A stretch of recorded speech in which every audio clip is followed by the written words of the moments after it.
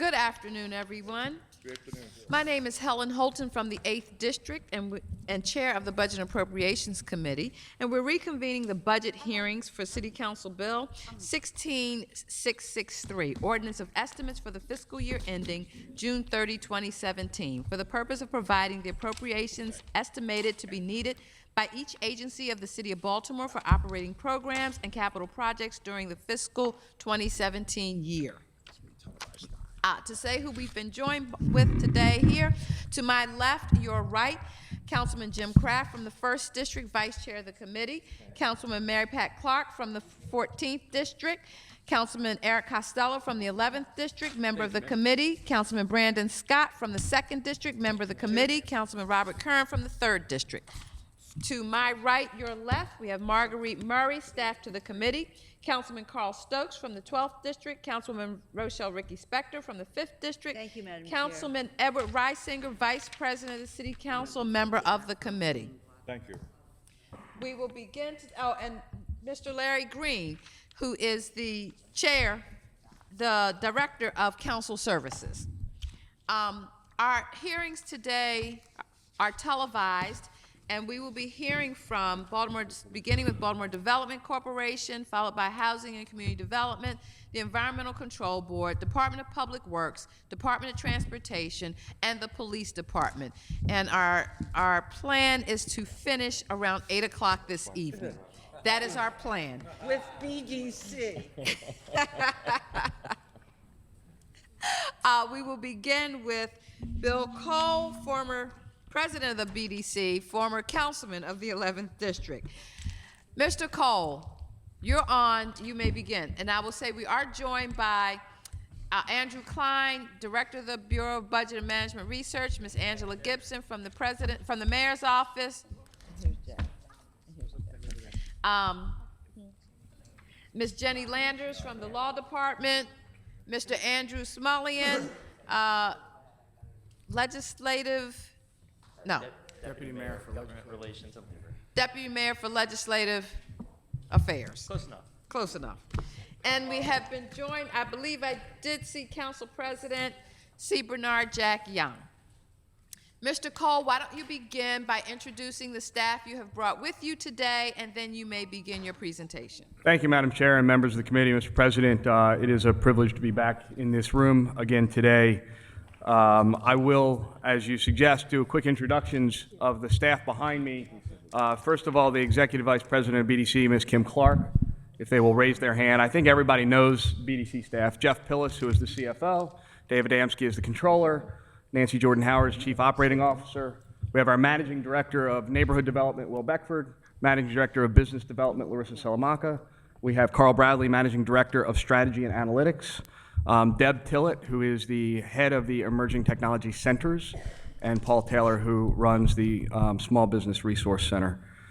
And it is, again, a privilege to be here. I will run through the presentation, and it is, the President and I were just together at the grand opening for the Proton Treatment Center over at the University of Maryland Biopark. And when you talk about BDC and the various things that we do in order to keep Baltimore moving, and you're standing at an event like that, you realize, mainly for the people behind me, because that project happened years ago, that's what we do, and we helped get that to the finish line, so today was a great celebration for University of Maryland Biopark.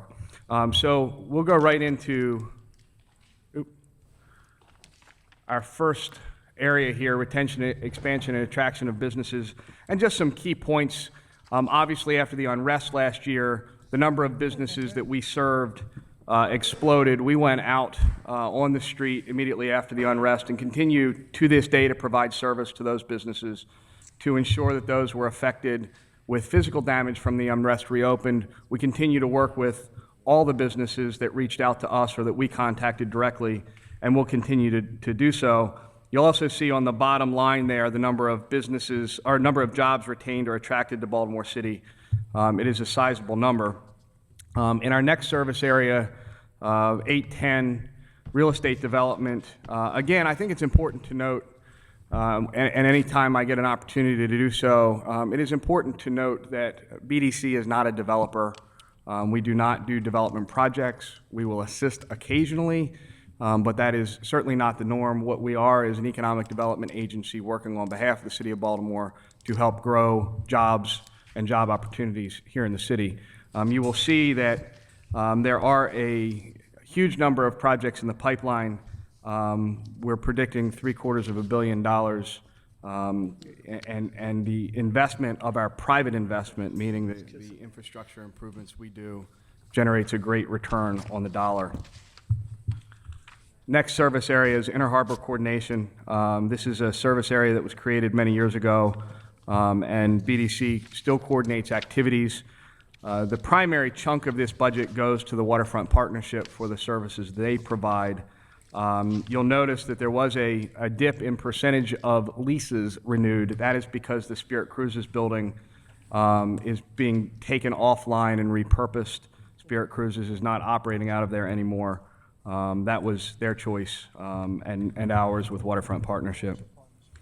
Next service area, lot to be proud of here in the Small Business Resource Center. You will see that Paul continues to do outstanding outreach to Baltimore entrepreneurs and small business owners. A number of businesses assisted is healthy and continues to grow. You may recall that in the last fiscal year, we doubled the SBRC budget. That funding is, we hope, will stay in place this year. We hired a full-time Spanish-speaking counselor in Paul's shop, which has been very helpful to have somebody, particularly in Councilman Kraft's district, where we have truly an explosion of Spanish-speaking businesses that have come in. So having a full-time Spanish-speaking counselor is important. We also launched SourceLink earlier this year, which is an online portal for small business owners and entrepreneurs. It is, for lack of a better word, how to do business in Baltimore. We've incorporated the old how to do business in Baltimore from the city's website into SourceLink. It connects entrepreneurs, small business owners, people who want to relocate here or grow here or start a business here, connects them to all the resources that exist in the region. It's not just a Baltimore City resource. So if you've got small business counseling in Baltimore County and Baltimore business owners can use it, SourceLink will direct you to those resources.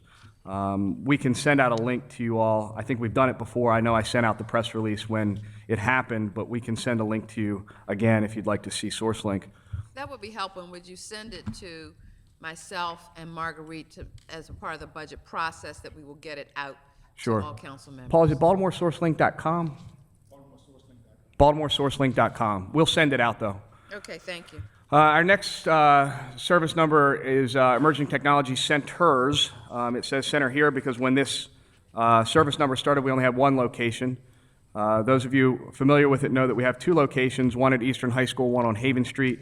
Both are doing exceptionally well under Deb's leadership. You will see the number of jobs created by the current companies, significant number. These are new jobs, net new jobs in Baltimore.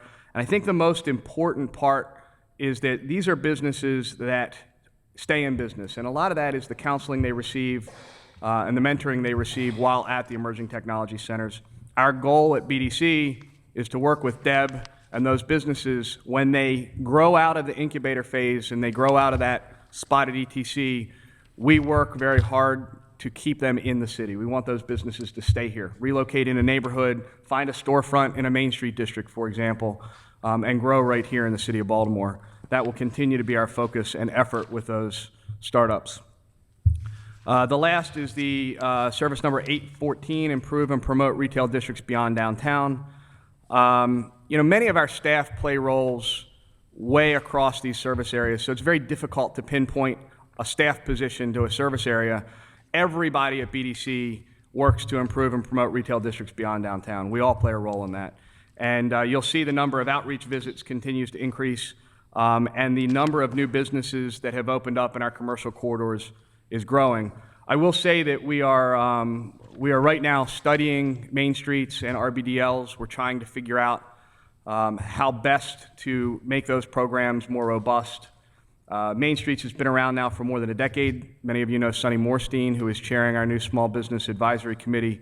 Sonny was the grandfather of Main Streets. He's the one that brought it into the city under the O'Malley administration. It needs a boost. It needs some additional love, and we're trying to figure out how best to do that. So I've tasked Will Beckford with coming up with a plan. So we're going to work on Main Streets. And many of you know the RBDLs. Not all the RBDLs are Main Streets. So we're looking at ways to figure out how to make them more compatible with one another. If you talk to folks like Sonny who have been around since the RBDLs were created, they don't want them to go away, but we've got to figure out a better way because we actually do the collections and cut the checks for those, and it's a complicated process. I will tell you that I don't think we even come close to breaking even on the management of that, but they're important, so we have to figure that out. Madam Chair, that is it for the very brief. We have a small number of service items, service numbers, so I've gone through them in a hurry. I will say that one thing I did when I got to BDC, I recognized very clearly that the organization had gone a very long time without a marketing effort. So we hired a managing director of marketing and external relations. Susan Yum is not with us today. She's actually out of town at a funeral. Many of you know Susan, have worked with her. She has helped us get a new online presence. We have a bit more robust website where you can actually find things. Councilman Costello is on it regularly and pointing out things that need to be added. So we continue to improve our online presence to tell the story of what it is that's happening in Baltimore and the number of opportunities we have. The last piece, and it's not in here, I'd like to again thank Jeff Pillis for the amazing amount of work he did. Our whole team came together after the unrest to push these loans out the door, but Jeff actually had to sit down and go through every single one of them. We put out several $100,000 in forgivable loans and facade improvement grants. In many cases, there was a 24-hour turnaround on those checks from the time a business owner contacted us. So Jeff deserves a lot of credit for taking his usually exceptionally cautious approach and putting it to the side so that we could get these businesses the help they needed as quickly as possible. That's it for me, Madam Chair. Okay, very good, thank you. I will say to my colleagues, keeping with our custom of 2 questions, and then you can come back around for additional questions, and that allows everyone the opportunity to get their questions heard. So it also means that maybe you will focus on the most important questions as the first 2 out of the gate, or the most pressing ones that you have. I've limited it. I have just 2. Oh, That's it. That's all I'm I have. impressed. I'm not even going to. Very good. I want to say that we have been joined by Councilman Bill Henry from the 4th District. Thank you, Madam Chair. And Councilman Nick Mosby from the 7th District. Looking through your presentation, the thing that I wanted to comment, and in life we don't make assumptions about things, it's better to ask.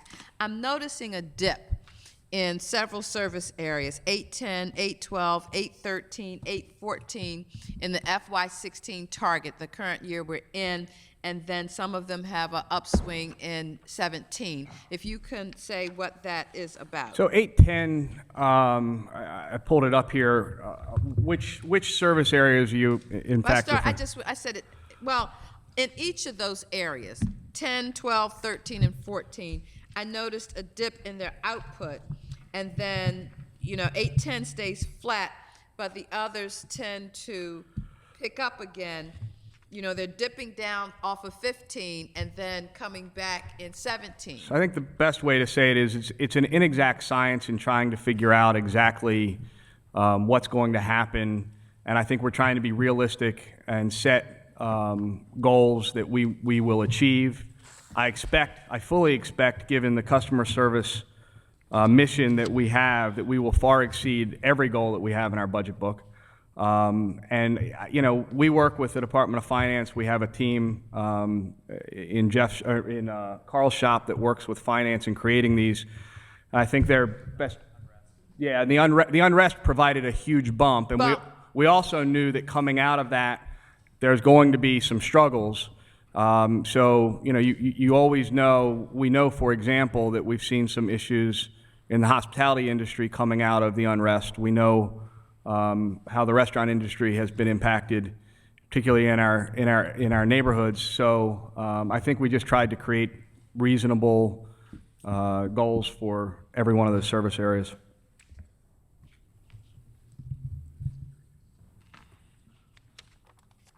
Okay, are TIFs charged against the year they are passed or spread across several years? You're talking about the job creation numbers? Or the dollar value of private and public investment. So what I shows know it? that on the job numbers, for example, I got to find it here real quick. In 809 growing economy, and I will pull that one up just so you can see it up here. All right, so if you look at the huge numbers in fiscal year 14 for jobs, that is the total aggregate number of jobs projected at Harbor Point, among many other things. But those are the Harbor Point jobs getting dumped in that year. I do not believe that the real estate numbers are aggregated in a single year. I think they're done as the projects, as each building is done. Is that correct? Yeah. We believe that to be the case. So, believe it to be the case, we'd ask that you go back and be fine. certain that that's the case and send it back to us in writing rather than say we believe it's the case and Yep. whether it is, or, we believe doesn't sound as definitive as, oh no, this Understand. is the case. Okay, my second question on 809, retention, expansion, and attraction of business. I know that in the past, BDC has primarily focused in the downtown area and around the ring. I'd love to understand better what we're doing to reach the outer rings of the city, which BDC has struggled with over the years, and we're a city. And so we have a lot of commercial corridors in residential neighborhoods that could benefit from assistance and support to be robust in those residential neighborhoods. Sure, And well- I don't see anything that specifically addresses that. Yeah, and that's, again, hard because it's split across several service areas. 814 is also improve and promote retail districts beyond downtown. That was specifically done to ensure that it was separated out. But a couple of things. We spend very little time on attraction. We don't chase business. We really do focus most of our attention on small business growth here in the city and retention of those small businesses. It's cheaper for us to help a small business grow than it is to spend to bring another one in. There are plenty of other organizations out there, namely the Economic Alliance Greater Baltimore, that does the big fish attraction. We'll participate, but that's not our primary mission. We really do focus on retention and expansion of the existing businesses. To your question, and it is frustrating because, we continue to hear it, and I know for those that have been at BDC a long time, it's frustrating. The way we're structured now, the vast majority of our employees are focused in areas far outside of downtown. We have geographic teams, east, west, central, south, that are focused in neighborhoods each and every day. Paul will tell you that the primary focus that he doesn't, there are very few downtown anything. All of his classes and focus are outside of downtown. The two locations of emerging technology centers are specifically in neighborhoods. They're outside of downtown.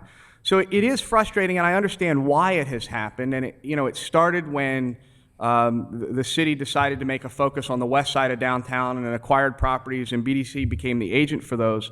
But the reality is we spend the majority of our focus on neighborhoods way outside of downtown. The downtown stuff has plenty of advocates that work on it. Downtown Partnership takes a lead role. They do marketing now. They do attraction. They have storefront grants.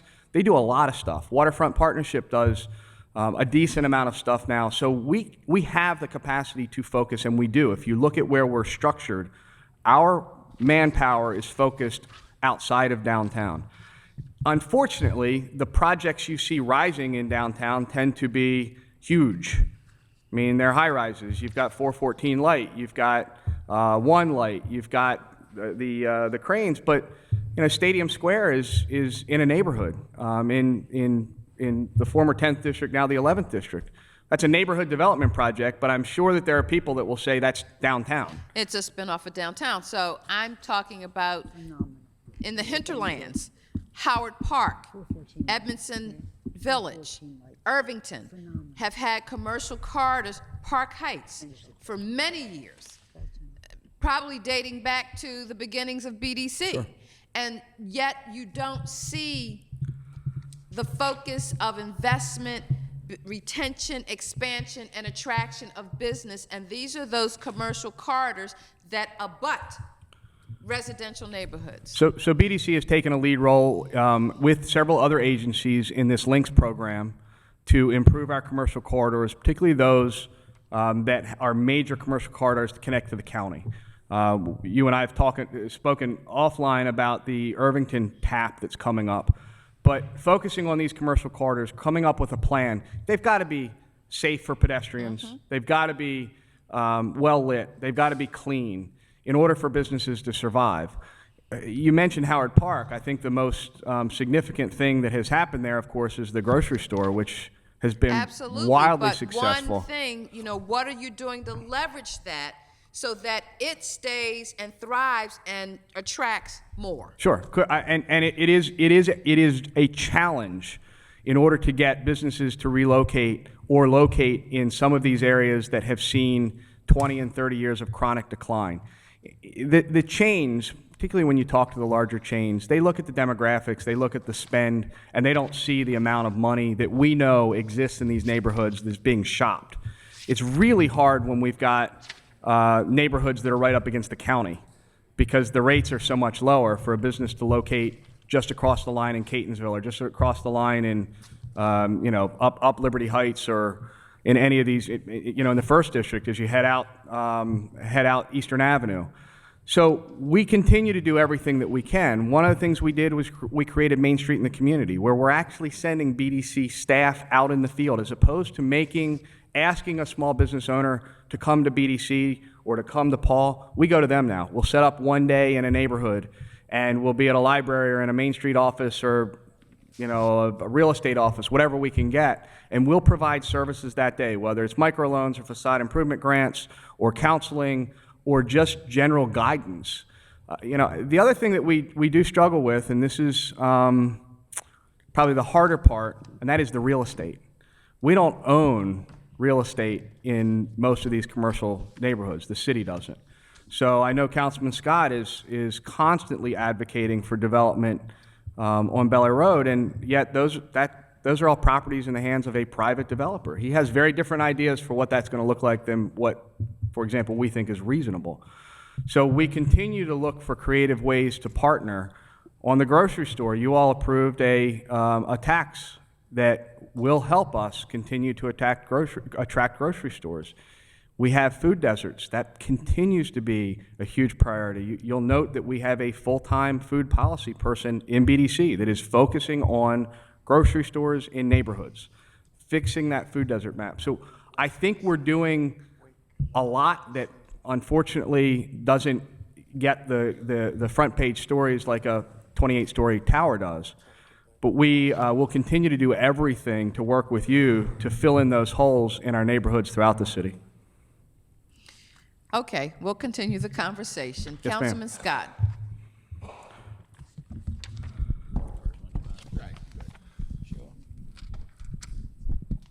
Thank you, Madam Chair, and thank you, Mr. Cole, for your service. I want to actually go back to talk about Service 814 because time and time again, since I've been on the council, we've constantly hear about people and the need for expanding retail districts beyond downtown. And I just want to thank you, yourself, Will, everyone at BDC for helping us with Bel Air Road. And for Mr. Klein and administration, I think that what they're really doing with the amount of money that we're allocating to them for this is basically making wine out of water. Because if we truly want them to be able to have a greater impact on retail districts beyond downtown, we have to give more of an investment. That's what we need. I know the time that, both the Williams get tired of me harassing them all hours of the night about this property on Bel Air Road or that property on Bel Air Road, and them having to not focus just on me, just for the East Side person. It's not just me. It's Councilman Karen, it's Councilman Branch, it's Councilman Kraft, Councilwoman Clark. It's just too much space for one person to handle and give the attention to detail that's necessary. So, in light of everything that's happened since last year, we have to make the investments. We're investing in a lot of things, but if we're going to start to try to really hone in and focus on those things, and we have had some victories. We have operated and opened new stuff on Bel Air Road that we never thought we would be able to get done, but we can do a lot more if we make the investment on the front end. And then my other thing, Mr. Cole, is simply just to say how much I love Service 813 in Emerging Technology Center.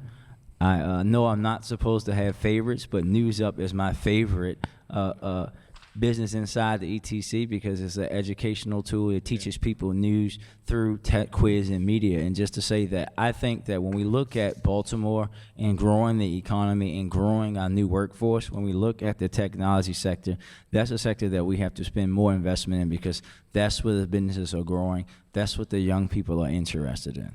Thank you. I mean, to that final point, if you look at the number of incubators and accelerators and co-working spaces that have popped up since the city ventured into the Emerging Technology Center in a single location, it is outstanding. When you've got Spark, you've got City Garage, you've got the Columbus Center's got space now. Micah and UB are looking at options. There's two, Fast Forward and Fast Forward 2 at Hopkins. I mean, it just becomes this growing thing that it's hard to keep up because Deb and I all the time are hearing from new ventures that are popping up. So it shows that by seeding that new economy around technology, biohealth, ed tech, biotech, it's amazing. So. Councilman Costello. Thank you, Madam Chair. Mr. Cole, thanks for everything that you guys do at BDC.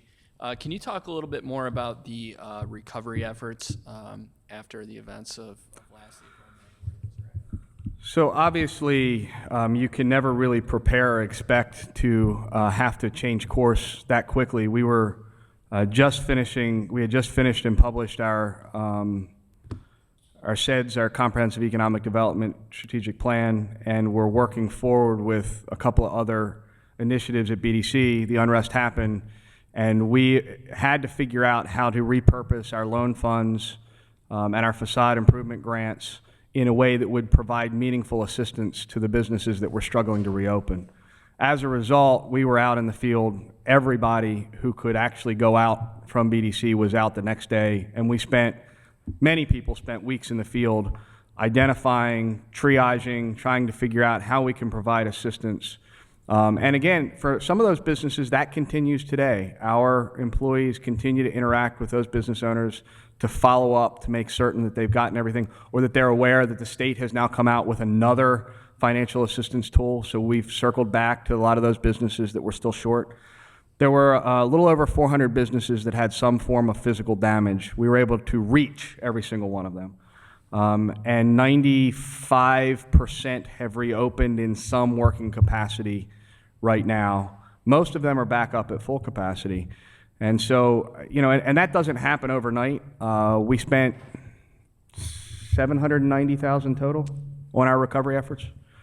And that's money that we're not getting back in loans. We don't get any overhead, nothing. It was the best we could do in order to get those businesses reopened, because in most cases, they were small neighborhood businesses in our main streets, in our retail business districts that provided vital services to the communities in which they existed. And the reality is that if we weren't able to provide assistance, they weren't going to reopen or would struggle to reopen. Many had insurance, but were grossly underinsured.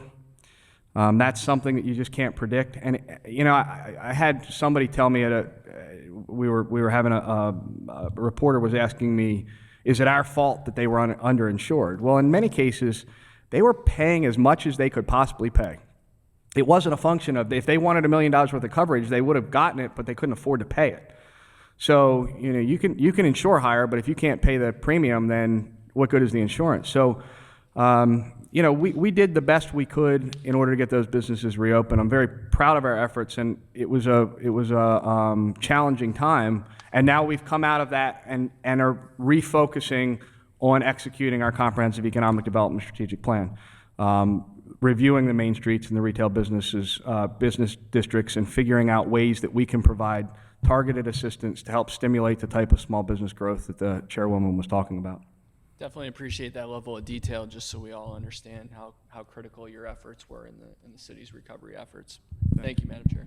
You're welcome. Councilman Kern? Thank you, Madam Chair. Welcome, President Cole. Actually, this first question may be for Andy Klein. I noticed under all the programs covered by BDC, 809 through 814, that general funds, actual 15, budget 16, and recommended 17, for each of those programs, they have 0 positions. Does that mean no one daddy's over there, or we don't pay for any positions? BDC employees are not city employees, so we effectively give a grant to BDC Right. for its operations. There is on page, hold on a second.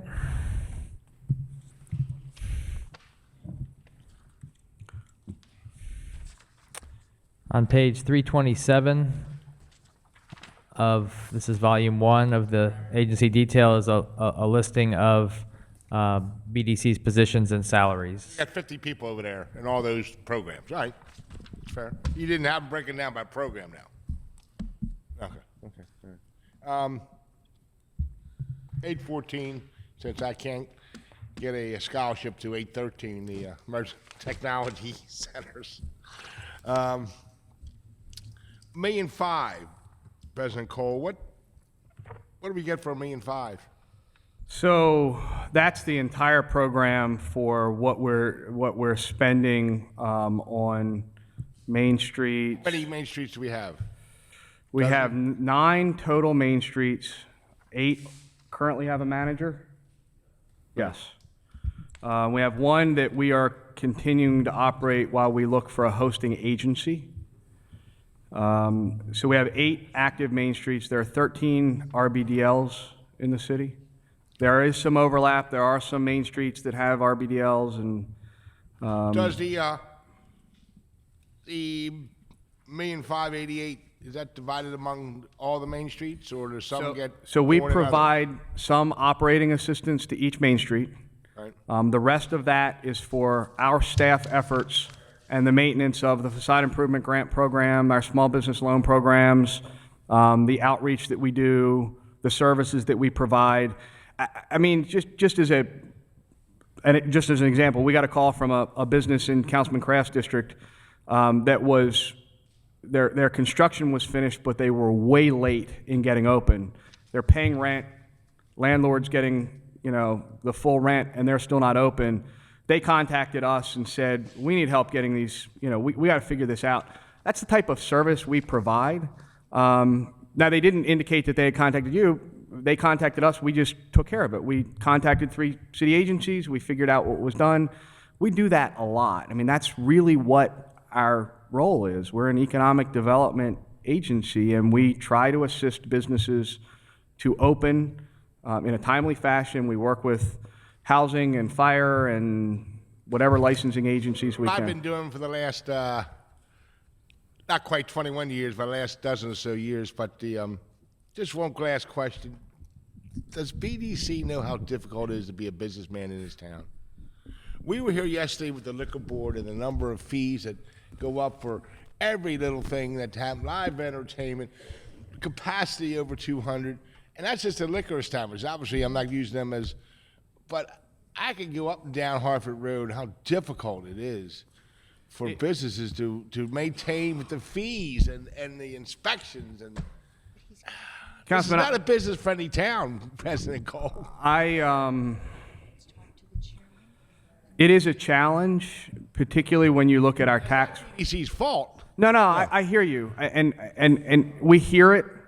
I know Paul hears it a lot when he's doing his counseling. And I will tell you that, as this body considers all sorts of initiatives, both now and in the future, it's important to remember that every fee or tax that we create that is different here than in some other jurisdiction, it provides one other disincentive to look at Baltimore.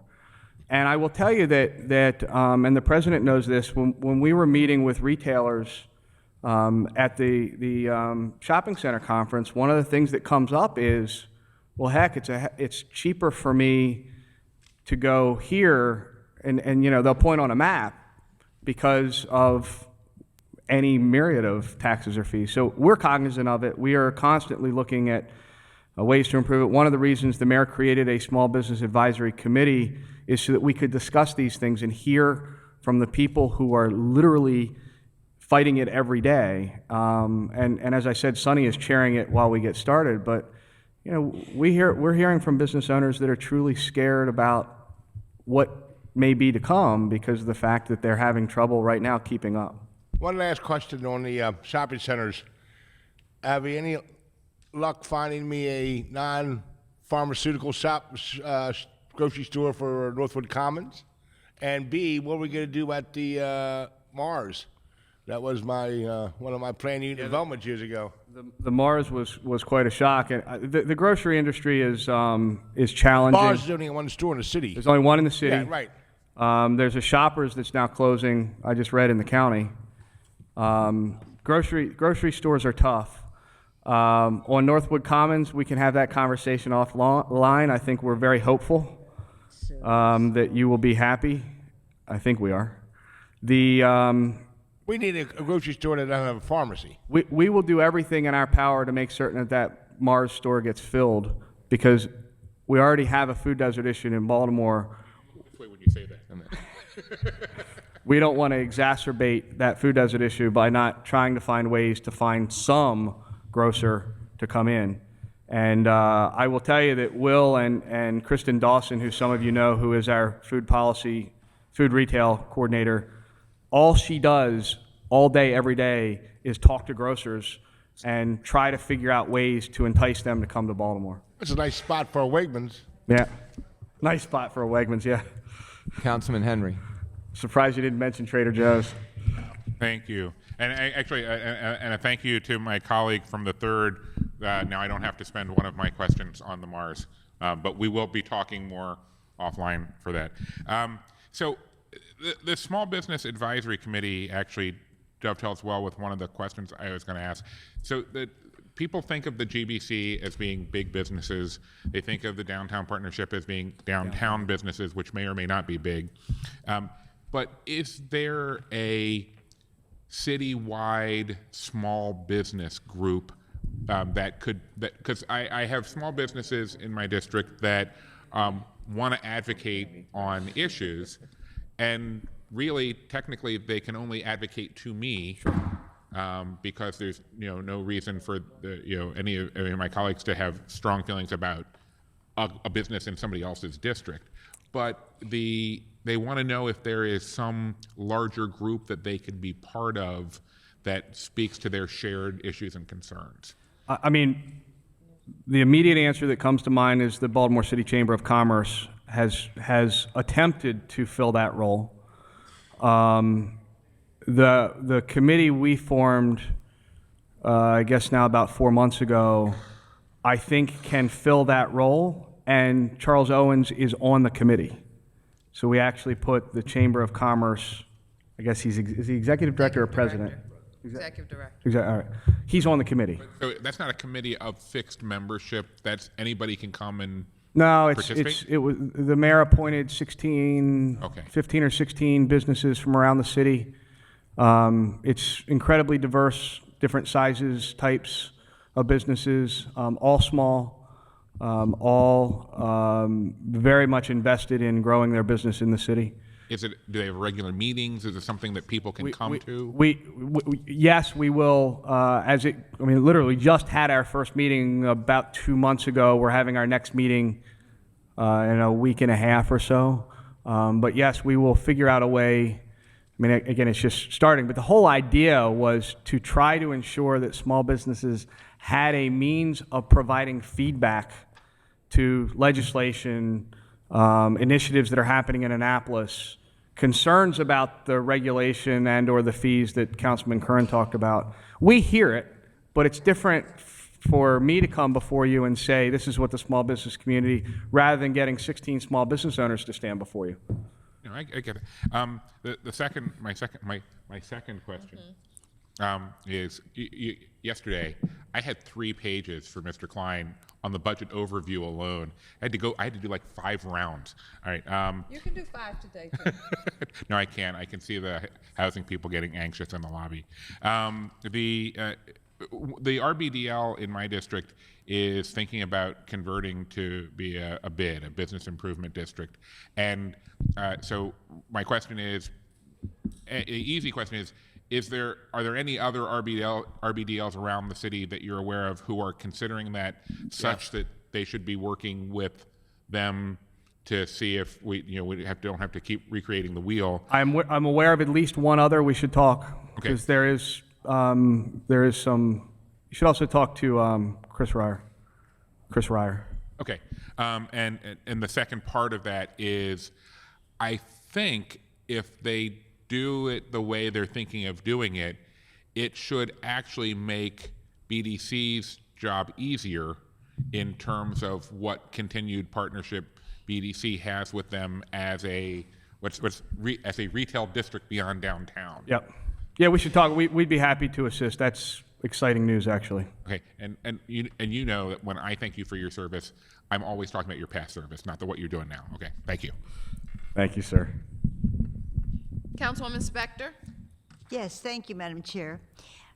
Bill, I think 2 things that I was questioning have landed at BDC. In the handout that we have, Baltimore Development Corporation highlights, you mentioned that the funds for the partnership and the World Trade Center will be the responsibility, and all the Inner Harbor functions will be the responsibility of BDC. It's on page, it's civic promotion. So does this mean that the question that we brought up when they had to amend, put a question on the charter for Rashfield and for the West Shore, that to allow possible vending operations, that if people want to solicit an opportunity to operate there, or if RFPs go out for vendors interested in accomplishing that or having that opportunity, that would be the charge of the BDC. BDC would be arranging to either receive or to let the RFPs.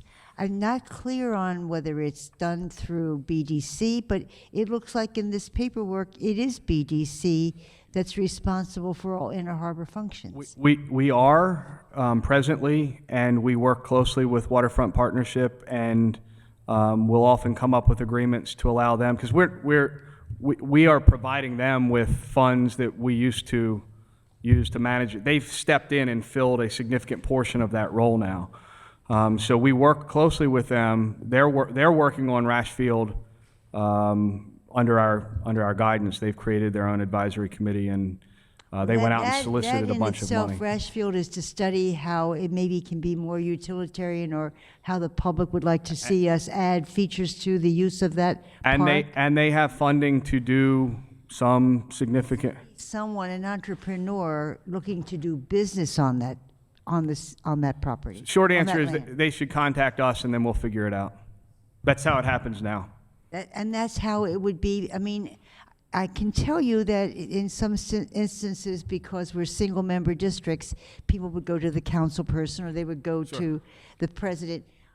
It has to be a pattern that we know. If you want to do business at the Inner Harbor, whether it's a merry-go-round or whether it's a feature or a business, you go to BDC. And Councilwoman, I can make it easier. If you want to open a business in Baltimore, and regardless of where it is, just come to us. We'll figure it out. We had a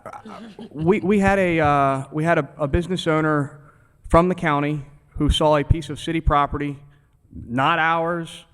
He just eyeballed it and said, my business would fit perfectly in there. He called us. We contacted the city agency. We figured out who controlled it. We're in the process of helping them do the appropriate negotiations with the business owner. That's the type of service we provide. Hey, that's good enough for me. And then when you start to tout what you do, add that as a byline. If you're interested in doing business in Baltimore, get in touch with Bill Cole. The other thing that I've landed with you, the other thing that I think has landed with you and what has been a quandary because it's had several homes was the RDBLs. It used to be whoever enforced it, your check went to housing. Where is it now? With us. And when merchants aren't paying their fair share, who does the dunning? Councilwoman, I don't know if you were here yet. I mentioned it briefly. We are going to actively look at both did Main hear Streets that. and RBDLs, primarily because the issue you just raised. In a bid, if somebody doesn't pay, there's a legal mechanism to go after them. In an RBDL, it is much cloudier. It is much harder to do the collections.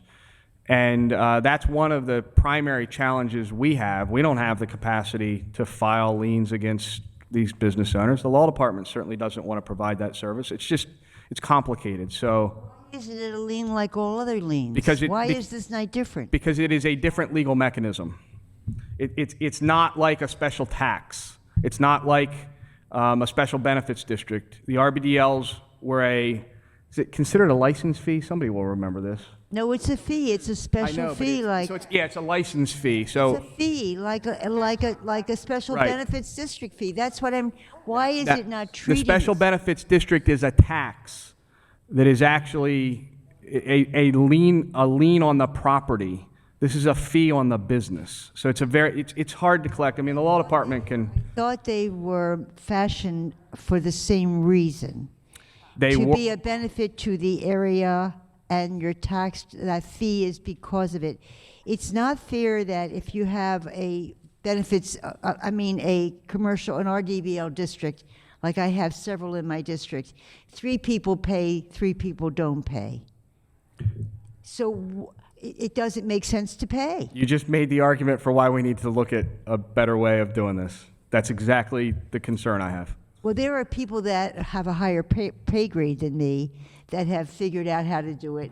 I do think it needs to be equitable, and it needs to be, there needs to be a uniformity about it. We agree completely. So nasty letter to follow. I mean, what do you do to the people who are in fact letting down the other merchants who are carrying that load? I do you mean, do now? we bill them. Have we? We bill them, we can take them to court. So Because there was a time they did go to court, or there was a threat of going to court if you didn't. Hi, Councilwoman. Kim Clark, Executive Vice President with Baltimore Development Corporation. So one of the most frustrating things about the RBDLs is, as President Cole just stated, is that it's a fee to a business. So if that business doesn't own their building, we have nothing to attach. So we can sue them all we want, but it's what I call the English Bobby theory: halt, or I'll yell halt again. The enforcement has been tough, and we have chronic non-payers. We do take them to court. We do work with the city's law department and trying to collect the fees, but sometimes, it is what it is, and this is one of the most frustrating things with the RBDLs, because they were formed It is for through us as legislation, council people. and it was to be for the betterment of the area. And because you have a certain percentage of folks not paying, then there are fewer things that you can do for the area. So marketing, events, those sorts of things have less of an impact because there isn't as much money to spend on those things. So it's all very cyclical, and it's something, we're trying to stop this cycle and do something better. At what point, Kim, do you recognize it isn't working? At what Well, point that's do what you, Bill do was you talking about at the beginning. Like, we're really looking at it, and I'm not going to voice my personal opinion after having worked with him for over 20 years, but at some point, you just have to look back. a lot of the problem is with the original legislation itself, because there's no mechanism in any of the legislations for each district to increase fees. So folks are still paying what they paid in 1978. If it's a paper tiger, it's a paper tiger, and I think you have to come full cycle and figure out, is this a Absolutely. legitimate thing we're doing? Sure, absolutely. That's what I'm glad to have the opportunity to say that. Thank you. Thank you. Councilman Stokes. No problem. Mr. President, how are you? Good, sir. Good. And then there was one. That would be somebody, Bill Henry. We know what we're. I got it. I understood. Right. Sure, you do. How often is BDC books audited? Annually. Annually? Yes, sir. Great. And I can pull it up online? Or? Yes, sir. Great. Wonderful. So let me ask We you. also have to file an I-990 every year with the IRS. Great, very good. So in my district, I got a number of good developers who are, building in Remington, Station North, Oliver, et cetera. And obviously, not obviously, but they do pay for totally their own infrastructure. They build their own thing. I'm not going too far with this. But when we talk about incentive that Councilwoman Holton was talking about, if we were to incentivize property owners in these communities to the degree that we do a few of the others, we would, I would say, see more growth and property development in those communities. So, having said that, is there ever a point, a time certain, not too far distant, that we will attempt to flip that switch and do what we would have done at a Belvedere Square maybe, or Mondawmin, where we strongly incentivize encouraging folk to do commercial and retail and even residential development in communities where they otherwise would not do, but for us giving them a bunch of dollars? I think that is one of the reasons you've seen the residential growth on the apartment side is because of the 10 and the 15-year credits that you got through your committee and this body approved. We did. So I do think that you've seen evidence where that happens.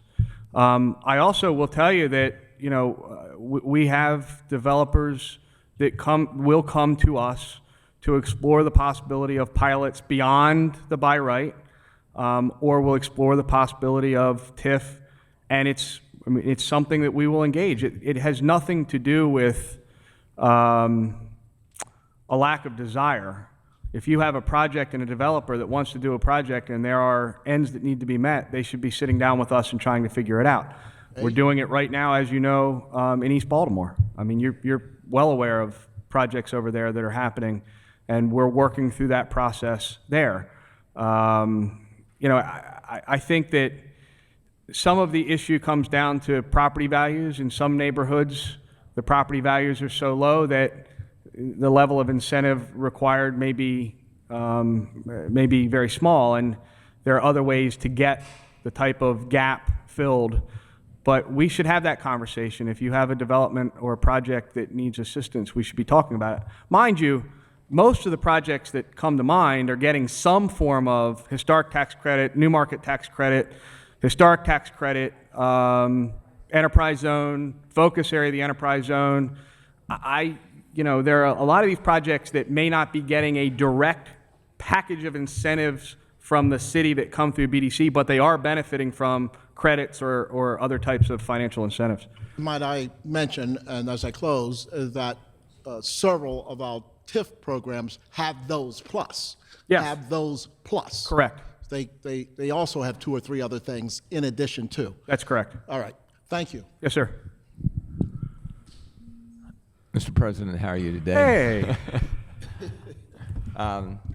My first thing is more of in the line of a comment, and this is on 814, which is the retail districts beyond downtown.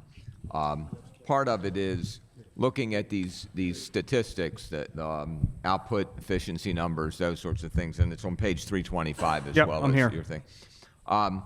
when you look at your, and we went through this with planning yesterday, when you look at your targets versus your actuals for 15, you can see your targets, and then you can see your actuals, how far you have exceeded your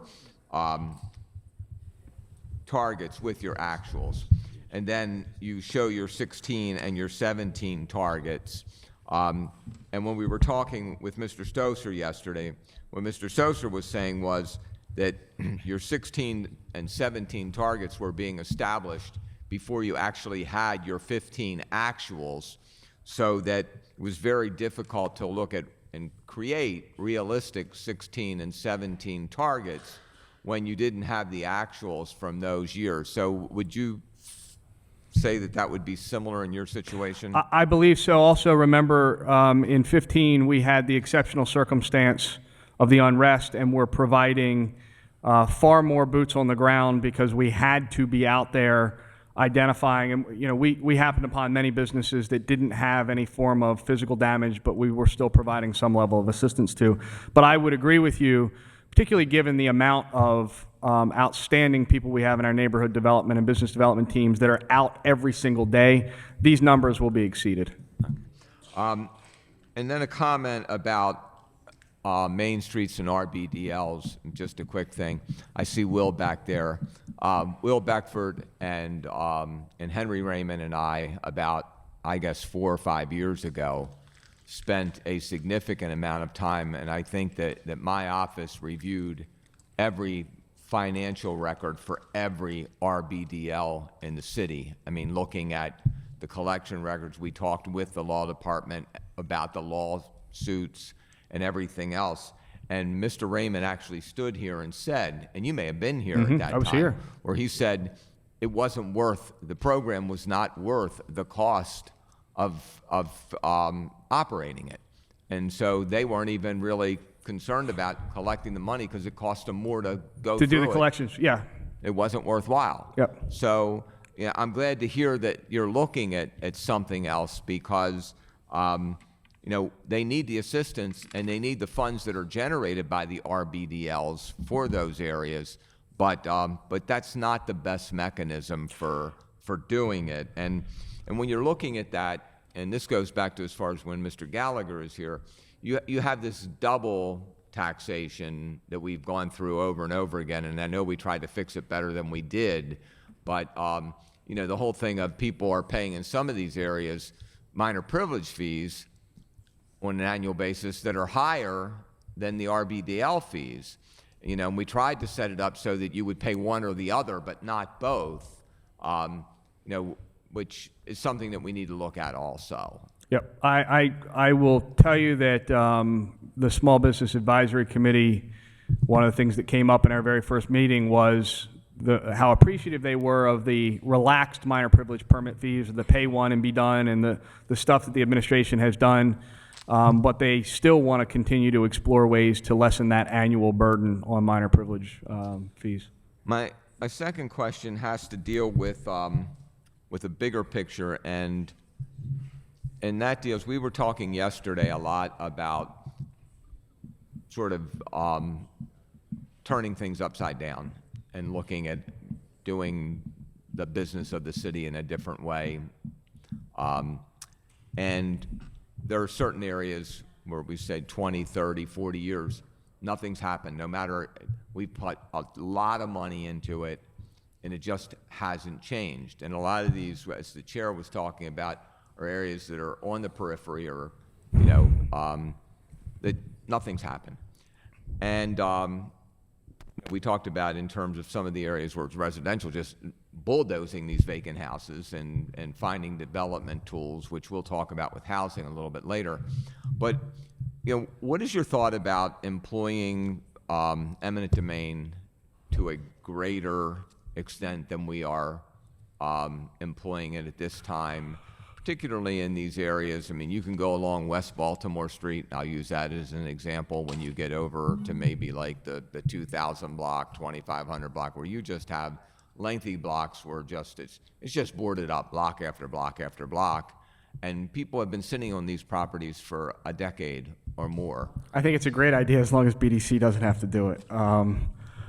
I mean, it is a particularly frustrating situation where you have opportunities that can be developed, but the property owner is either reluctant or unable to see the vision for a development project. And I mean, we can cite example after example where, you know, when Will and I were out walking the Main Street districts last year, we found a beautiful building that was in the middle of a block, and the property owner was just not willing to do anything to it. So you go through the code enforcement process, and you go through, you know, Michael Braverman's shop, and they do the best they can to provide the, you know, the kind of the cattle prod to get them to the table. I mean, who takes the leadership in that? I mean, So, you know, it's code enforcement, really. We work directly with code enforcement and target in those blocks where you can tell that that one building in the middle is going to make the difference on both sides. You have to figure out how to get that building done. But so they're housing and quote-unquote community development, right? So let's throw housing out for a minute and let's say community development, okay? So they're community development, you're BDC, you got these blocks or whatever, you know, that frankly are like shit, like, you know. And so you're sitting there and you're saying, okay, we have this tool. We have this tool in our toolbox called eminent domain, and we have players. We have players that are willing to come into these areas and develop, you know. Who is the person that can push the button and say, okay, we're going to, or can reach their hand in the toolbox and pull that tool out and say, I'm going to use this tool?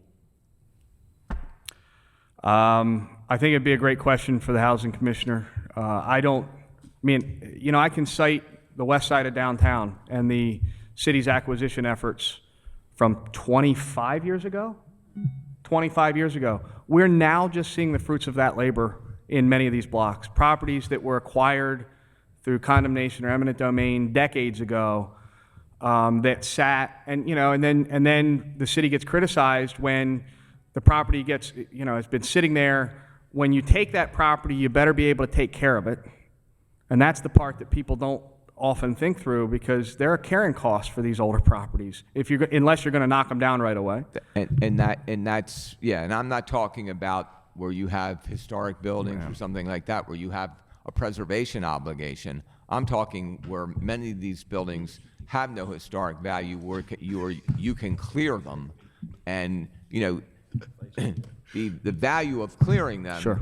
You know, cuts down our cost in terms of our public safety cost, in terms of police, Park fire, Heights everything else. redevelopment is an example that comes to mind, where it's taken a very long time to assemble the amount of property, and I'm sure you all will be talking about that in the next hearing. But that type of acquisition, Uplands redevelopment, is taking longer than anybody had ever hoped, but is one of those properties that was acquired over time. Properties were raised, created a new development opportunity there. And we work very closely with housing on the community development side of things. We're jointly working on Old Town Mall right now. We have a seat at the table, a significant seat at the table. I shouldn't say a seat at the table. We have a significant role in the Park Heights redevelopment. So, there's a lot of collaboration there. I think you just have to be very careful when you use that eminent domain tool, mainly because you've got to have the resources to actually follow up. Okay. And I do think the other important part is you got to make certain that you're not just creating more blight, because we really did suffer on the west side of downtown with some of these buildings that were in bad shape when we got them. And then, we get dinged for it. And the reality is we don't have the money to put on new roofs on all these buildings. Yeah. And that may have been a poor exercise of it in the first place. Vice President Reisinger.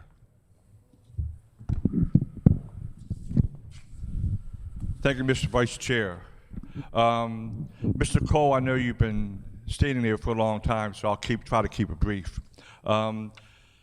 You talked about your focus, which I see what your mission statement is, regards to high tech, to biotech. I see success stories in Main Street, especially in my district, on Washington Boulevard. The small businesses, I see success stories. I give you kudos regards to the food deserts. You're trying to bring, food stores in the city of Baltimore. I appreciate that.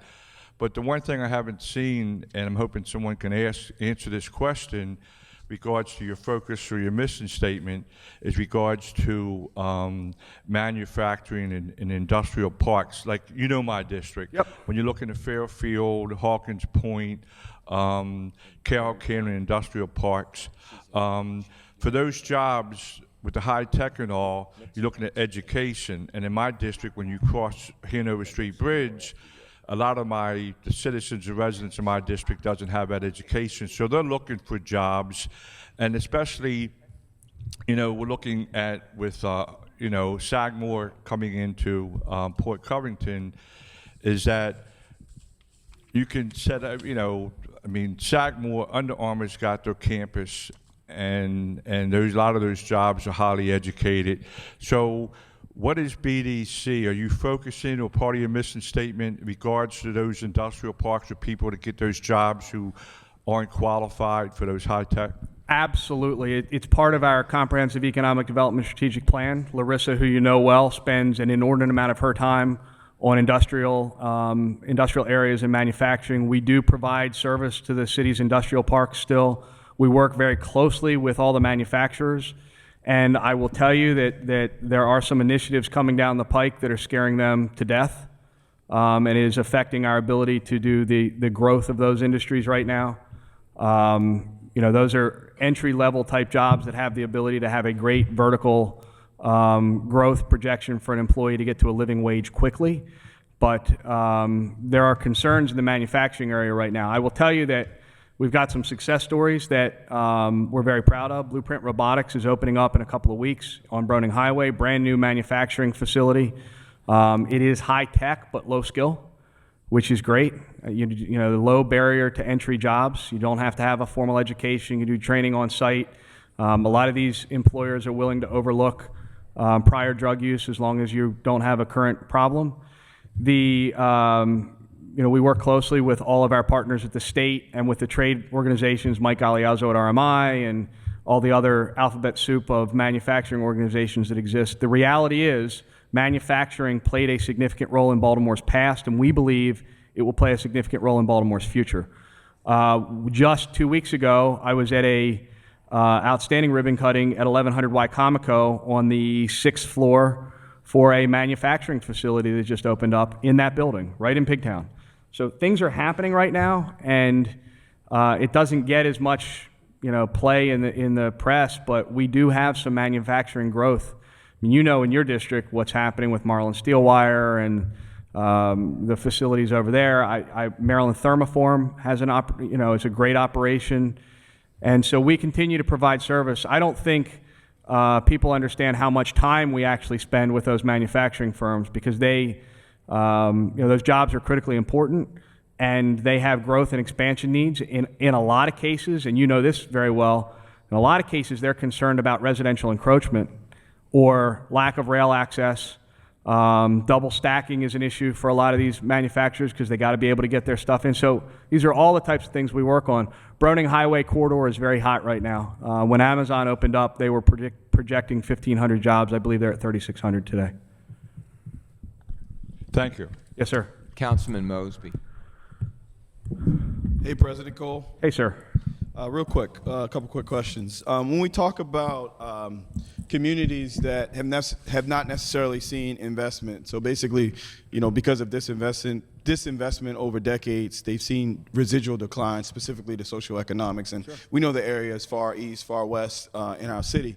One of the main things that troubled me when I joined the council, and it's kind of still in place, is when we look at our enterprise zone locations, specifically around focus zone locations, many of them are not in these areas that we talk about, and we know that these areas that have these socioeconomic challenges, the programs were really set up to kind of drive and be catalysts for growth in those particular areas.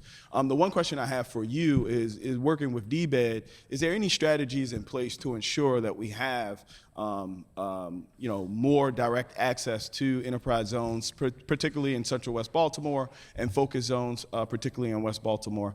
And I say that because, this council, we passed the enterprise zone expansion of TIF. I voted against it, but we expanded it to an area that didn't necessarily need that type of catalyst when we have other areas in our city that really need that type of catalyst. And when we talk about coming out of last April and May's unrest, and we talk about all the systemic issues that have plagued these communities for so long, there is a lot of attention that has been placed on these communities, yet what type of tools are we going to put in those areas to kind of take advantage of that? And I just want to know, is there a strategy around trying to expand enterprise zones and focus zones with DBED in these areas? Well, I got to be careful how I answer this one. Department of Commerce has been actively reviewing in the last year all the incentives that are provided statewide, and they apparently are coming back next session with a package of reform efforts. They're pulling some back, right? Some of them may not at this point benefit the city, some may. It's a little early. They introduced legislation at the last session and then pulled it back. I know that the governor had a package in to help manufacturing growth, but that wasn't successful, and a lot of the existing manufacturers weren't really thrilled with it. The short answer is, in the fall, I think we'll have a better idea of what Commerce's approach is going to be, and then I will be calling on you all for either support or opposition, depending upon what that package looks like. I certainly don't want to lose tools that we have already. I would love to enhance what we have to address the concerns you mentioned, because I do think what we've seen in the type of growth, the focus area of the enterprise zone is a real selling point when you layer it with one Maryland tax credit. Totally. If you take the layering ability away, or if you take the focus area away, it's not as rich of an enticement. So we will do everything we can to preserve that. Well, that's why I'm deeply concerned, because I think right now, again, the spotlight has been placed, particularly in Central West Baltimore, but we don't necessarily have these tools in place to help lure, that type of investment in those areas. So if there could be any play, any strategy in working with DBED and Department of Commerce, I think that we have to be a broken record on this, that we have to expand those programs in areas. So it might be, Councilman, it might be worthwhile if we could get Commerce to come in and give you all an update on where they are on their incentive reform concept, because I think you all deserve to hear where they're headed with it. Yeah. Well, they're going to come out with a formal rollout of They are, but right? I mean, I think that you know how important these incentives are to the city. So I'll keep you posted and we can keep talking about it, but I agree with you. If there's any way that I can help out, that we can help out on the council, I think that we need to continue to push. Again, the fact that we have zero access to focus zones in West Baltimore is completely unacceptable and ridiculous. So, and I know you share that probably concern, and I just want to make sure that we continue to highlight that. It's a valuable tool for sure. Next up, when we talk about incentives and we talk about, Baltimore and the intention that's been placed, is there a strategy inside BDC to do like EB5 investment at all? I haven't really seen that much in Baltimore City like we've seen in other metropolitan areas, particularly in urban areas. Is there any strategy in Baltimore City of luring that type of investment? Well, I will work with anybody who wants to invest in the city, anywhere. I will tell you that, we've been approached about foreign direct investment. We continue to look at trying to make certain that we, Baltimore, is fighting for every available new market tax credit opportunity that exists, because that's what's driving a lot of these projects. I will also tell you that if I had my way, the amount of micro-lending funds available to us, and every federal organization that I've met with, I've said, we need more micro-lending capacity, because that micro-lending capacity helps a small business grow in a community faster than anything else we do.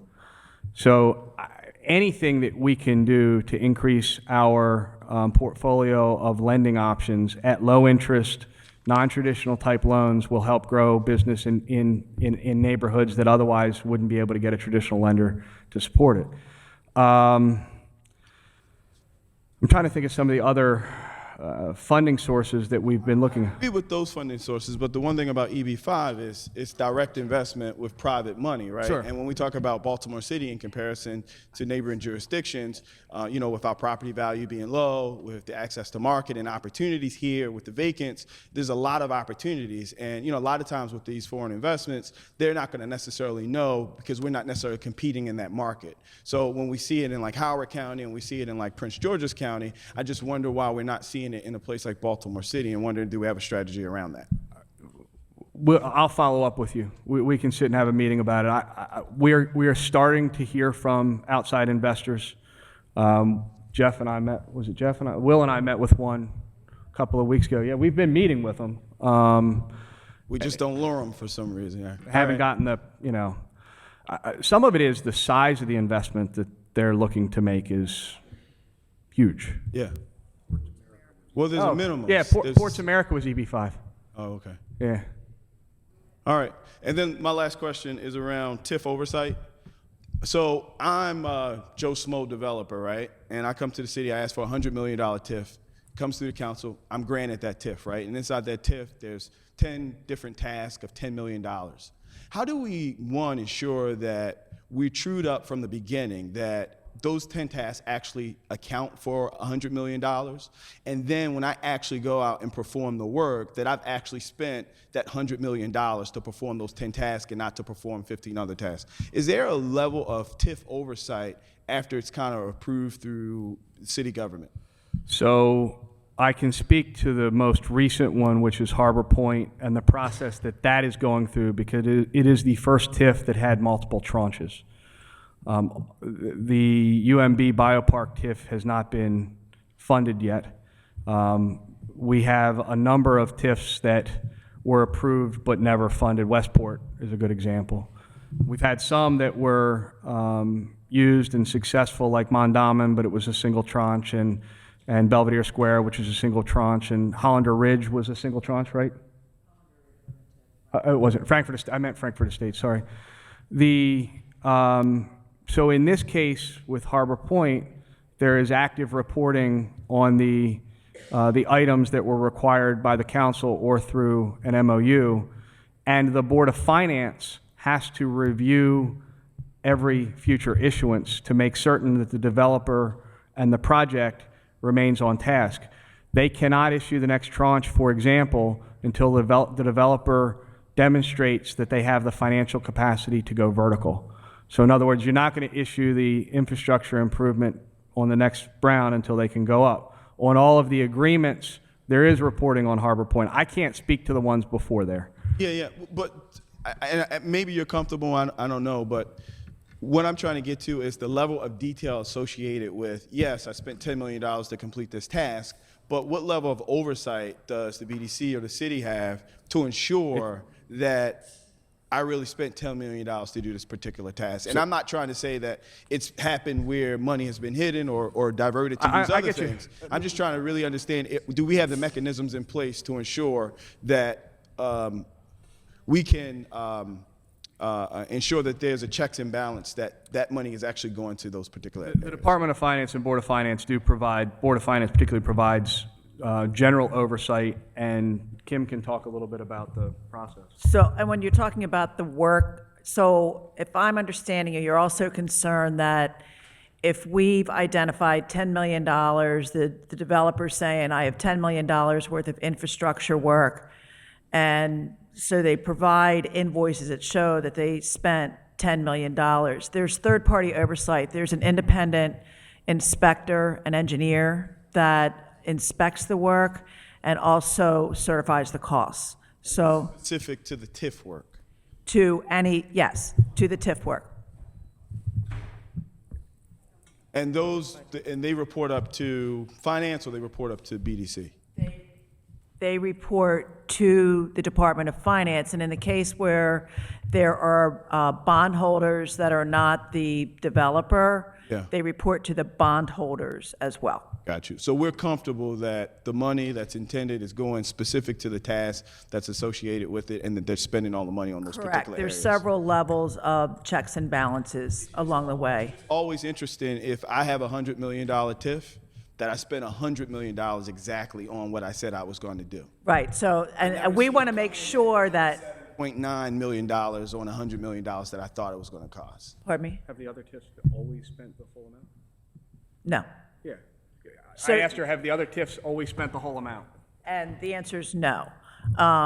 We're only going to issue bonds that are actually, the city's only going to issue bonds that it actually needs to issue. Totally agree, yeah. So that's why there's the checks and balances. So I can't think of one off the top of my head, but I think Frankfurt Estates was authorized for $8 million, and short of that was actually spent on the TIF work at Frankfurt Estates. Right. I mean, I was just speaking from, I guess through this body, the largest TIF that we've done is Harbor Point. Sure. And it kind of seems like once it goes out the door, that it's kind of poof, Right, gone. That's what they're spending. And part of that is, it's because of your role, and sometimes our role is that we're front-loaded, and so we need to make sure that we go Comfortable back looking and, back in. and report back out. All right. Yes. Thank you, Okay. Ken. All right. Councilman Costello. Thank you, Mr. Chair. Two quick things. One, I just wanted to thank BDC for the technical assistance provided to Waterfront Partnership, along with Rashfield and all that. I didn't see Will back there. I didn't recognize him with the tie on, of course. But a quick question for BDC, and this isn't unfairly targeting BDC. I'm asking all agencies this. You guys have a performance audit coming up. Has anyone from the auditor reached out to you directly yet to engage? Have we, I know we talked to Director Raymond about it several months ago. We're in a, as you know, a very unique situation because we are a separate 501c3. And I think when the council was approving the audit bill, we probably, I mean, you know, I was part of it, so mistake made. BDC is audited annually and provides the you know, does the I-990, and we have a full audit process. So we're in a somewhat unique situation. So I guess we're going to have to, we're working with finance. What do we? We had our normal audit was approved by these our financials. They accepted those as their typical financial. Okay, we don't have a schedule for the performance, but our annual audit has been submitted. And just speaking as a professional auditor by trade, that makes all the sense in the world to not waste unnecessary resources and undergo an additional financial audit. Mr. Klein, can you please add BDC to the list? Yeah, we're going to give you some more detail than what's on the website about all of them. Thank you very much. Thank you. Councilman Scott. Thank you, Mr. Vice Chair. Mr. Cole, just some follow-up information that you, if you could please provide in level of detail to the committee chair for the rest of the committee. In service 812, for the outcome, the number of assisted new businesses still in operation after year one, would it be possible for you guys to send that over, like broken out by council district, to the chair? And also for 814, for your output, number of outreach visits to small businesses, send that over to. Councilman, I need you to repeat that. 812, you want the number of? Yep, assisted new businesses still in operation after 1 year. And this is the ET. No, I'm sorry, I'm on the wrong one. No, that's small business resources. That's Paul's shop. Yeah. And then Okay. 814 is the number of outreach visits to small businesses. Yeah, just by council We district. can do that. Yeah, thank you, sir. Yep. And that just goes to the committee. Got it. Okay. All right. Councilman Stokes. Oh, thank you. This is quick. Actually, this is a follow-up, please. In other words, send the information. Just to follow up on my colleague, Councilman Mosby, can you send us the protocols that you do use to follow up on our TIF incentives and other similar, you know, that they're following, that the projections are up, down, in between, how we're monitoring, auditing the funds that we do give them, how they're spent, et cetera, et cetera. Could you just send us as a follow-up? We will likely have to work with Mr. Kraus on that, but yes, we will work with finance and get you a response. Okay, thank you. And Mr. President, just in following up on Service 811, Inter Harbor Coordination.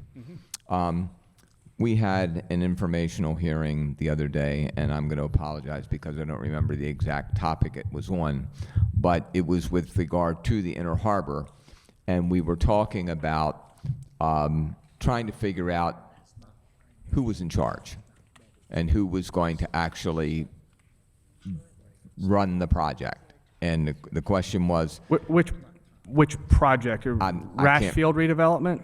it had to do with, it had to Oh, do you with know what? It was the charter amendments. Exactly. It was the charter Thank amendments. you. It was the charter amendment.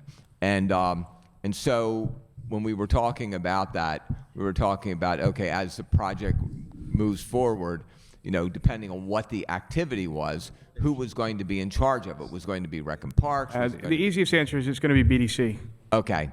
So then out of the greater conversation came, you know, where does the buck stop in the Inner Harbor? And, you know, we sort of laughingly said the harbor engineer because, you know, that conversation.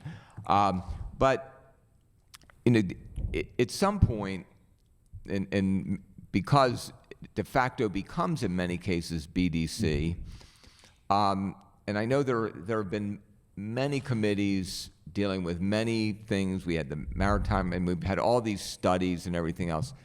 Perhaps through your shop, you guys could like get everybody together, and maybe with the new administration, we could come up and say, okay, this is where the buck's going to stop with regard to the Inner Harbor. Sure. So, you know, so that while we have all these players here, you know, this is who they're going to answer to. So I think the best way to describe our role is the great convener, because we don't have the capacity to tell DOT to go repair lights. We don't have the capacity to tell DPW to go pick up trash, but we bring them together and work to kind of squeeze that process along. Well, maybe, and I'm not saying you should, but maybe you should, or maybe there should be, maybe the waterfront pipe, Sure. There should be some entity or somebody who has the authority to say, you know, you do this, rather than everybody having to sit back and say, well, it's DOT's thing. No, that's not DOT, that's DBW. Oh, no, that's Rec and Parks. And then we spend a year figuring out who it is, and we have this problem, a common problem We with agree. regard to the promenade. Yeah, we agree. Okay, all right. Anybody else? President Cole, thank you. Thank you. Thank you. We will now have Housing and Community Development. Hey, Bill. 130. Thanks, Bill. Thank Yeah. you very much. Appreciate it. Oh, thank you. Thank you.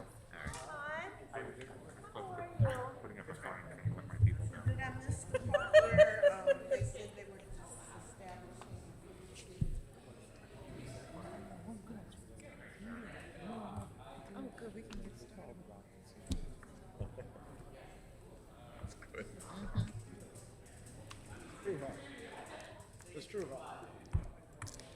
Why can't you bring more citizens to these important questions? Don't you think? You're the only citizen. In 2 days. In 2 days. I had Miss Flowers here. So people don't care about this? Hey, Frankly, they don't how you doing? Say again? Like I said, you gonna make an opening statement, then I get up, or do I, we just, okay. Okay, Good. okay. What's a whole lot for us? 4? About 10 to 15. Okay. All right. I think that was a good observation. You're I right. think that was a true observation. Mr. Vice Chair. I'll be right back. Okay. So did you like tell them that no more tips? Oh, it's on the desktop. No more tips? Said Yeah, that. it's an icon. Did you see it right there in the middle? Listen. No. Yeah, right there, right You see, it's right on the It's that line. You know they're lying because their mouths move. You don't want to direct any business to him. Thank you. I've already been told 2 more that are ready to come.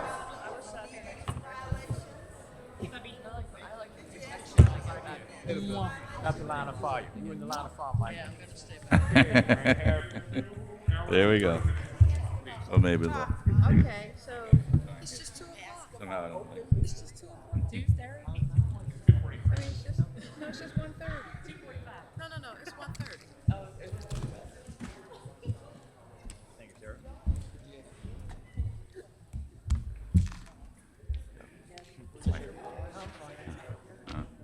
There you go.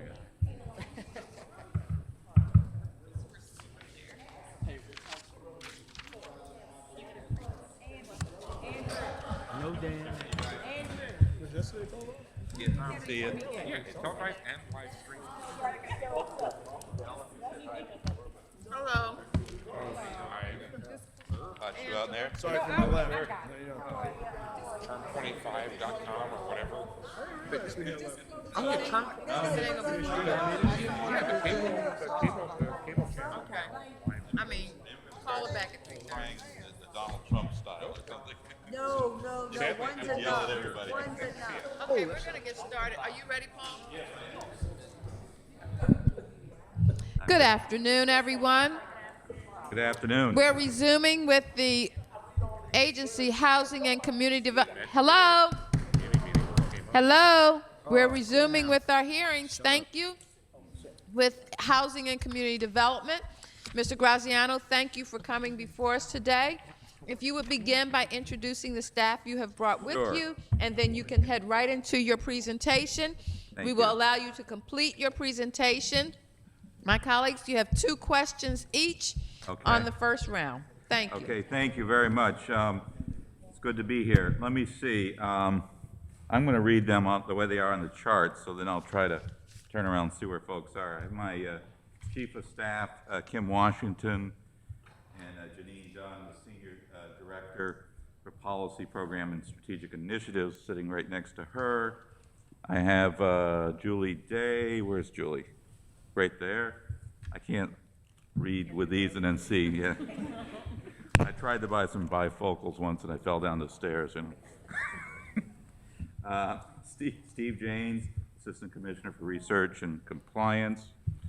Michael Braverman, Deputy Commissioner for Permits and Code Enforcement. Reggie Scriber, Deputy Commissioner for Community Services. Stacy Freed is here, Planning and Programs Director. And let me see, I have, I know Sharon is here, you all met her before. Peggy Webster is here for development. Bill Colbert and Jeff Martin are here. And Nadia Morgan is here. And that is everyone except for. Does anybody have young eyes in this room? Yeah. We we can blow it up there. I'm going to, and now here's where the drum roll starts. I'm going to introduce my newest deputy, and I hope you welcome her aboard, Alice Kennedy, Deputy Commissioner for Green, Healthy, and Sustainable Homes. And I would like to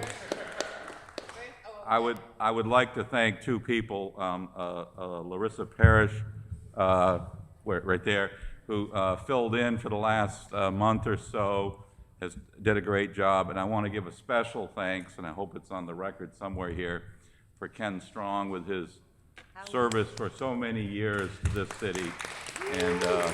And Ken is retiring, and he's been of ill health, but he is going to be retiring, and just done so much for this city that I can't even begin to describe how much he's. But Alice is here and is ready and raring to go. So with that, we're going to jump right into the presentation. And I do it with this thing here, right? And is that the red one is, or is it this one? Okay. So thank you for the opportunity to be here. We're going to go through a variety of slides on different services. I think you know the drill. The first is community support projects, supporting stronger neighborhoods. This is Steve James's shop. This is really all the CDBG programs. I think everybody knows this pretty well. We've got 59 different nonprofit organizations who are funded and a number of city agencies. I will note, and Andrew, correct me if I'm wrong, but I think that the DPW and community action programs are actually appropriated in their budget, but all the other CDBG activity is in our budget. The program rolls along, does a lot of great things. Just want to give you one fact here. It says from 08 to 17, the program funding dropped from 24 million to 19 million. I want to give you one more fact, maybe for the press in the room as well, an interesting fact. The program funding for CDBG peaked in city fiscal year 1979, when in 2016 dollars, we got the equivalent of that year of $159 million.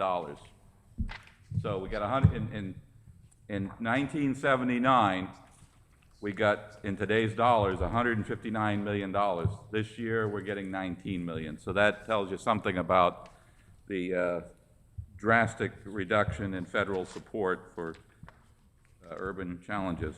Okay, that's CDBG. Before and after care is currently slated for defunding of our portion. We'll wait and see where that goes. I don't have much more to say about that. It's a small program, and it's really 2 sites. We'll make adjustments accordingly.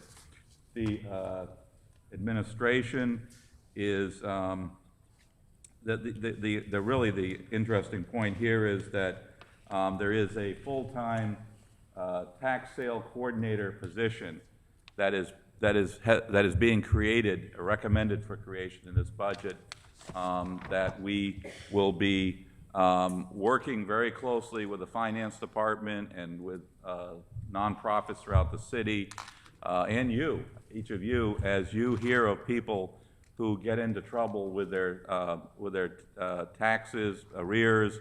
The goal is to avoid people being displaced from their homes.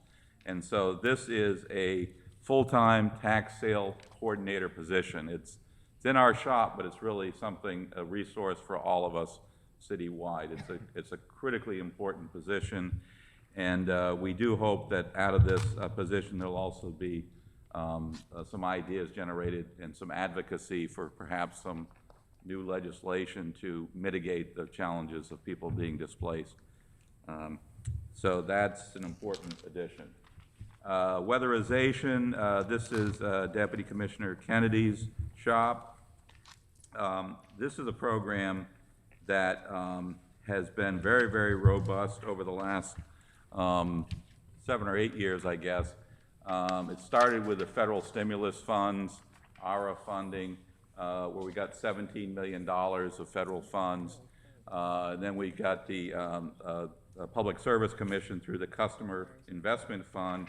We got about another $19 million over 3 years. That money is that 3 years is technically ending the end of this month, but we have some carryover money that'll go into the next year, 2017. But that'll be the end of it, and then we'll be back to more modest levels of funding. But it's been a good run for the last 7 years, basically. The Dawson Center, I think everybody knows about this wonderful program. Deputy Commissioner Scriber runs this program.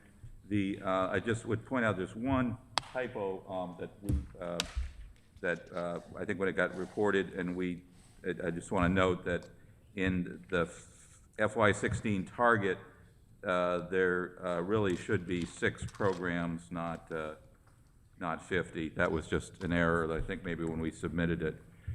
So that's just a correction that needs to be made from our end.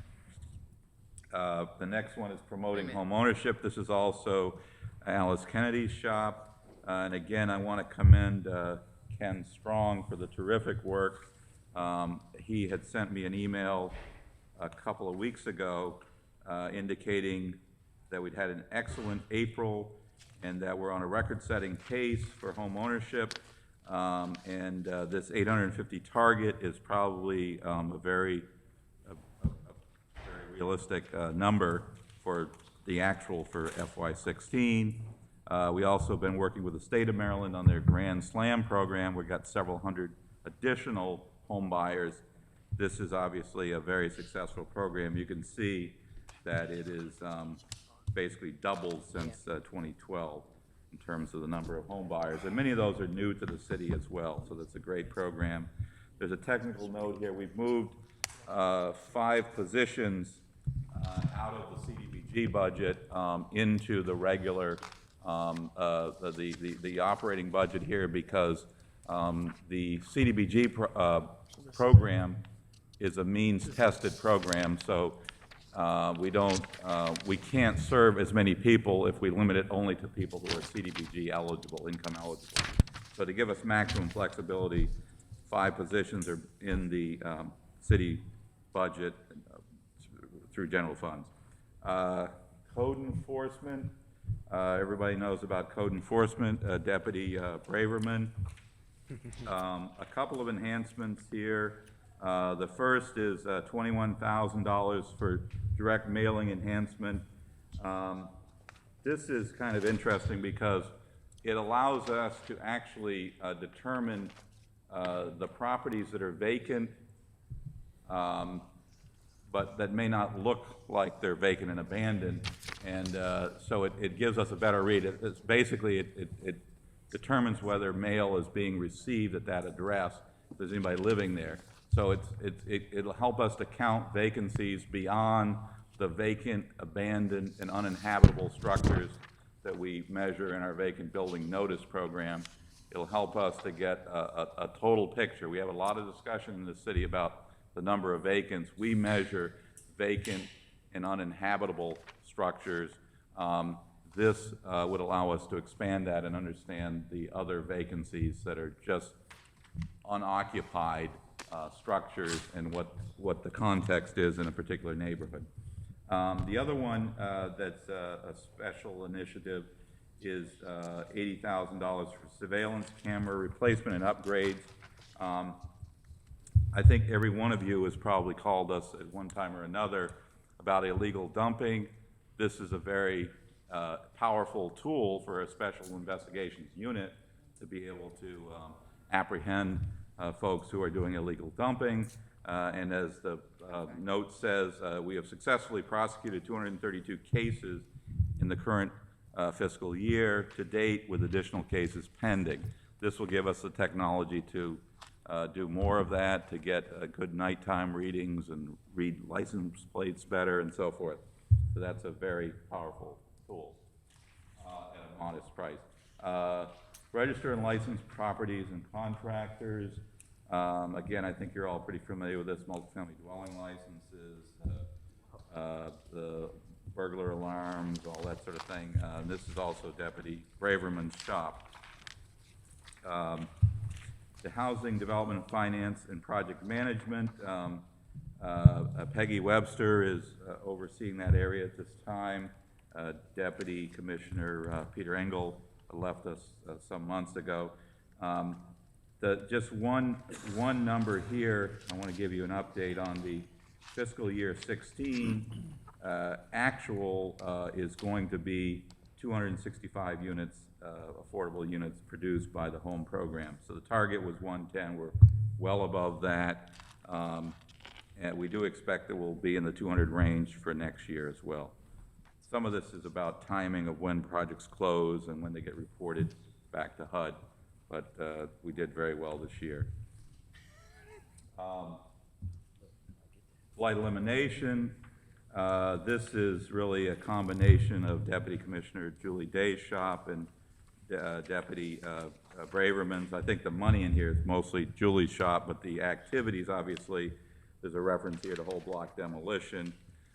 Julie's team does the site the acquisitions and relocations for the occupied properties, and then the way we're currently doing it, Michael's shop does the demolition. As we move into the Project 4 program with the state of Maryland, which is the governor's initiative, we will also continue to be in that mix, but the Maryland Stadium Authority will actually be doing the demolition on properties that we have jointly identified. So we'll still do the front end work, which is the acquisition and relocation where necessary, and other due process type requirements. They will deal with the environmental issues and the actual clearance of the sites. There's a requirement that we match, what is it, 4 to 1? $4 of city, $1 of city money for $4 of state money. So some portion of our money will meet that match. There will be some of our funds that we continue to do the kind of demolition that we're already doing, whole block. We'll also, of course, continue to do the emergency demolitions as necessary, and we've really ramped up in that area, and we can certainly get into that if anybody wants more information. I think that's probably enough for that. And then the housing rehab loans, this is Deputy Kennedy's shop as well.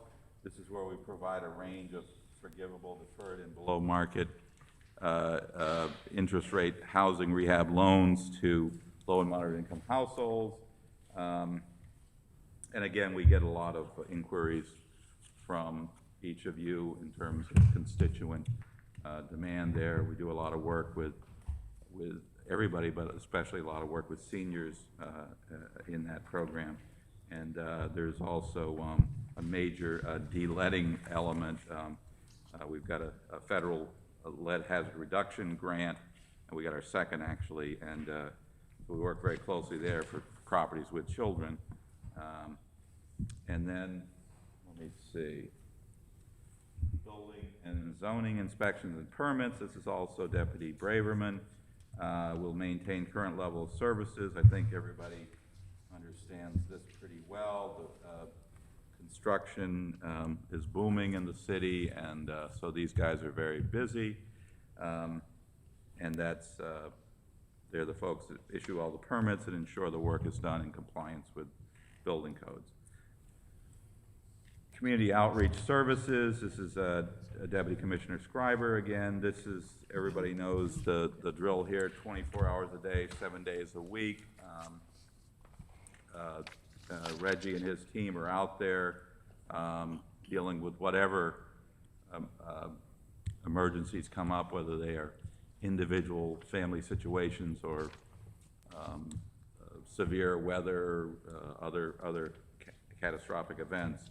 They're out there like it's every day, all the time. Just one note here on FY15 actual number of clients receiving assistance with sheltering. This number looks like an aberration, like maybe it was a mistake, but it isn't actually. This is, the 1838 is a reflection of, you remember 2 winters ago, not last winter when we had all the snow, but the winter before, we had extreme cold weather for most of the winter, and we opened up the War Memorial, and so this counts people who were sheltered in there and provided services in there and other facilities throughout the city. So that was certainly an outlier year, but Reggie and his team really stepped up in that crisis time. The next one, I think the last service, is Summer Food Service Program, also Deputy Commissioner Scriber. The program will be continued to maintain the level of service. We actually think we'll serve more youth this summer, but because of the funding, we are able to eliminate city funding for administration. So there's actually a reduced cost for the city, but we're going to expand the number of kids who are served over the summer. And then just, again, on FY15, the actual, where it says NA, it's actually should be 748,303 meals were served in FY15, so almost 750,000 meals. And with that, I'm going to close my presentation, and I will certainly open it up for comments. I will just say the Project Core, we're getting about 18 million in the coming year. It'll be a total of 75 million over basically 3.5-year time frame. So I'll leave it at that. Thank you. Council President? Thank you, Madam Chair. Good afternoon, Mr. Graziano. Good afternoon, sir. I want to go to slide number 3, before and after care. Yeah. Okay.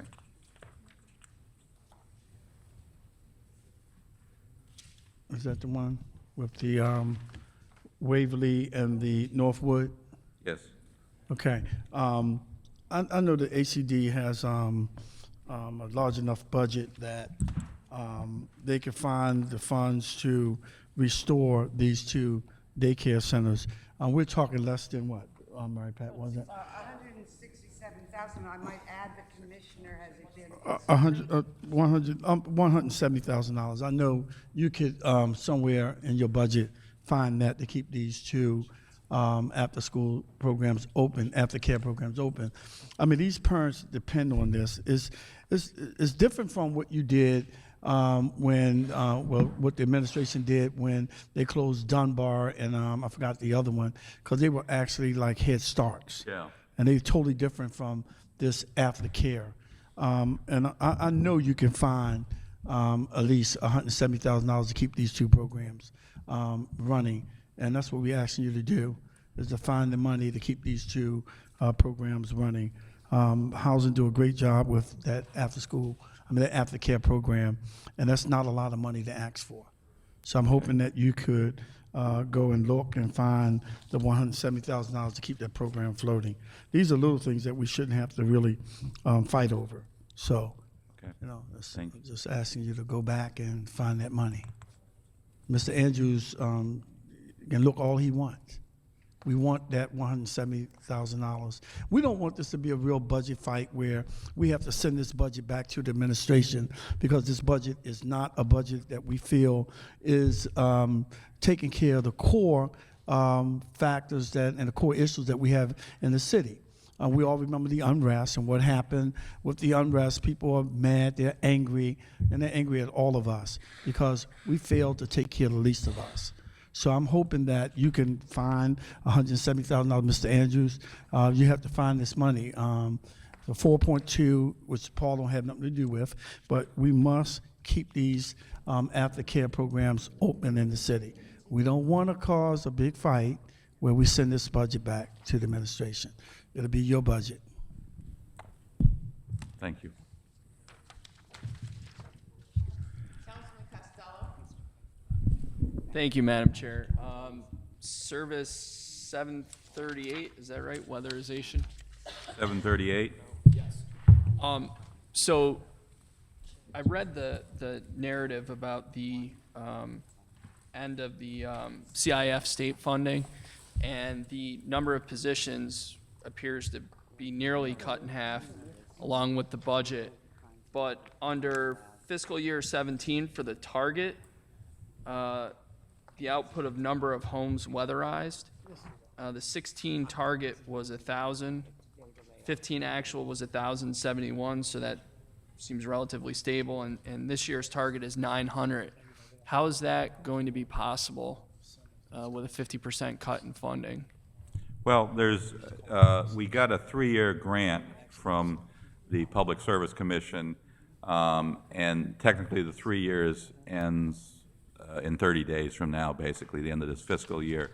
But there is money remaining, a fairly significant amount. I don't have the number right in front. Do we have that number?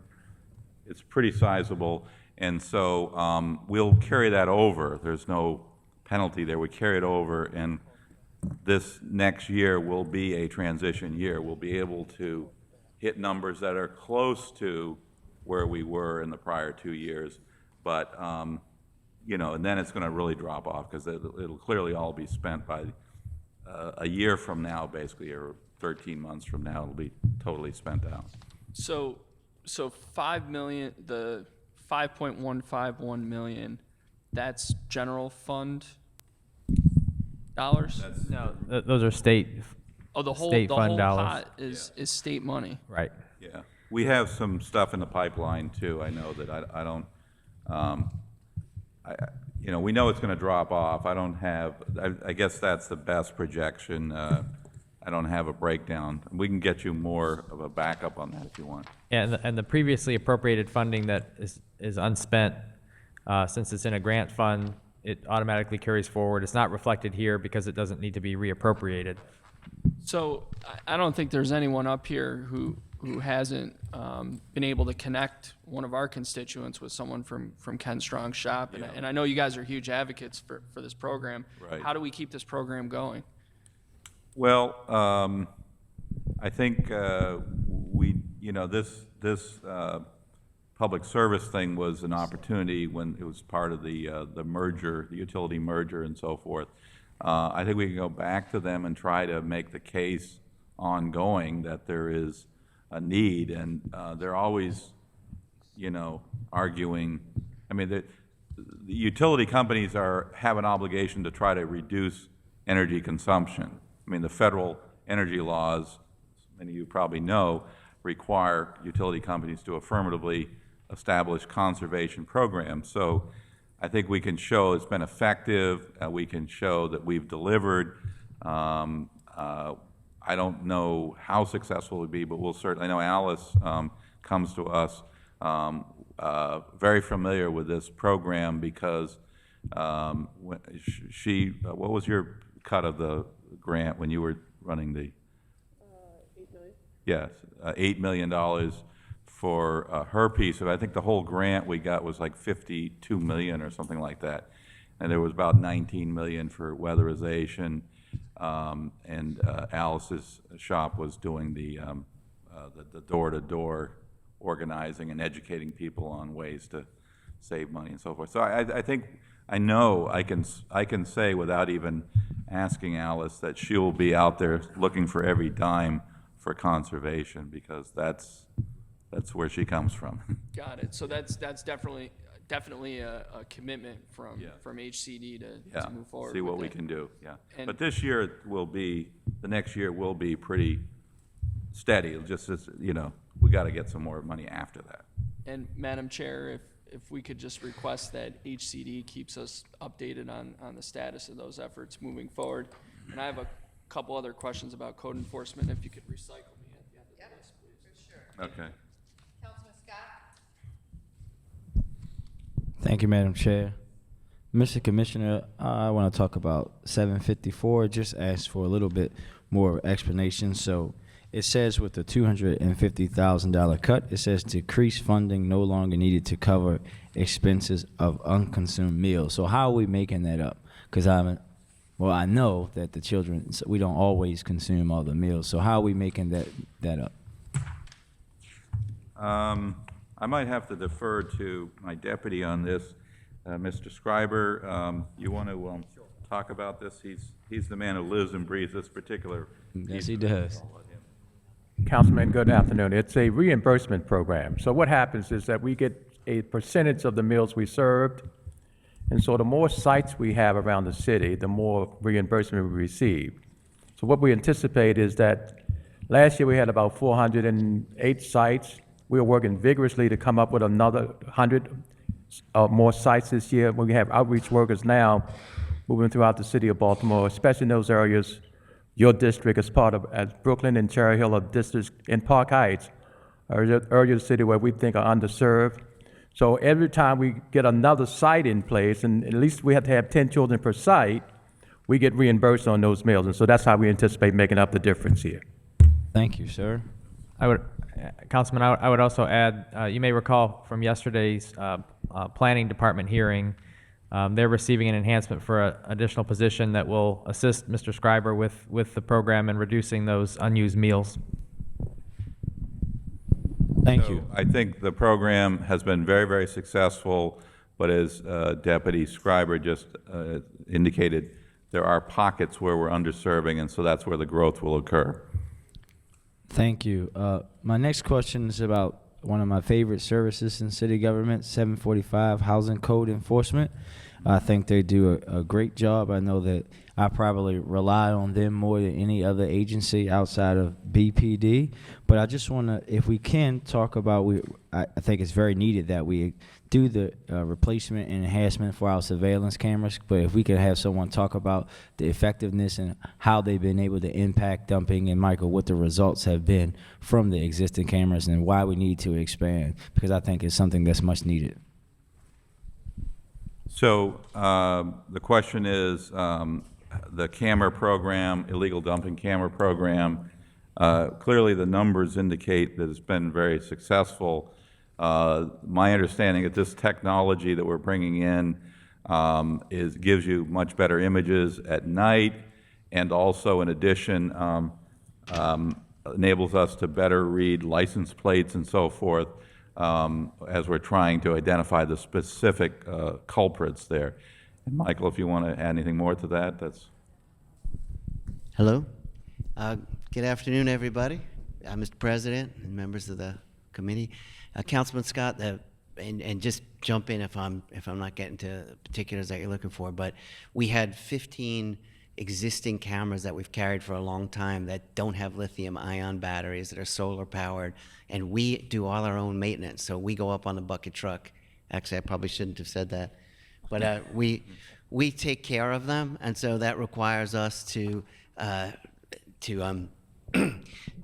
maintain them, and we're looking to buy the more modern Q-Star cameras that have lithium-ion batteries and can do a lot better in the low light situations that happen in the winter seasons. So and also they've just been breaking down, right? The design's more than a decade old, and some of them we've had for more than a decade. We're also looking to buy a couple of very modern trail cameras, about 25 of them in this budget request, that work in extremely low light with infrared. The Q-Star takes a picture, right? It has a flash and goes off, and the trail cameras we're looking for are infrared, and they don't have an infrared beacon, so you don't know they're there, and they're really easy for us to maneuver. They're actually adapted from hunting uses for those particular cameras.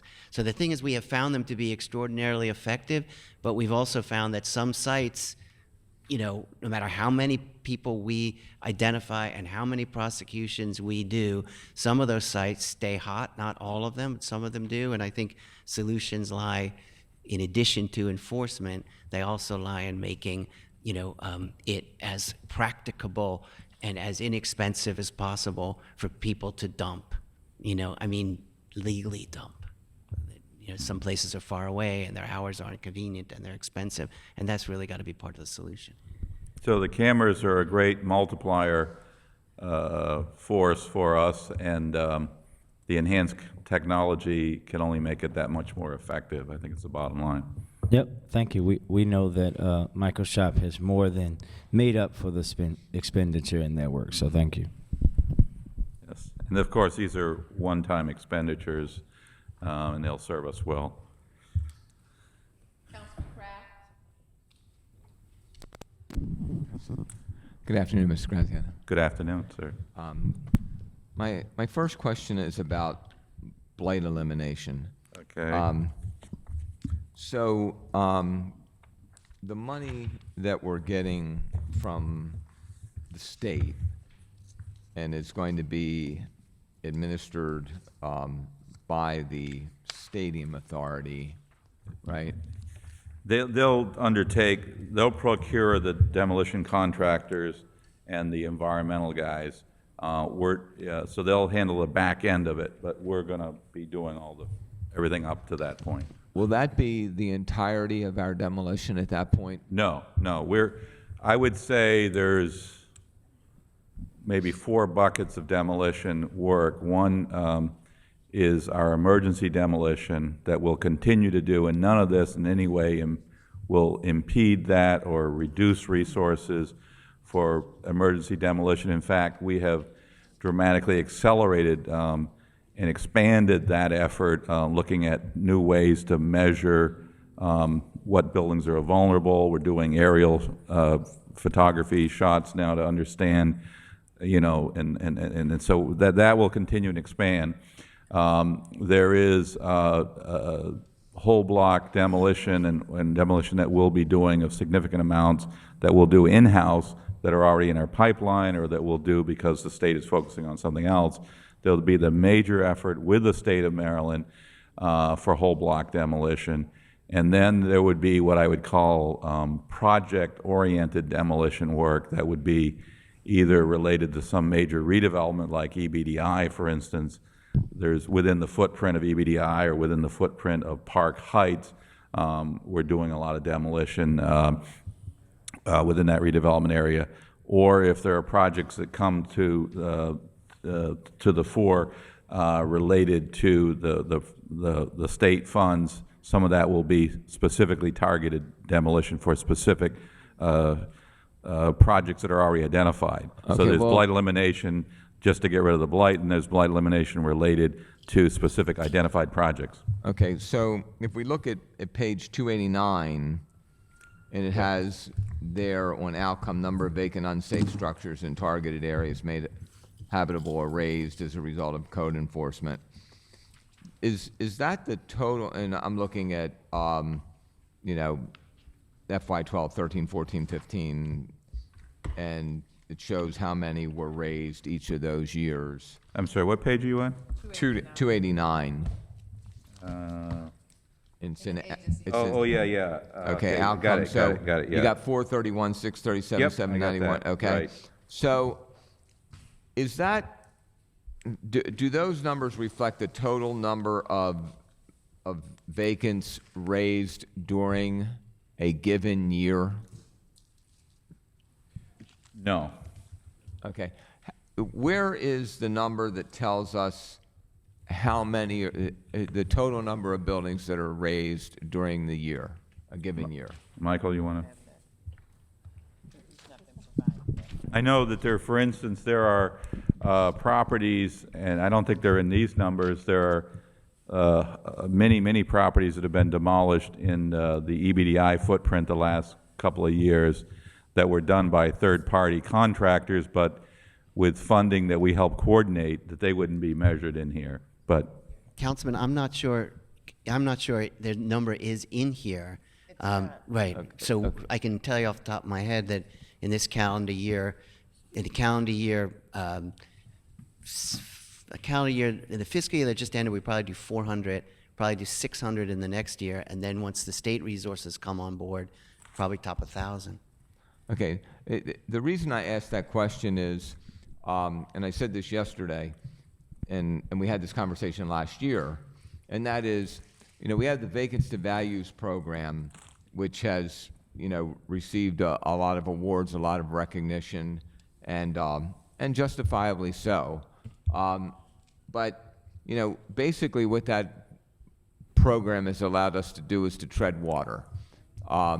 Because when you look at the numbers from vacants to values and look at the numbers of vacants, from 2010 to today, we have 60 more vacants that we're accounting for than we did in 2010. So what I'm trying to figure out is, how are we going to get rid of the vacants? If we have as many vacants coming online as we're taking down, then we never solve the problem. Well, so what is the strategy to take down the vacants? I mean, if we're just keeping even every year, then we're not doing anything. well, I would argue we are, because if it's well, first of all, the vacants to value program was never represented as to eliminate all vacants. It's a massive financial hit. When we started this program, the city was putting about $2.5 million a year into demolition. The mayor quadrupled that number to $10 million, with $100 million basically over a 10-year period. The state of Maryland is giving us $75 million over basically the next 3+ years. We probably need north of $500 million in addition to that to address everything. We have reached out to our federal partners.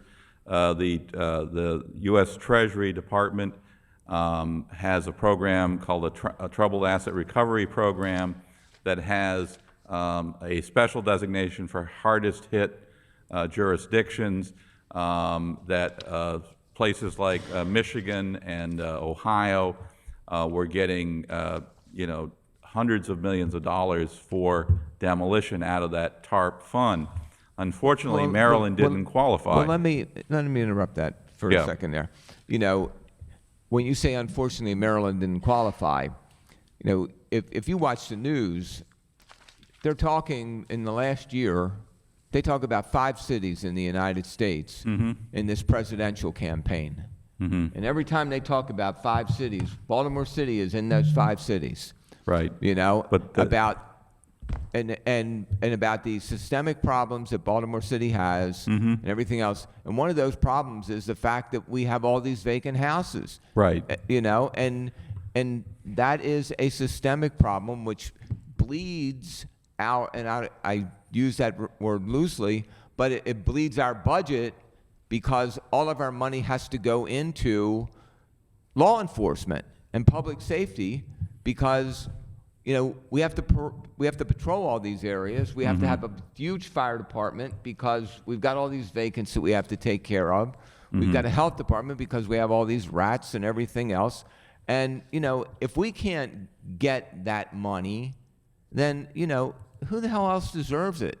Well, we would agree with you on that. I mean, the problem is this. They measured, and this is a federal statutory thing, and then there's an interpretation of the statute.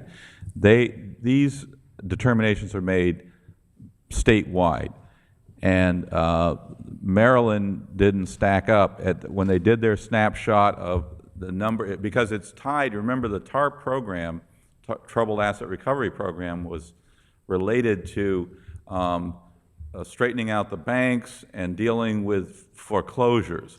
And so the argument was made that that vacant and abandoned houses will actually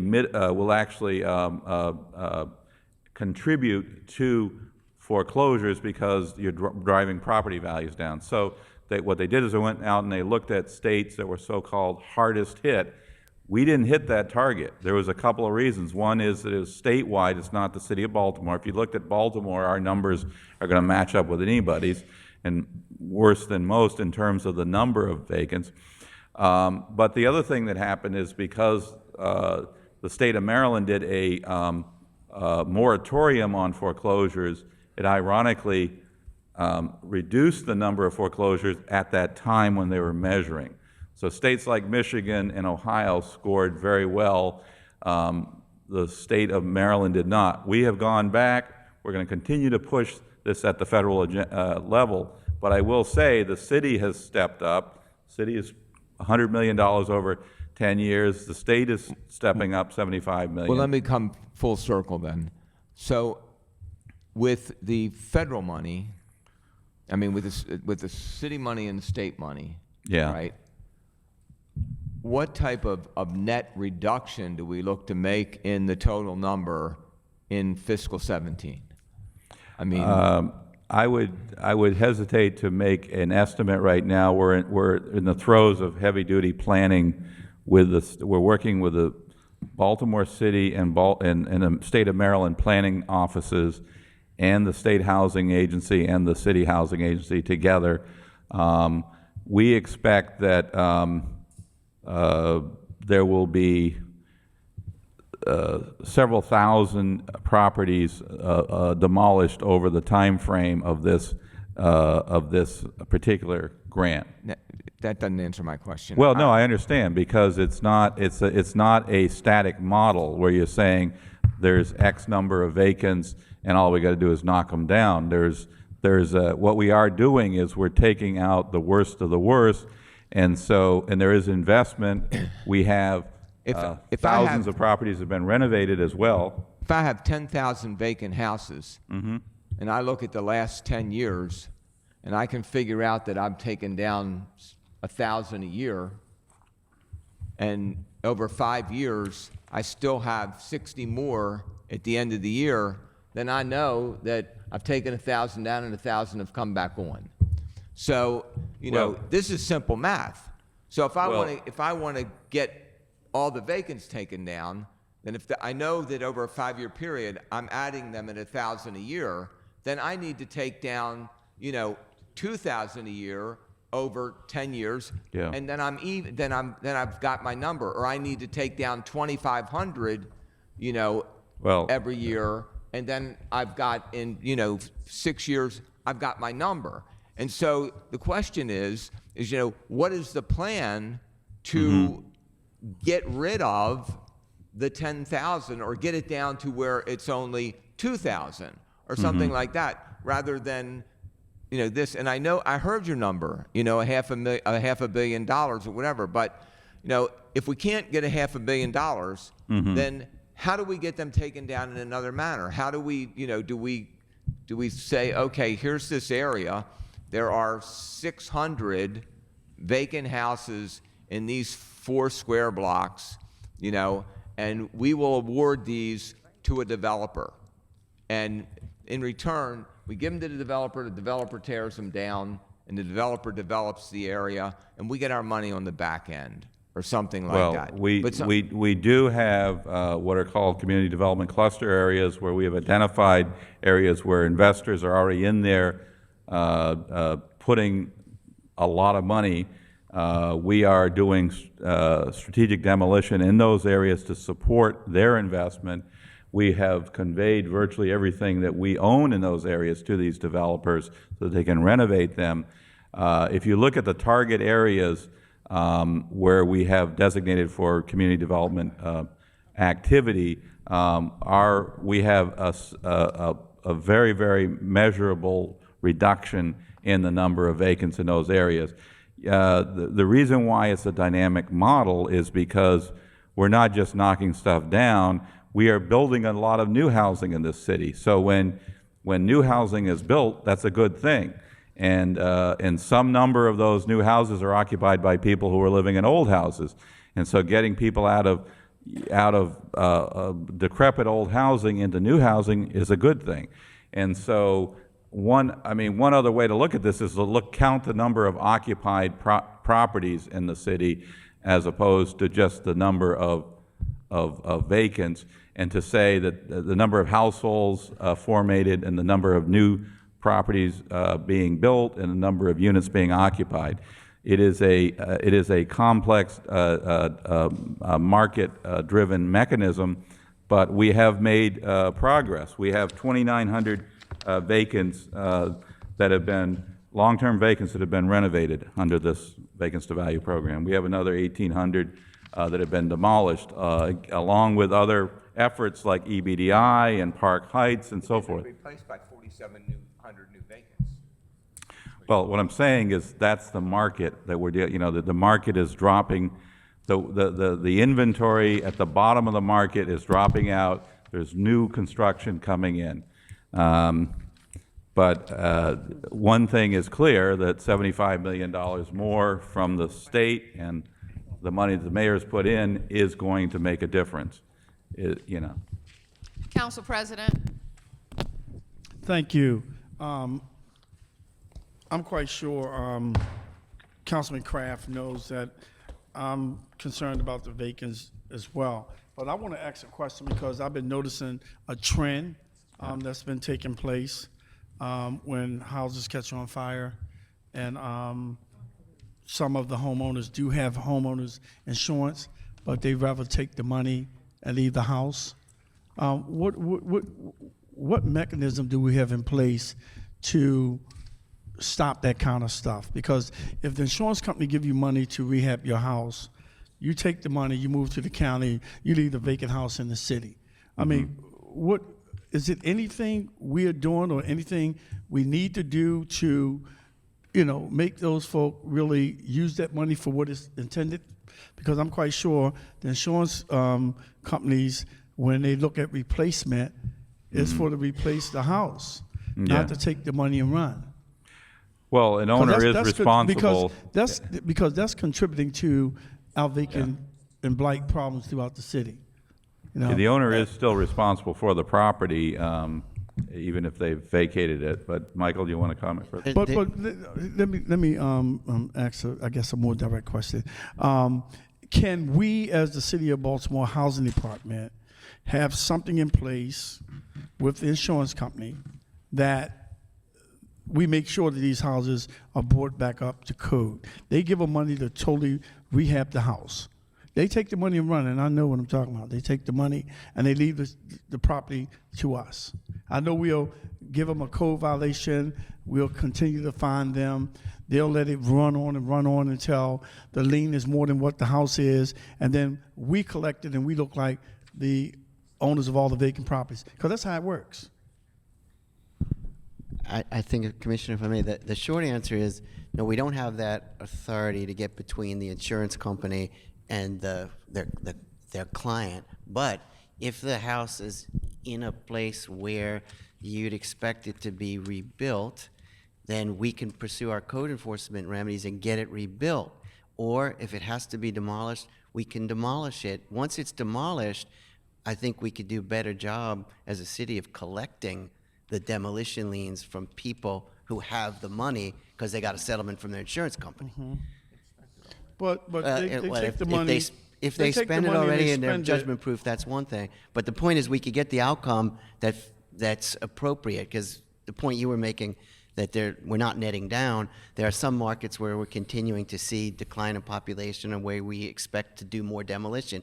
If a house burned down there, demolition would be the solution. If it burned down in another spot, we would want to, and I say burned down, I mean damaged to the point and we couldn't get a code enforcement response from the owner, we would just fire the owner and auction the property. So we would get the right outcome. And if they had a nickel left after a demolition, we ought to collect, turn them upside down, and shake it out.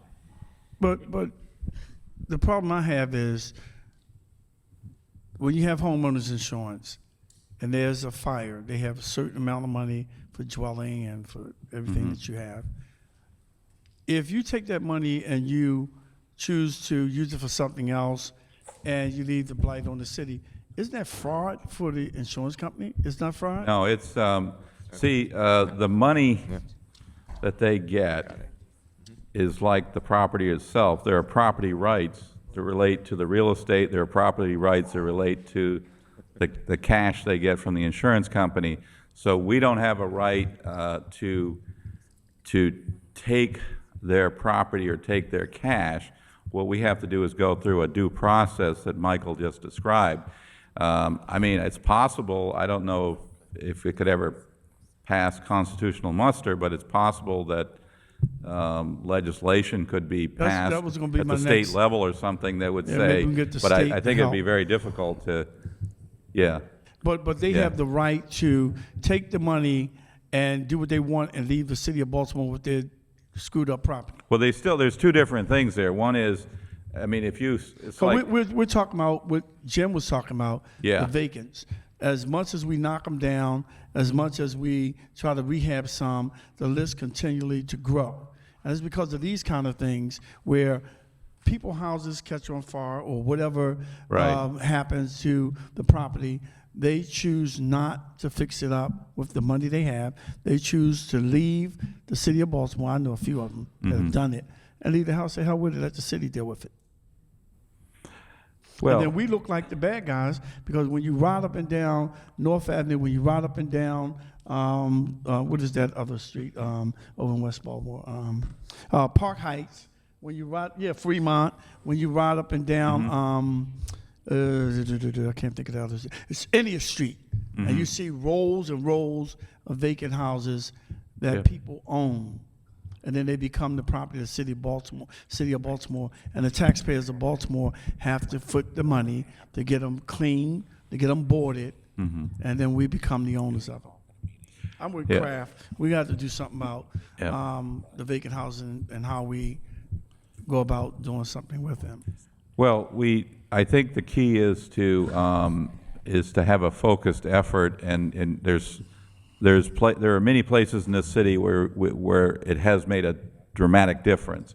And if we continue to build off from those areas of strength, then you begin to consolidate. See, Mr. Commissioner, if these houses are on bad blocks, I don't look for people to fix them up. But in stable neighborhoods where they take the money and run, Well, that's why we're saying in those areas, we already, as a matter of policy, go after the owner. And so whether he got actually the insurance company makes it easier for them to address it, but even if they didn't get insurance, we're saying if that's a vacant, that's a fairly isolated vacant in a neighborhood that's basically solid, there's no reason for you not to take care of it. And if you won't take care of it, we'll bring in, ask the judge to bring in a receiver, and we have, We have 1,754, it's a little higher now, but almost 800 properties that have gone into receivership filings here. And so in that case, the property will be auctioned off to somebody who will in fact renovate it. I'm finished.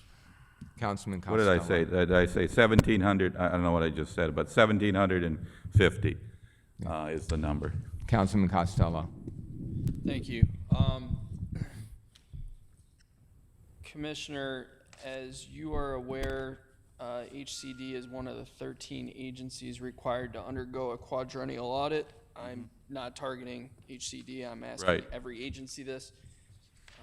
Department of Finance's website indicates that the performance and the financial audits are both in progress. Yes. Can you talk about what the status of those audits are? We're waiting for I believe, a draft report back from the auditor, and then we'll look at it and respond. But there, So, yeah, so you're waiting for a draft to provide agency comments? right. Mr. Klein, if you could kindly add this to the list with the others. You got a list going, right? Okay. Report on all of them. Thank you very much, sir. Okay. On Department of Finance's website, under the performance measures that are going to be looked at, one of them is Service 745, Housing Code Enforcement. The percentage of service requests closed on time. That is at 99% is the target for 16 and 17. Is the expectation that performance audit will indicate that, depending on which year it is, that it will be consistent with the figures provided in the agency budget detail for Service 745? I mean, have you seen any preliminary numbers? Or? I have some clues, about that, Councilman, if that's informative. I mean, I don't know. I can't tell you what the end product is going to be or what it's going to say. But if you're asking, have we noodled around a little bit, what I think, I can answer that. yeah, what do you think? I think that they were suddenly hinged. Well, this is a measure that CityStat uses, so it's basically straight out of CityStat's CSR counting of whether the service requests are closed on time. And what they're quibbling with is it says percent of service requests closed on time, but what CityStat's and that's what we've been calling it for a decade, and that's what's listed how CityStat calls it. But what it actually is the percent of service requests that are closed, of the ones that are closed, what percentage are closed on time. So there's like a technical objection that they have, but in fact, if you ran the numbers, that may be a technical audit finding, and I say maybe because I don't know what the final thing is going to be. But if you're asking, are we really closing that number? Yes, the data supports that, even though that the wording would be properly defined the way I just described it. Got it. Mr. Chair, I have more on code enforcement, or I can be recycled to the end. Go ahead. Thank you. Is Councilman Reisinger still here? Oh, no, he's not. So prior to me joining the council, my predecessor was Councilman Bill Cole. And prior to the redistricting in 2011, Councilman Reisinger represented the overwhelming majority of the South Baltimore Peninsula. There was a problem property known as Victory House. It was essentially a drug flop house, 38 units, 2 bathrooms, just deplorable conditions for even an animal to be inside of, let alone a human being. It's been an issue property for a number of years. A couple weeks ago, I brought various agencies together. Michael, you were there. Commissioner, you were there, to try and take some coordinated action on this property. I'm very grateful that Reggie was there and this property was condemned. There were buckets of urine and feces in this property. It's really frustrating that it took so long, but I do appreciate the fact that housing was able to take some action finally. My question is related to the number of those properties that exist citywide, and I'm wondering what efforts are underway, what coordination between agencies, what role does housing play in that, working with other agencies such as fire, Office of Emergency Management, police, health, to take a coordinated approach to basically sit down and say, here's a map of the city. We know that there are 50 properties in the city that are an absolute, just a horrendous situation that we need to address and work together on. What are we doing to coordinate? Can I ask that? Oh, sure. Well, first of all, if it's one of those buildings that we condemn or condone as emergency, then the responsibility for the emergency comes under my wing in terms of what's going on with the people there. First and foremost, right now we coordinate very closely with the police department and fire department for all emergencies in the city of Baltimore. Part of what that means is that once we know that the conditions warrant some immediate action, then I have to rely on Michael's expertise and his code enforcement team to make sure we get the proper information from a code enforcement perspective, and then we're in a position to actually do something else. There's no property in the city of Baltimore where we don't have a comprehensive approach when it comes to people who may be living in despair like this. And one of the things that happened here was that the code enforcement people took the appropriate steps to maintain or send a violation notice or at least investigate, and then I'm called through emergency management to do something else. And what that means is that we now are moving people out.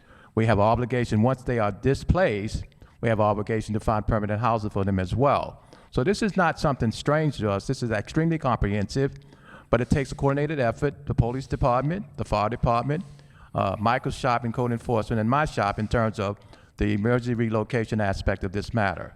This is something, Councilman, that happens every day in this city. It's not strange. It's not a strange process to us. We just need to be a little more on board. There's not one day that goes by in the city that we don't get an inquiry from the police department or the fire department about a circumstance like this. I have to rely on the expertise from our code enforcement people, and they're very much involved in making some assessment. And if those assessments dictate that there needs to be some more comprehensive effort to get people out, then we work as a team. And so this happens all the time. So we are doing that. Well, the other thing is, in the discussion we had the other day, we had a sidebar with the fire department after, and it's clear that we need to make sure that they have data that's consistent with ours. And so there were some properties that they're clearly not in their system that I think just matching up the data in that fashion will help. So I have a tremendous amount of respect for you, Reggie, and for you too, Michael. I really genuinely do.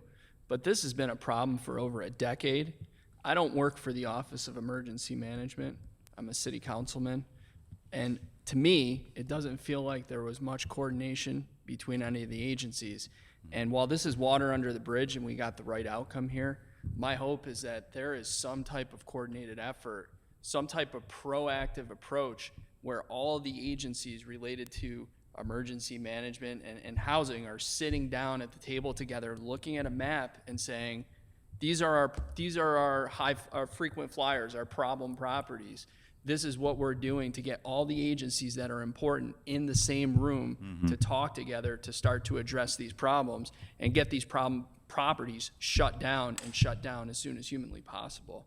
And you know, perhaps that's a question for Commissioner Davis and for Commissioner Ford and Bob Maloney from Emergency Management and Dr. Wen. But I hope that moving forward that we can bring all the agencies together to better coordinate and to streamline, a coordinated approach to get these properties shut down. I think that's a good topic for one of our city stat meetings, to bring the different agencies together, because I know specifically that there was some data issues, that the fire department didn't have all the same data that we did. So I would recommend that, and we'll certainly work with the city stat folks to get each of those departments together to take a look at this problem and see what concrete steps can be made to formalize this process, make it proactive and not reactive.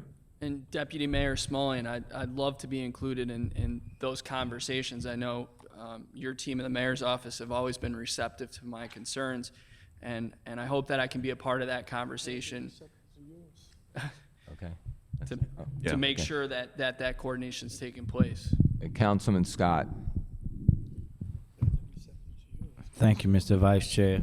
Mr. Commissioner, for Service 750, Housing Rehabilitation Services, you have an output for the number of loans closed in each fiscal year. Could you provide to the committee, broken out by council district, the number of loans closed within the last fiscal year? Yeah, we can provide that information. Thank you. And just to go back to code enforcement, and I know this is something that I bring up every year, but until we actually figure out how to fix it, I'm going to continue to bring it up. I think that the folks in Michael's shop, again, do a great job of issuing notices about needing grass to be cut, et cetera, but we all know that the results of that, they don't work. It doesn't work. The system is just simply broken. His folks can go out and issue somebody a citation for their grass being a foot high, and then 2 months later, we get around to cutting the grass because, DPW has this extreme backlog, or we have this, or we have that. It's a miscommunication. What my ask, not to just you, Mr. Commissioner, but also to the administration and Mr. Klein, is a lot of times we switch people in agencies. We take people from one agency to another. We should seriously consider moving the folks that are responsible for cutting the grass to also be under Michael or vice versa, so that we can get this done in a better manner. It's no disrespect to anybody else, but we can't continue. The folks in my district, they're never going to understand that, yes, housing can go out and give a citation for someone on day one of them complaining about it, and that the city is not going to come to cut it until day 60, and now the grass is 2 feet tall. That's unacceptable. We can't continue to do that. We can't operate like that and then expect them to cut their grass, because why would they? Why would they cut their grass if their neighbor doesn't cut their grass and their house is going to look bad anyway because they have a jungle growing next to them? It's hard for me to argue against your position there. Well, I would point out historically that cleaning and boarding was in the housing department and some years ago, but we understand the frustration there. Can I say one comment, Councilman? One comment. It has been extraordinarily problematic in the past. You and I know that. Everybody who's got vacant buildings and vacant lots in their districts knows that. It was taking a couple of months to cut some of the stuff. DPW has changed. I know you've heard that before, but they have changed the way that they are deploying in this season. So right now they're cutting within a couple of days. I know it's only May, but it could. Time will tell. But it may be that the new deployment in the Department of Public Works will be effective. So I just want to let you know they have changed completely the deployment. I'm not arguing with that, and I know even in my time here at City Hall, they've gotten better, and we're getting better with communicating. But still, the process as it stated today, no matter we change deployment, as the resources are allotted to them and are allotted to you, it's impossible for us to do it in an acceptable manner to the citizens. Mr. President. Yeah, thank you, Mr. Chair. Councilman Scott, I think you were on the council when Councilman Cole, you wasn't here? Councilman Cole put in a bill to make sure that one agency be responsible for all the grass cutting and I think we brought that to finance at a budget hearing, and we haven't heard anything since. So we might need to revisit one particular agency being responsible for all the grass cutting in the city of Baltimore, whether it be Rex and Parks, whether it be some new agency, but all that should be in one department. And housing should automatically give that agency the right of entry to go and cut and do whatever they need to do, so we can untie all this red tape. Because I have to call DPW sometimes when people call and say that the grass is too high. You know, they might be going to certain neighborhoods, cutting 1 or 2 days, but not all over the city, because we still get these calls. So, Mr. Klein, we need to have finance to look at what the cost is for one agency to take care of all of the grass cutting in the city of Baltimore. We have all these these multiple contractors, and none of them talk to each other. And to be honest with you, they do a piss poor job for the money we paying. So if you can get that information back to the budget committee, so that we can figure out how we can get more for our buck and how we can be more efficient. We will. That should be a part of the 10-year plan. Okay. Thank Okay, you. Councilman Henry. Thank you, Mr. Vice Chair. Good afternoon. Good afternoon. I want to follow up on one of the president's earlier questions when he was talking about. Yeah. Sorry, Let me just I'm say- actually pretty good at Councilman- talking into the microphone until I turn and Yeah. look at my colleagues, and that throws me off. When referring to the issue of somebody who their house would catch on fire, Right. and then they would take their insurance money, and instead of using it to fix up the house, they would just walk away from the house Right. with the cash. So we take it as a starting point that a lot of the problems that we have with vacants come from people who have just walked away from the house, Right. for whatever reason, under whatever situation. I have worked from the assumption in the past that part of the problem we have dealing with that is that the greatest remedy that state law allows for, or perhaps the greatest penalty state law allows for, is for us to take the house away from them, which evidently was more of a threat generations ago than it is today. But then Mr. Braverman made reference to judgments.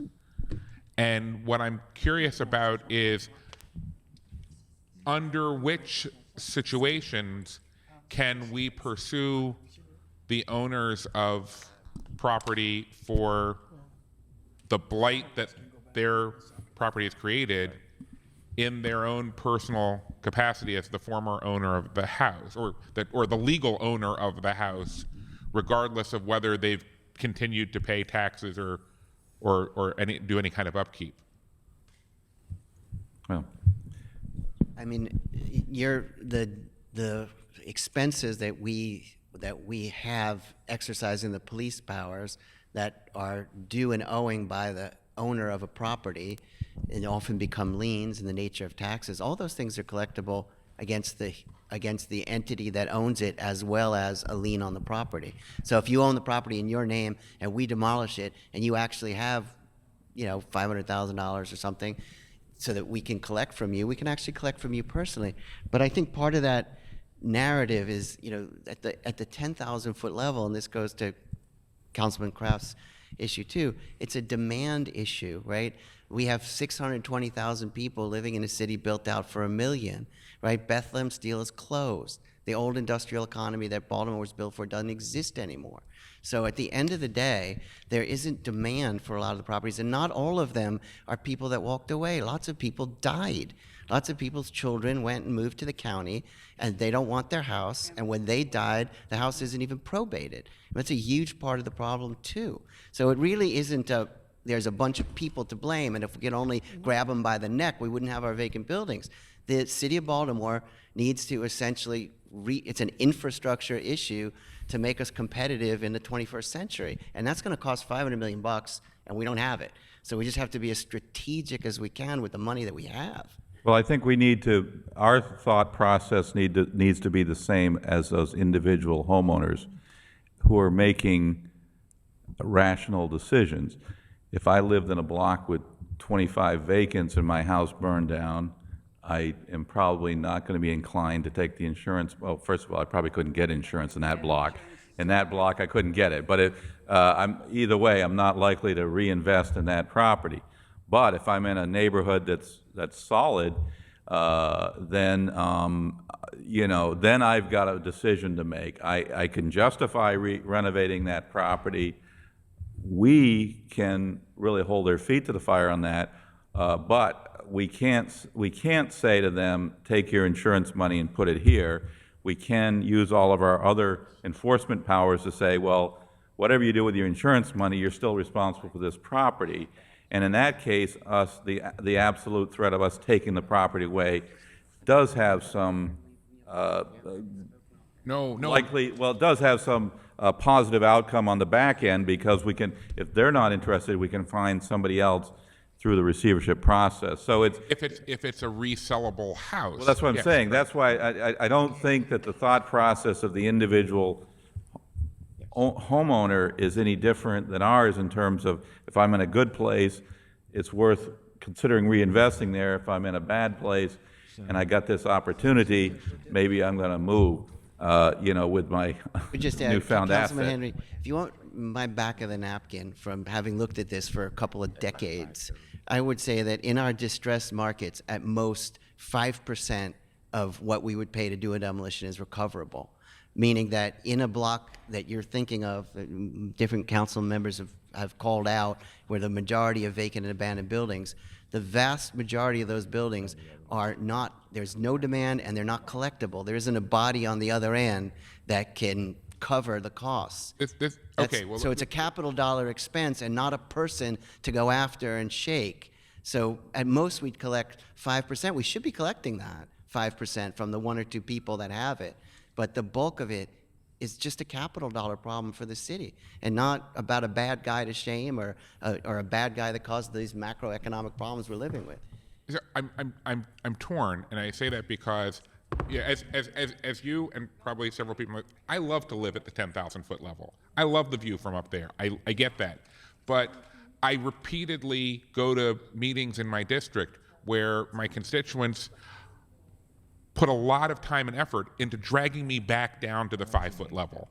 And from down here, they really, really would desperately like to see a sign that we are pursuing that 5%. If somebody has a house and their kids move to the county and don't want their parents' house, and then the parents die, and the kids just decide to just ignore the house and hopefully it'll go away. I'm on camera, so I'll contain my language. But you know what? Go get them and put them and take them to court.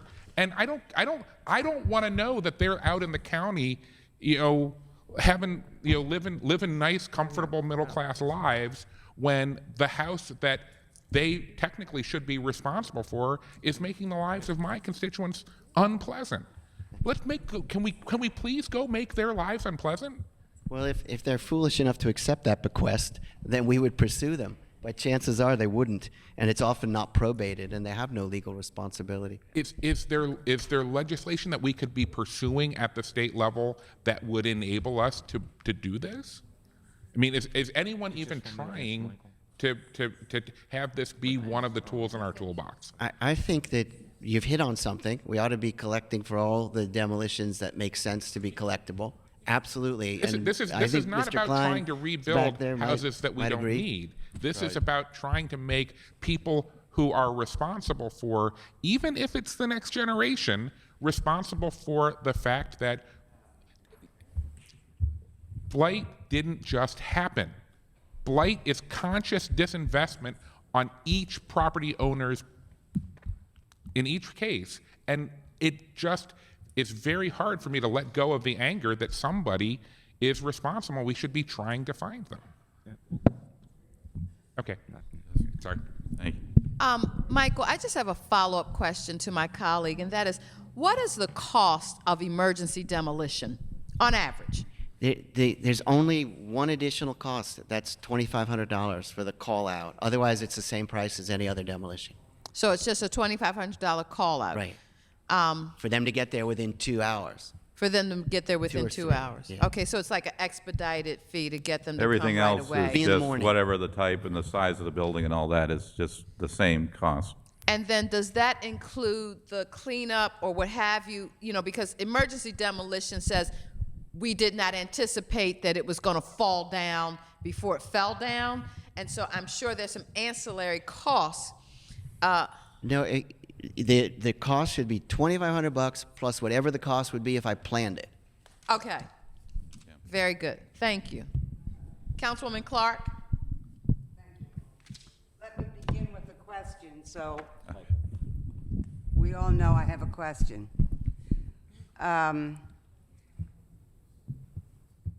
Can housing be part of this?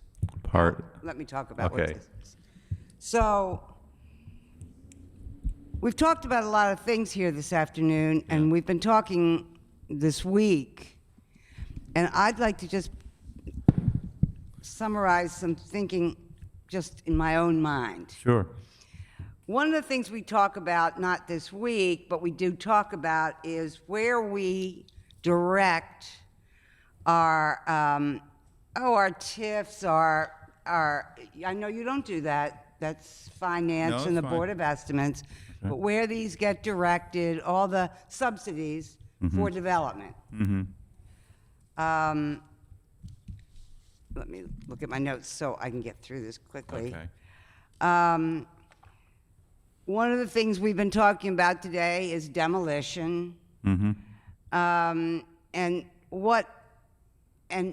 what we've talked about this week is 17,000 new dwelling units in a city whose population is, I would say, leveled out. It's certainly not increasing. It's not decreasing. I mean, it's not a bad place to be. So then you think about, well, where are we putting, what are we doing? And today, the Housing Department is talking about certain, all right, what are our values? What are our goals? Well, I think they're to build more affordable housing that's lead-free, or rehab existing housing so it's lead-free, so families can live there without poisoning their children and destroying the future of Baltimore. Right. And so the housing department is got like a Park Heights, there's an area going on there that's 50 acres, I think, big deal, in the right place to Right. do some of these things.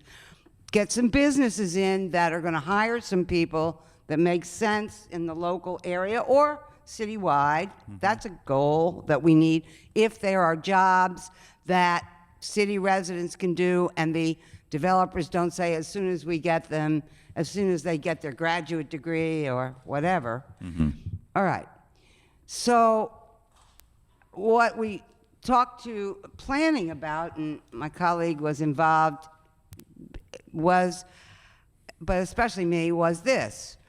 Why doesn't planning, while this is going on, we have neighborhoods hot neighborhoods, and I'm talking about like zip code 11, I'm not even talking on the water, where everybody wants to develop and where the city is encouraging overdevelopment, elimination of the rare green spaces left in neighborhoods where developers see that they can build, and it's a neighborhood everybody's building in, so why not overbuild it, make some money, flip it, sell it, go on with the show. All right. So what if the city said, wait a minute, our development, not everything, but our philosophy, let's lay out in the city where we can accomplish our goals of affordable housing, businesses that will hire local people without saying they're not qualified to begin, etc. Decent jobs that pay living wage, minimum wage, whatever. Yeah. And why not why not identify those parts of the city that have land and, oh, but if you demolished, or land if you didn't, that is developable from scratch, in neighborhoods of need and in other neighborhoods throughout the city?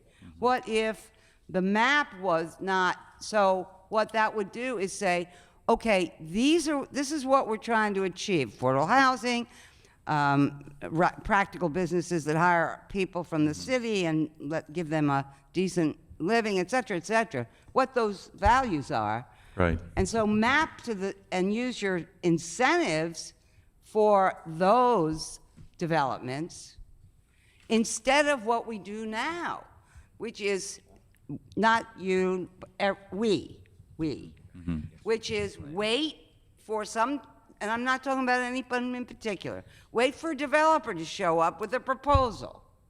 Say, gee whiz, we need more people. We're not gaining more people. Right. We're just moving deck chairs on the Titanic, and by building, and we're reupholstering and painting the chairs, maybe. So basically, we're not just waiting for someone to show up and say, I want to buy that last green space in Hose Heights. I know it's on top of a hill and it's full of, habitat and everything, but it's at 1.2 acres. I want to build 32 apartment units. Yeah. Not just wait for that to happen and then have the city say, well, you got it by right, or all you need is a little variance. Yes, while surrounding neighborhoods say, what about us? We need that. We need to breathe. So why don't we do this? And so as I asked at the beginning, if we did do it, do you see a role for housing in that conglomeration of agencies led by a mayor, whoever that, now or in the future? Do you see a role for housing in that kind of a game plan? Absolutely. I think that what you're describing is a planning process, and I know that, and maybe the planning department spoke about this. I guess they were here earlier. They may have talked about their green network plan, for instance. No, they didn't. I'm not sure they.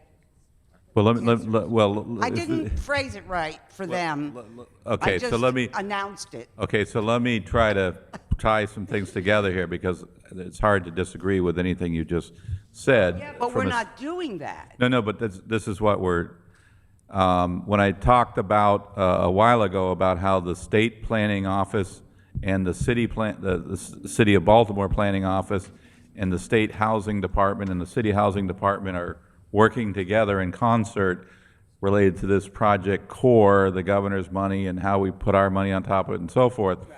One of the basic principles that we're operating under is, okay, the city is doing this green network plan. And the intent of the green network plan is to identify spaces throughout the city that would be appropriate to be preserved as permanent green space, not just something that because you knocked down some buildings and planted some grass, it's currently green, but identifying permanent green space, and that would be for recreational purposes, it would be for purposes of addressing stormwater runoff, and there's a whole series of things we would look at. And then not only to look at where those green spaces are to be located, but then to think about the development opportunities around those green spaces so that the green spaces become amenities to help attract the development in the abutting areas. So for instance, I want to buy a nice new house or a nicely renovated house overlooking this new green space. It becomes much more marketable because of that green space. So the four entities that I just mentioned, city and state planning, city and state housing departments, as part of this program, are looking at ways to to put together that plan, but then to identify, I mean, we're still dealing with blight elimination. There are whole blocks to be demolished. Some of those blocks would be redeveloped. Some of those blocks would be preserved as permanent green space. Some of them, we still don't know the answer yet, so there'll be interim green space. We have over 900, probably close to 1,000 lots that have been adopted by communities, for instance. So it's going to be, it's at least the beginnings of a process to try to sort that out. To try to sort that out. One of the, yeah. Councilwoman, on June 15th at 6 o'clock in Mother Seton Academy. I'll be here for $15 by 2020. Clone, just like we do. That will be the initial public meeting for the Green Network Plan. The process we just Okay, so not because I'm going to get stopped because I've taken far too much time. No, take your time. But basically, no, it's. I See, am. Part of it is also. That is part of it, but don't forget the flip part. Existing, now it's green. Nobody had to tear anything down. It is an amenity of an existing long-term neighborhood. It has a habitat. It is there now. It is zoned correctly for somebody to build 32 units in the midst of, next to another green space that's just been destroyed to build 40 units or something like that. And yeah. But you and see. now, so it's that's what you say is big deal. Big deal. Yeah. What needs to go with it is don't kill what we've got. Well, that would be part of the plan, is to identify. I mean, everything from Druid Park to to a like a tot lot. Well, maybe not a tot lot, but that we would obviously there are certain they will inventory the existing green space.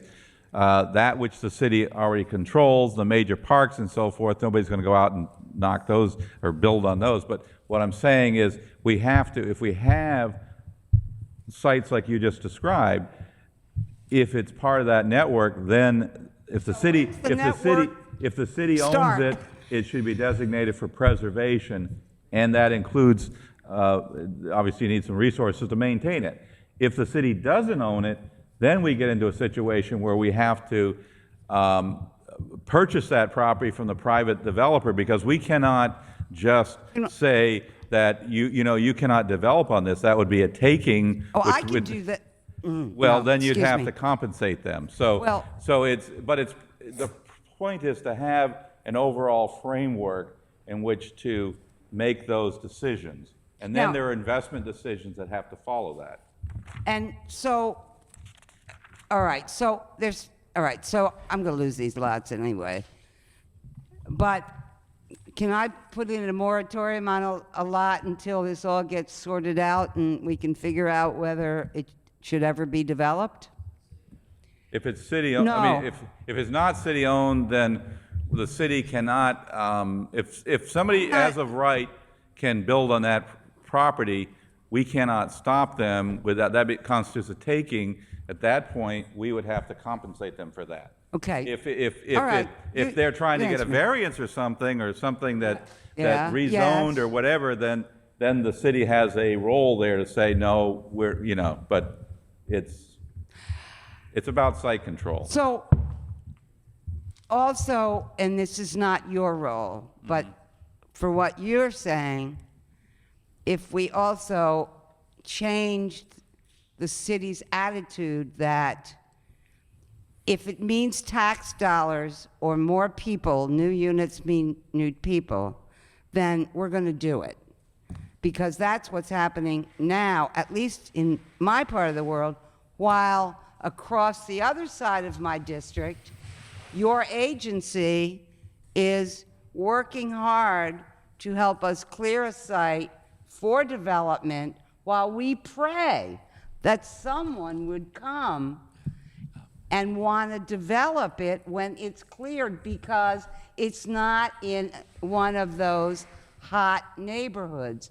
But all through the city are places like that that would love affordable home ownership development or things like that, but can't get developers. So that goes beyond your powers. It goes to what kind of incentives we're willing to put out Right. for what we say we want to achieve. And that's, I know, that's not your department. But I mean, incentives, I mean, talking one of the core principles. development incentives. No, one of the core principles of the Vacants to Value program, I'm sorry, I'm supposed to speak over here. One of the core principles of the Vacants to Value program is that it's market-based and data-driven.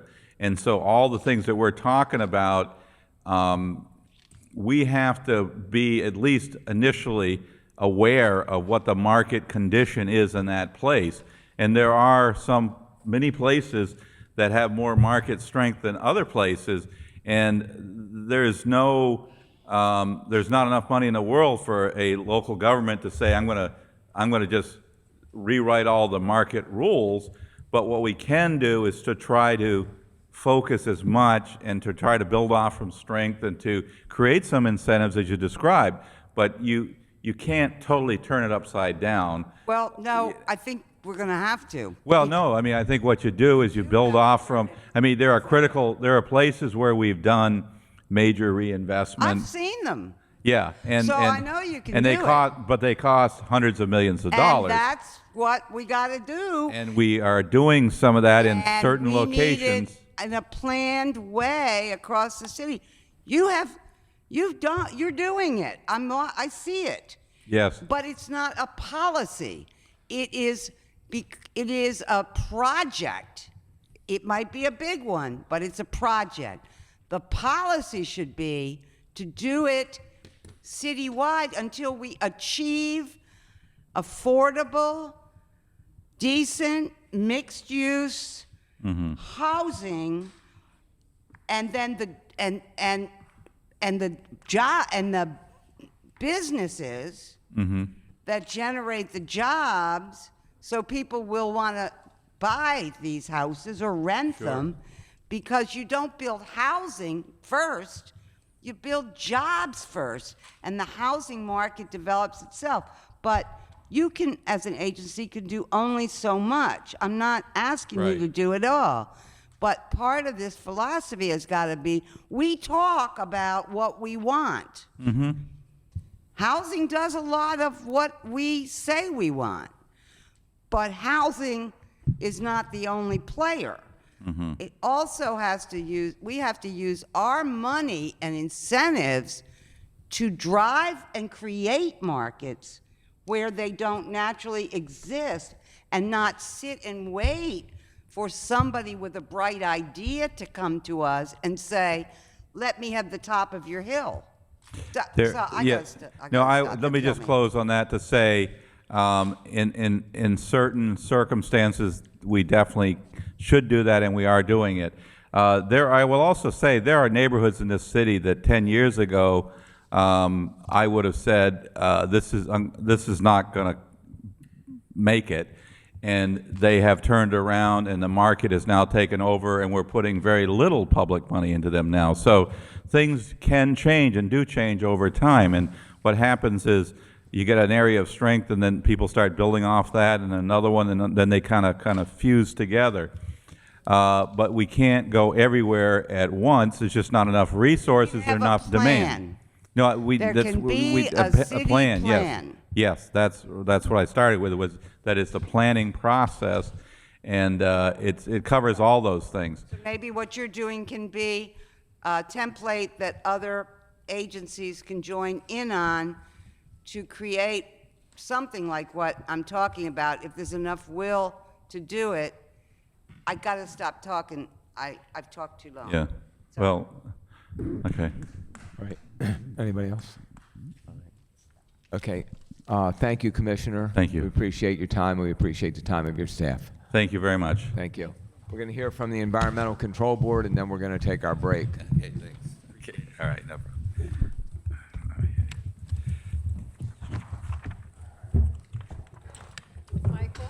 Michael I won't say anything. I got to say what I wanted to say. Thank you. Stay.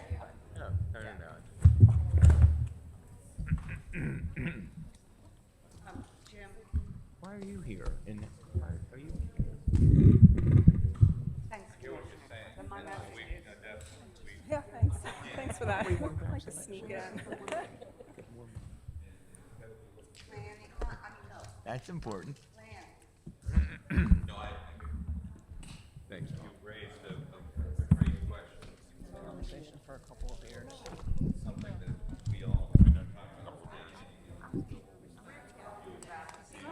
What is it?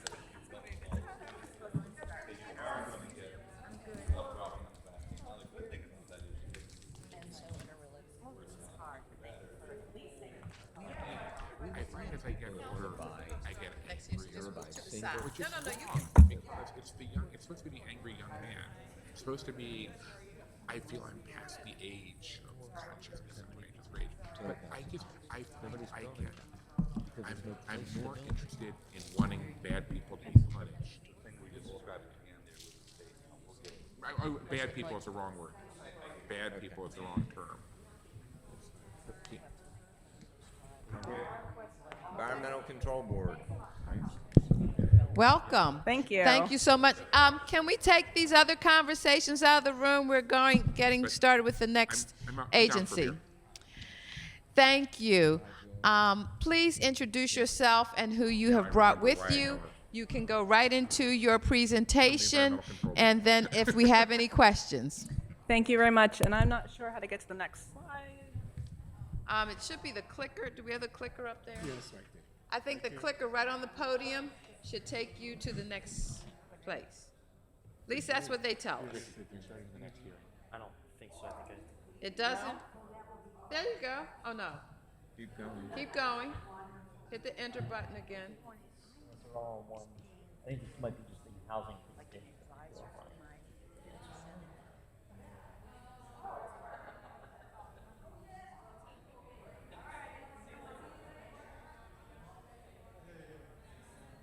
Andy, all There we these go. She wonderful got it. talents you have. You got it. There it is. Thank you very much. Good afternoon, ladies and gentlemen of City Council. My name is Rebecca Woods, and I'm the Executive Director of the Environmental Control Board. Thank you for the opportunity to appear before you to discuss ECB's proposed fiscal year 17 budget. The ECB is an administrative agency that offers respondents who have received an environmental citation the opportunity to contest the citation through a hearing process. As many of you know, the ECB has transformed over the last year and a half from a purely punitive emphasis to a comprehensive approach that also provides education, explanations, and solutions with the overall goal of behavior change. The ECB has conducted a complete overhaul of the hearing process, and we now have new hearing officers who have been trained in the ordinances covered by the agency, the policy behind those ordinances, and they have an understanding of the need for efficient and effective customer service. Our progress has been measured by anonymous surveys with questions tailored to our goals, and these surveys are completed by respondents who are present at the agency for a hearing. The surveys indicate that our hearing process is more fair, efficient, and palatable. The technology used in the hearing rooms has been completely updated and upgraded, and we are now able to stream evidentiary items from an iPad or a computer to a TV screen, which allows all parties to clearly see the evidence at the same time, which encourages better discussion. Upgraded recording equipment allows the ECB to share the audio files from those hearings electronically, enhancing our ability to respond to requests from respondents and also quickly prepare appeals to be heard by the board. The hearing officers utilize dual monitors to access multiple databases to ensure that a complete picture of the events is captured for the hearing. We have become as paperless as possible with the technological enhancements that I discussed. In an effort to make the hearing process more accessible, the ECB has begun to offer hearings by mail and hearings by phone for eligible violation types. The availability of these alternative forms of hearings will assist with the management of the increasing number of hearings requested. In line with the goal to change behavior, especially around trash-related issues, the ECB has added a diversion program, an educational component, as well as a community outreach component. The diversion program is offered to first-time offenders with trash-related violation. For those eligible, participation in the diversion program results in abatement of the fine imposed by the citation.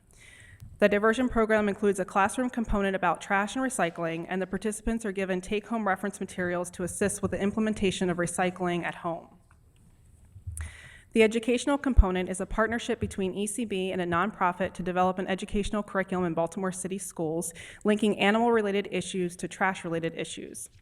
The lessons that have been developed so far have focused on the importance of recycling, anti-littering, anti-dumping, rat eradication, and cleaning up after pets. In fact, one of the first grade classes from Patterson Park Public Charter School was so impressed by what they learned about pet poo that they wrote letters to Councilman Kraft and they laid out what they learned. I saw some of the letters and they were really nice. The kids were really impressed. Overall, the lessons have been very well received, both by students and teachers. The teachers are really excited to have this information in their classroom.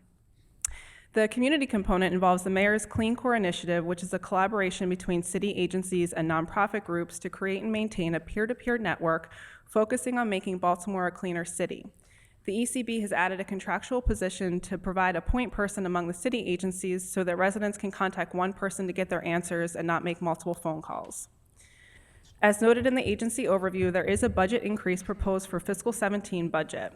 This budget change is a direct result of the increased workload caused by a rise in the number of citations issued, particularly by housing, and an increase in the number of respondents who engage in our process.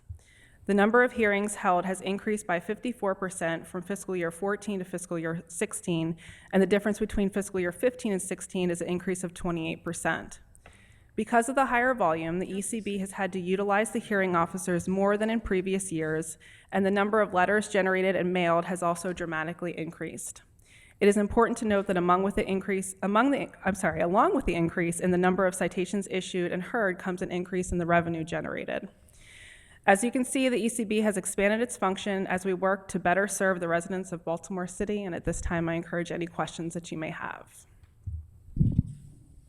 Thank you. The first question I have, this is an important function that the city provides, and you've shared information here in these few minutes that for the many calls that come in, we don't have that information. So when I have seniors who call up and, they got a citation, they don't understand why, to say, call or to connect them to the office to hear that they can do a hearing by phone. Absolutely. Is a great service because they're not on the internet, they're not, they have a phone and they call and they get a citation, they don't know what to do. So how is this information being communicated to the public at large? Because I will say the council people, we do not get this information about the expansion of how citizens can connect with the ECB to be better informed and equipped to deal with citations. So for the hearings by mail, as an immediate fix to the influx in the number of hearings requested, we've sent a letter back out with the hearing date information so that the respondent has the opportunity to participate by mail and not come in for their hearing date. At the hearings by phone, in the immediate, we're offering to people who need that service. So for instance, elderly individuals who cannot make it downtown to come into the hearing, we offer to set up that hearing by phone.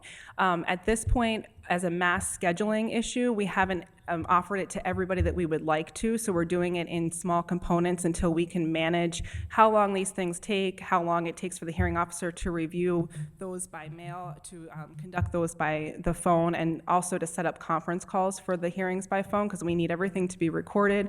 We have to preserve any evidence that's submitted.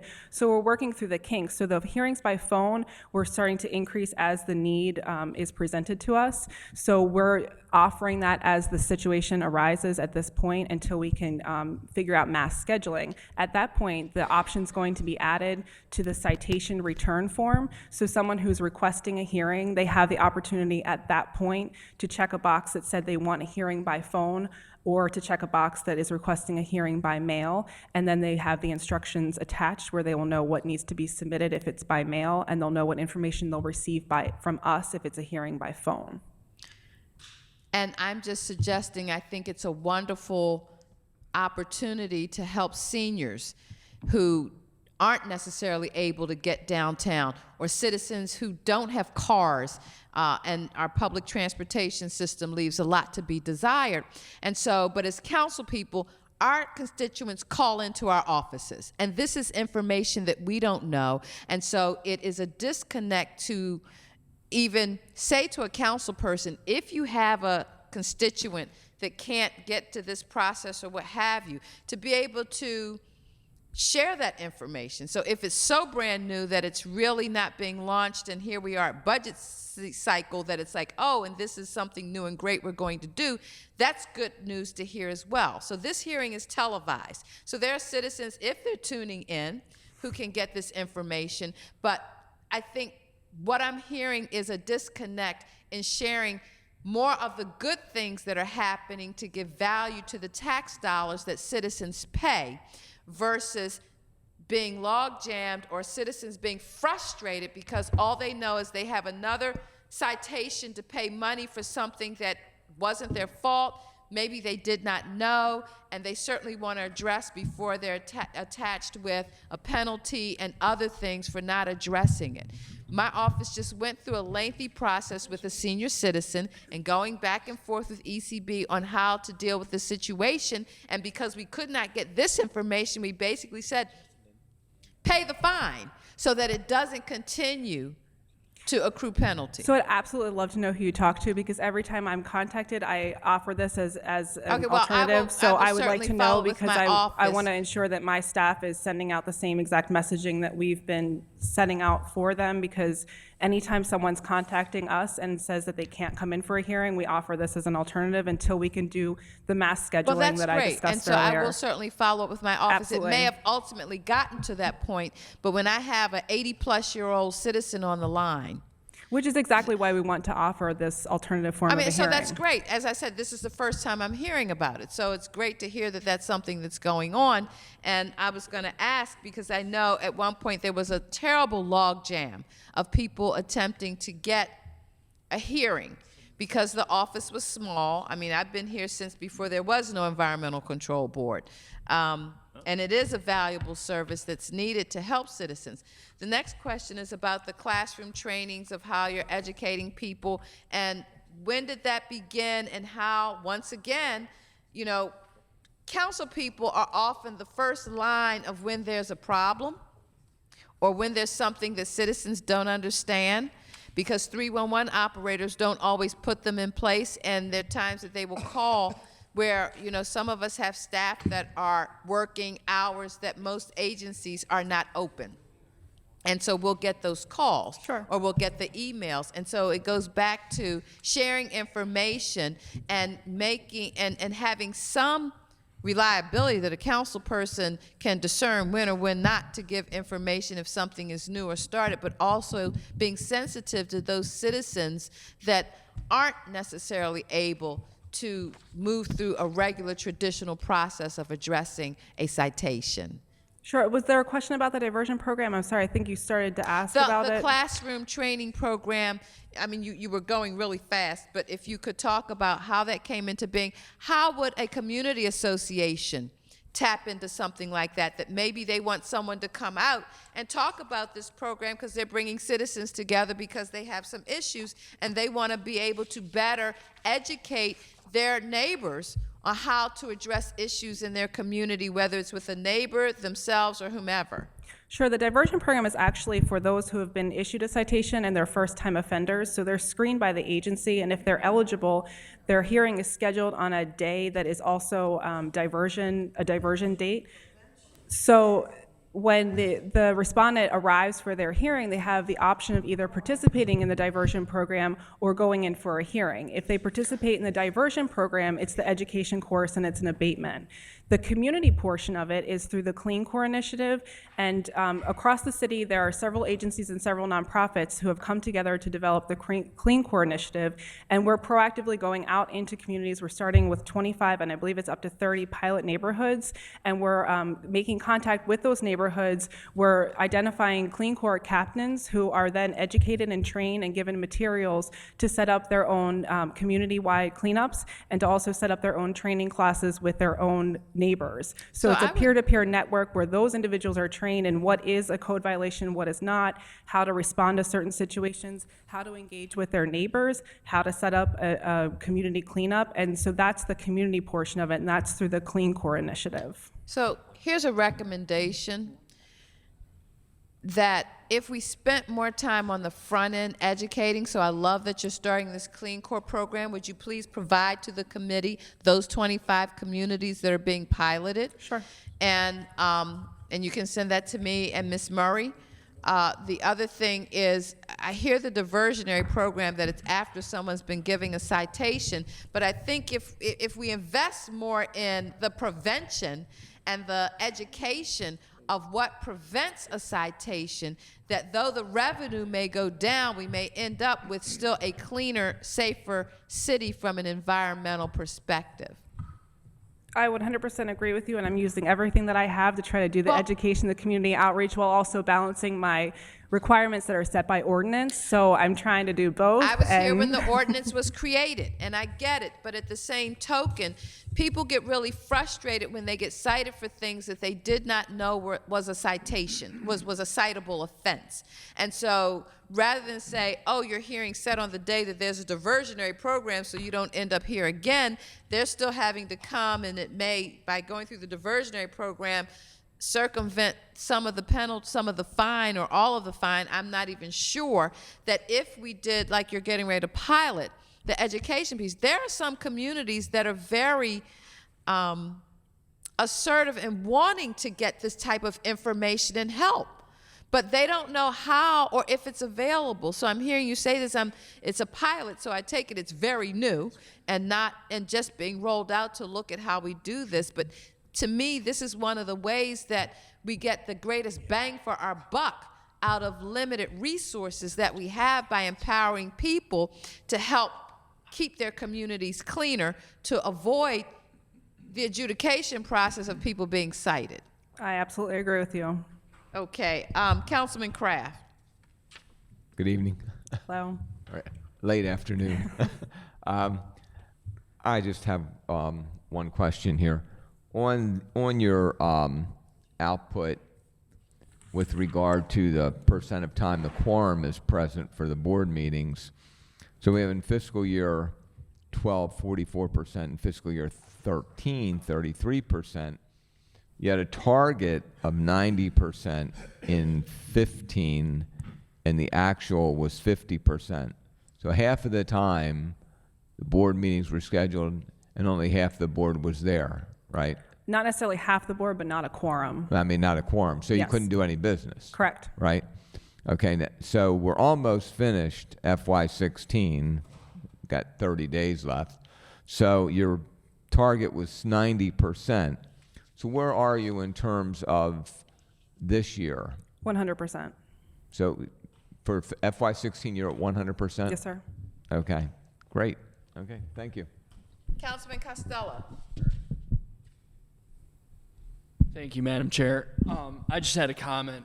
Rebecca, I just wanted to thank you. Every single time our office has an issue, you are right there to help us in a timely manner, and can't tell you how many people appreciate that. So thank you very much, and keep up the great work. Thanks. Thanks. Sure. That's it? That's it. Wonderful. Well, we will take a recess until 5:30, when we will come back with the Department of Public Works. Thank you so much for what you do. It sounds really exciting what's happening with the Environmental Control Board, and I love that we're actually moving in a direction of being proactive and not reactive to help reduce the angst and anger and frustration of citizens. I agree. Thank you.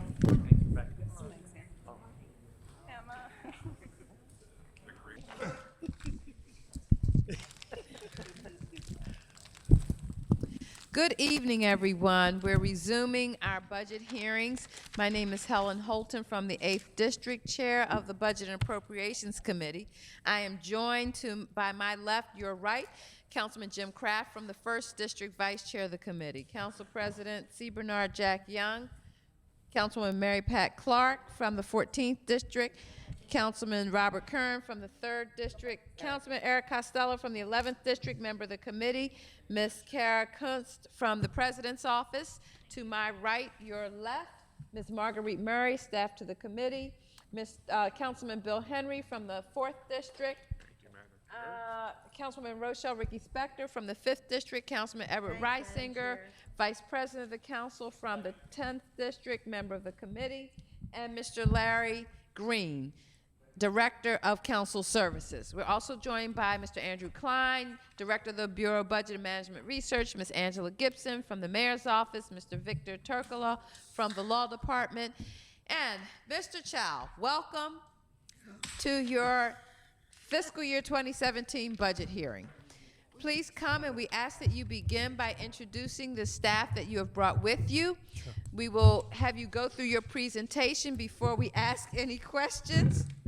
And that's just the first question.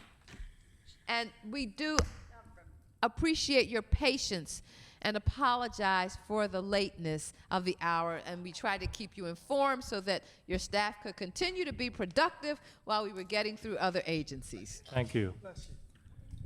Thank you. You may begin. Good evening, Chairwoman and Vice Chair and Council President and fellow council members. My name is Rudy Chow. I'm the Public Works Director, and let me just go through my team a little bit. And of course, we got the executive team plus additional support staffs and so on and all that. So let me start by introducing my deputy, Dale Thompson, and Valerie Kuma, who is the bureau head for solid waste, and Kamazi Vines, who is the bureau head for Water and Wastewater Bureau, R. Shapiro, who is the chief of engineer and construction, Ms. Madeline Driscoll is the chief of the asset management office, and Alan Robinson, who is the chief of strategy and performance. Dana Cooper is the chief of legal and regulatory affairs. And of course, Ms. Collins, everyone knows, she is the chief of legislative affairs. And Kim Grove, who is the chief of compliance and laboratory. And Ben Mealy, who is the chief of fiscal office. And of course, Mr. Ted Edward, who is the chief of sustainable energy. And besides these direct reports, of course, Shantae, where are you? How can I miss the lady in red? You know, Shantae, who is the chief of special projects. So besides them, I have a number of staff from the fiscal office as well as from other offices to support the questions, the tough questions that you're going to be posing to me. I'm going to need all the help I can get. So let me just start by saying, in Public Works, that in the last year or so, we have refined our vision and our mission to support basically the health and environment economy of our city and the region by providing customers with safe drinking water and keeping neighborhoods and waterways clean.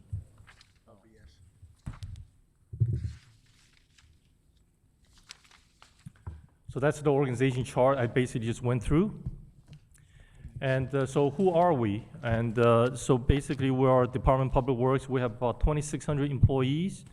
We provide water and wastewater services to the region besides the city, as well as the solid waste, trash collection, recycling, street sweeping, among many other sanitation-related responsibility. And in about a year plus ago, the department also added the energy office to the department. So that is the new addition to the family here. So I will go through the slides fairly quickly, and then so we'll save as much time for your questions and answer. And of course, our challenges is this is something that you've been hearing over and over, and our aging infrastructure, and of course, us shifting from into a more proactive, preventive maintenance strategy, which basically reduce the risks, operational risks, and of course, meet a number of environmental mandates. These mandates is related to Clean Water Act, Safe Drinking Water Act, or the MS4, which is our stormwater permit. And of course, most importantly, is to keep mindful of the level of services to our citizens and without burdening them with extreme costs. So where are we going? We basically want to be the best in terms of the public works arena. And of course, a number of things that we are proud of ourselves is innovation, the public health, environmental protection, as well as the customer service. All these areas are something that we're focusing on and is working very hard and try to improve ourselves so we can reach that goal. Of course, how do we get there? One would think you need a strategic plan. You need to have a very clear vision of where you are going. From that vision, we lead to what we call a strategic plan. The plan will lead, basically, is the roadmap for us, leading us to that success. From the plan will lead to actionable items, which are the stuff that we carry out on a day-to-day basis. So I'm very quickly going to the service number 660, which is the Solid Waste Administration.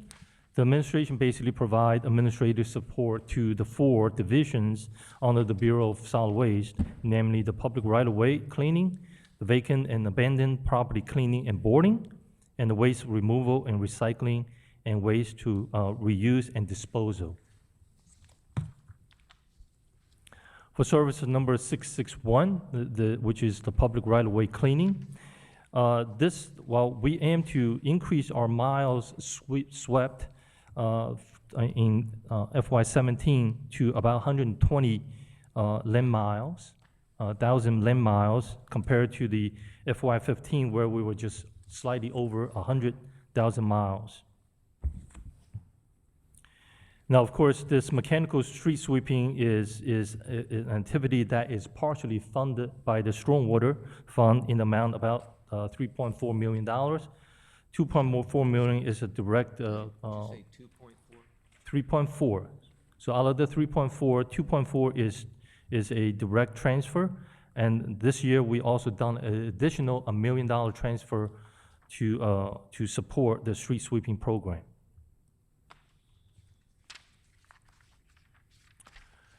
For service number 662, this is something that we're focusing on, basically the vacant abandoned properties, particularly in the area of rat control activities. As you all know, that we increased it, or we changed our methods of rat abatement to a proactive strategy from the previous, where it is being basically based on 311 calls, to a methodology where we basically try to abate any active barrel as we see them. So in a proactive stance. So our plans is to abate in approximately 50,000 barrels in FY17.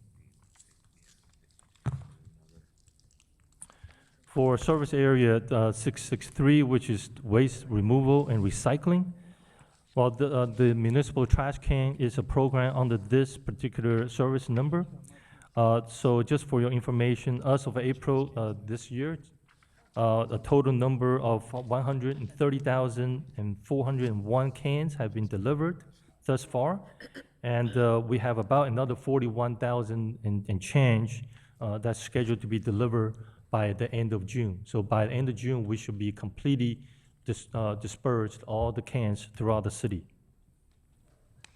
And of course, this standard-sized with the lid is expected as part of our overall strategy to clean up the city. It's a vital link in terms of reducing the rat activities within the city and basically remove the food source from the rats.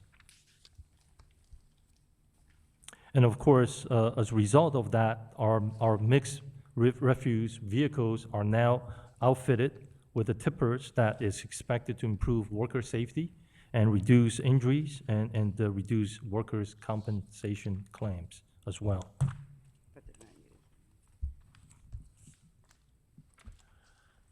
So for area service number 664, which is waste reuse and disposal, in the FY17 budget that we included new activity for single streams recycling.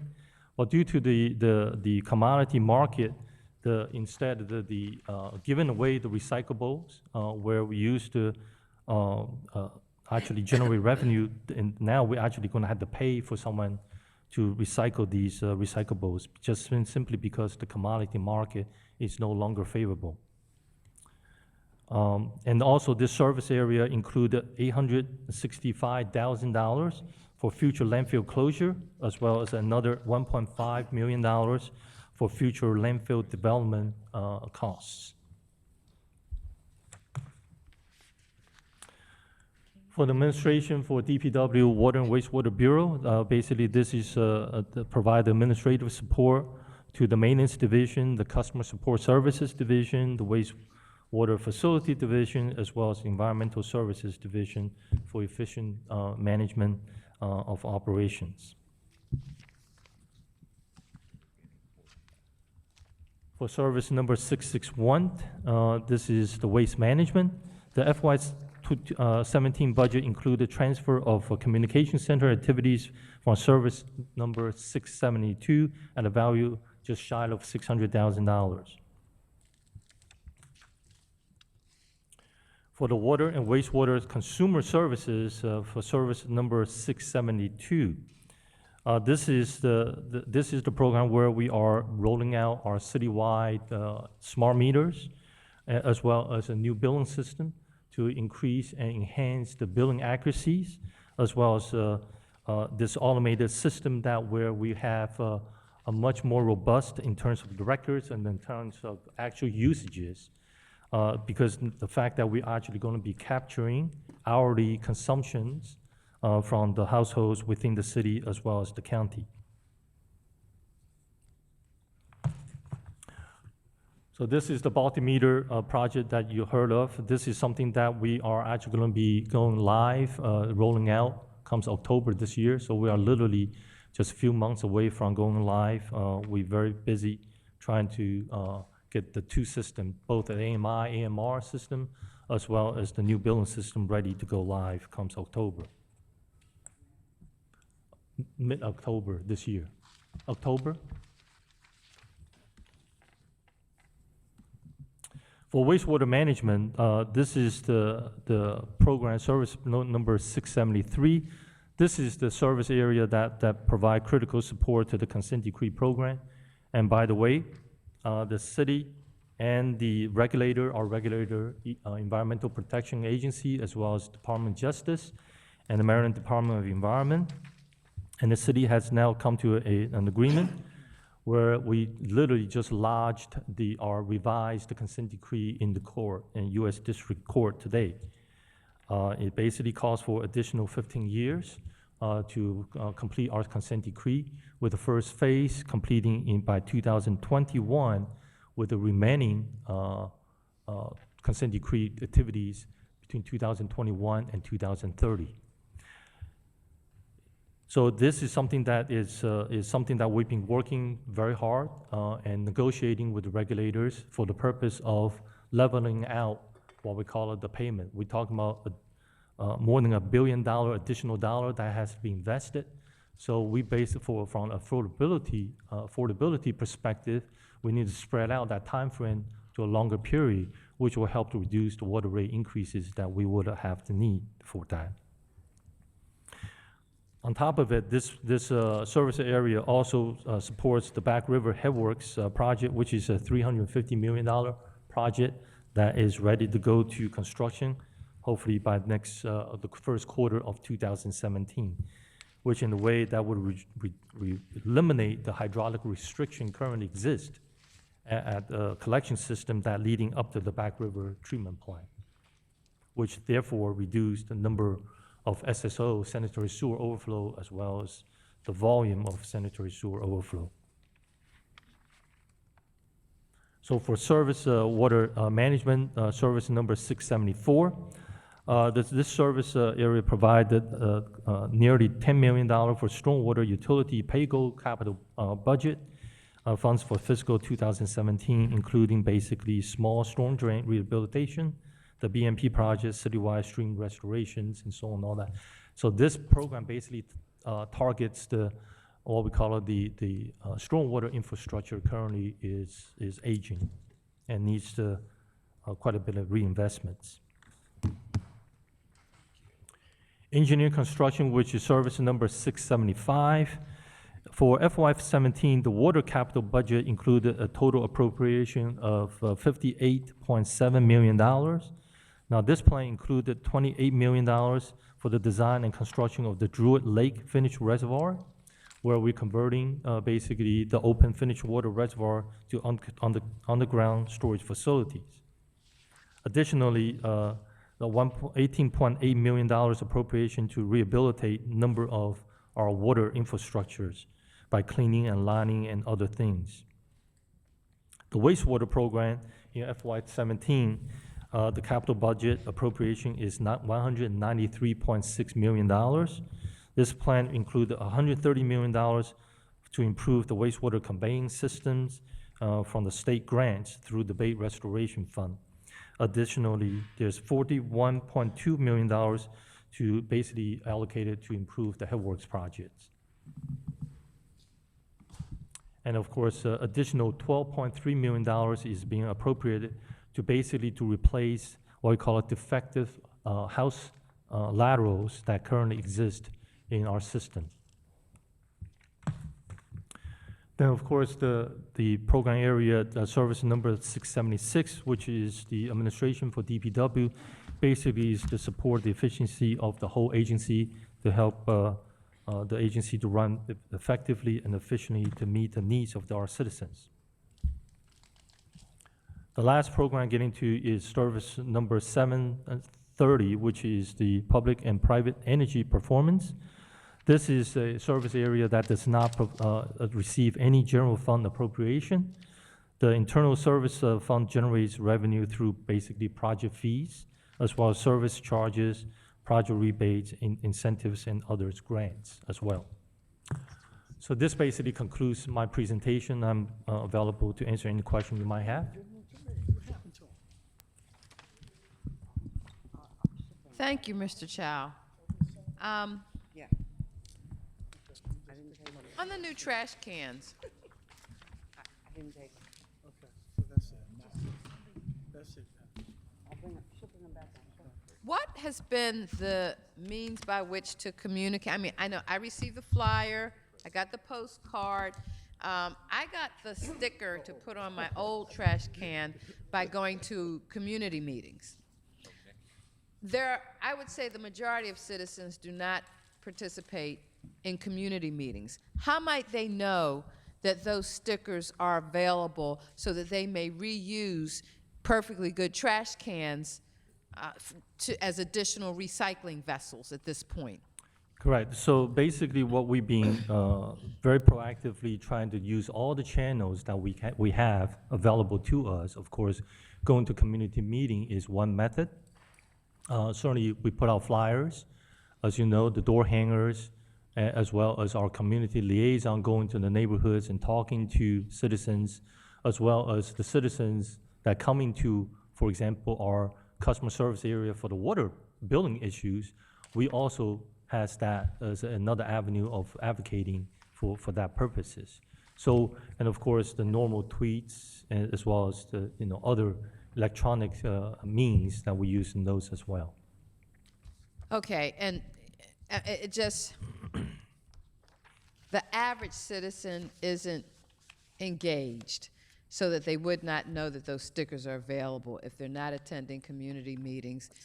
So I'm just wondering, because I'm sure there was quite an expense, and I'd like to know what was the expense to get people to understand that after you get this can from the city, here's what you can do with your perfectly good trash can. Because there are a lot of people who had perfectly good trash cans before we went to the program that we have now. Correct.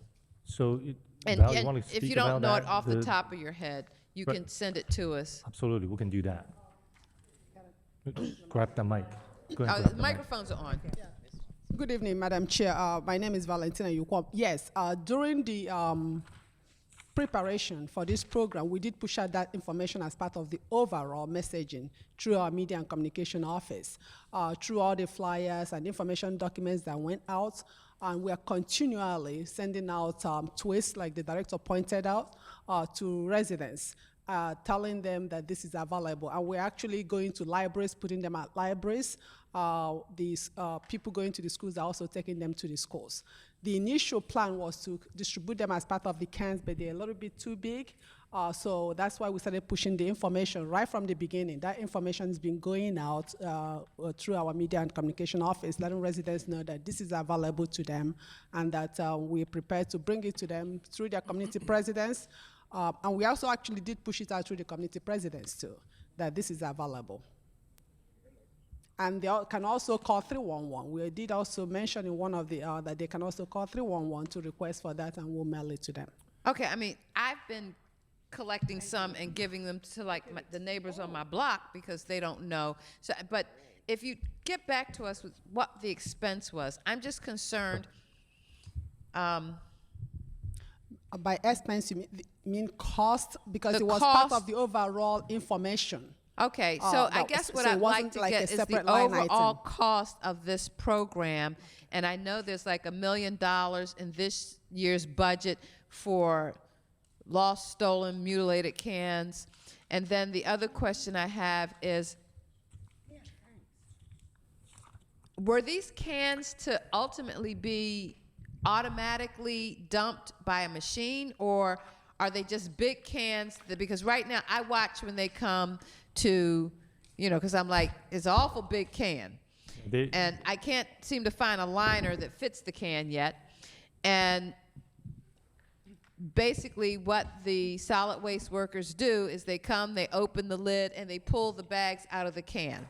Well, and this so is- I'm not sure how people are supposed to be using them, if you have a little bit or you have a lot. I mean, my regular can was one that I had drum liners that fit the can. So I could either close that up and they could take the whole bag, or if I had bags in there. But this can is so big, it's big. Well, it's intended for multiple bags. I mean, so basically you can use smaller trash bags, and basically, that's basically is the holding vessel for people to dispose the Right, trash. but it's a large can, and the question is, just like you have people who don't seal smaller bags with the other cans, the cans were a size that solid waste workers could pick the can up and dump it into the truck. My concern is if people are just putting their trash in the can, how is the trash getting from the can into the garbage truck that's going to address the issue of reducing the rat population? Because if you don't have good habits of how you dispose of your trash with the old cans, now you have a bigger can that's heavier, that can hold more, and if you're just going to fill it with more trash because you don't recycle in things, but you're not putting them in sealed bags, are we really addressing the problem that we set out to address? The SOP, Standard Operating Procedure for the residents, let's start with the residents. They are not supposed to put loose trash in the trash cans. They're supposed to put trash in a trash bag and put it in the trash can. The SOP for collection, that is why the director pointed out at the beginning of the presentation that we put lifters, because these are 65-gallon cans. The standard operating, our crews have been trained, is for them to take the can, take it to the tipper, and tip it over, so that it empties everything in the can, and it's also safe for them. It prevents injury. However, we've gotten complaints from residents, as you've pointed out, that our crews come, instead of using the tipper. That's right. That they just I the watch old ways, them every take out week the since trash we- bags. They take the lid off and they pull the bags out of the can and put them into the truck. Yeah, that is not the correct procedure. That's why we have the tippers. First, for injury purposes, it's not safe for them to do that. To do it that way. The best way to do it, and the effective way to do it, and the correct way to do it is to drag the can, set it to the tipper, and flip it over, and so everything empties, and it helps them too, health-wise. However, this it's a work in progress, like every program that we begin. So we are continually putting out that information to our crews, letting them know that it's not just a corrective way to do it, it's also for their own safety.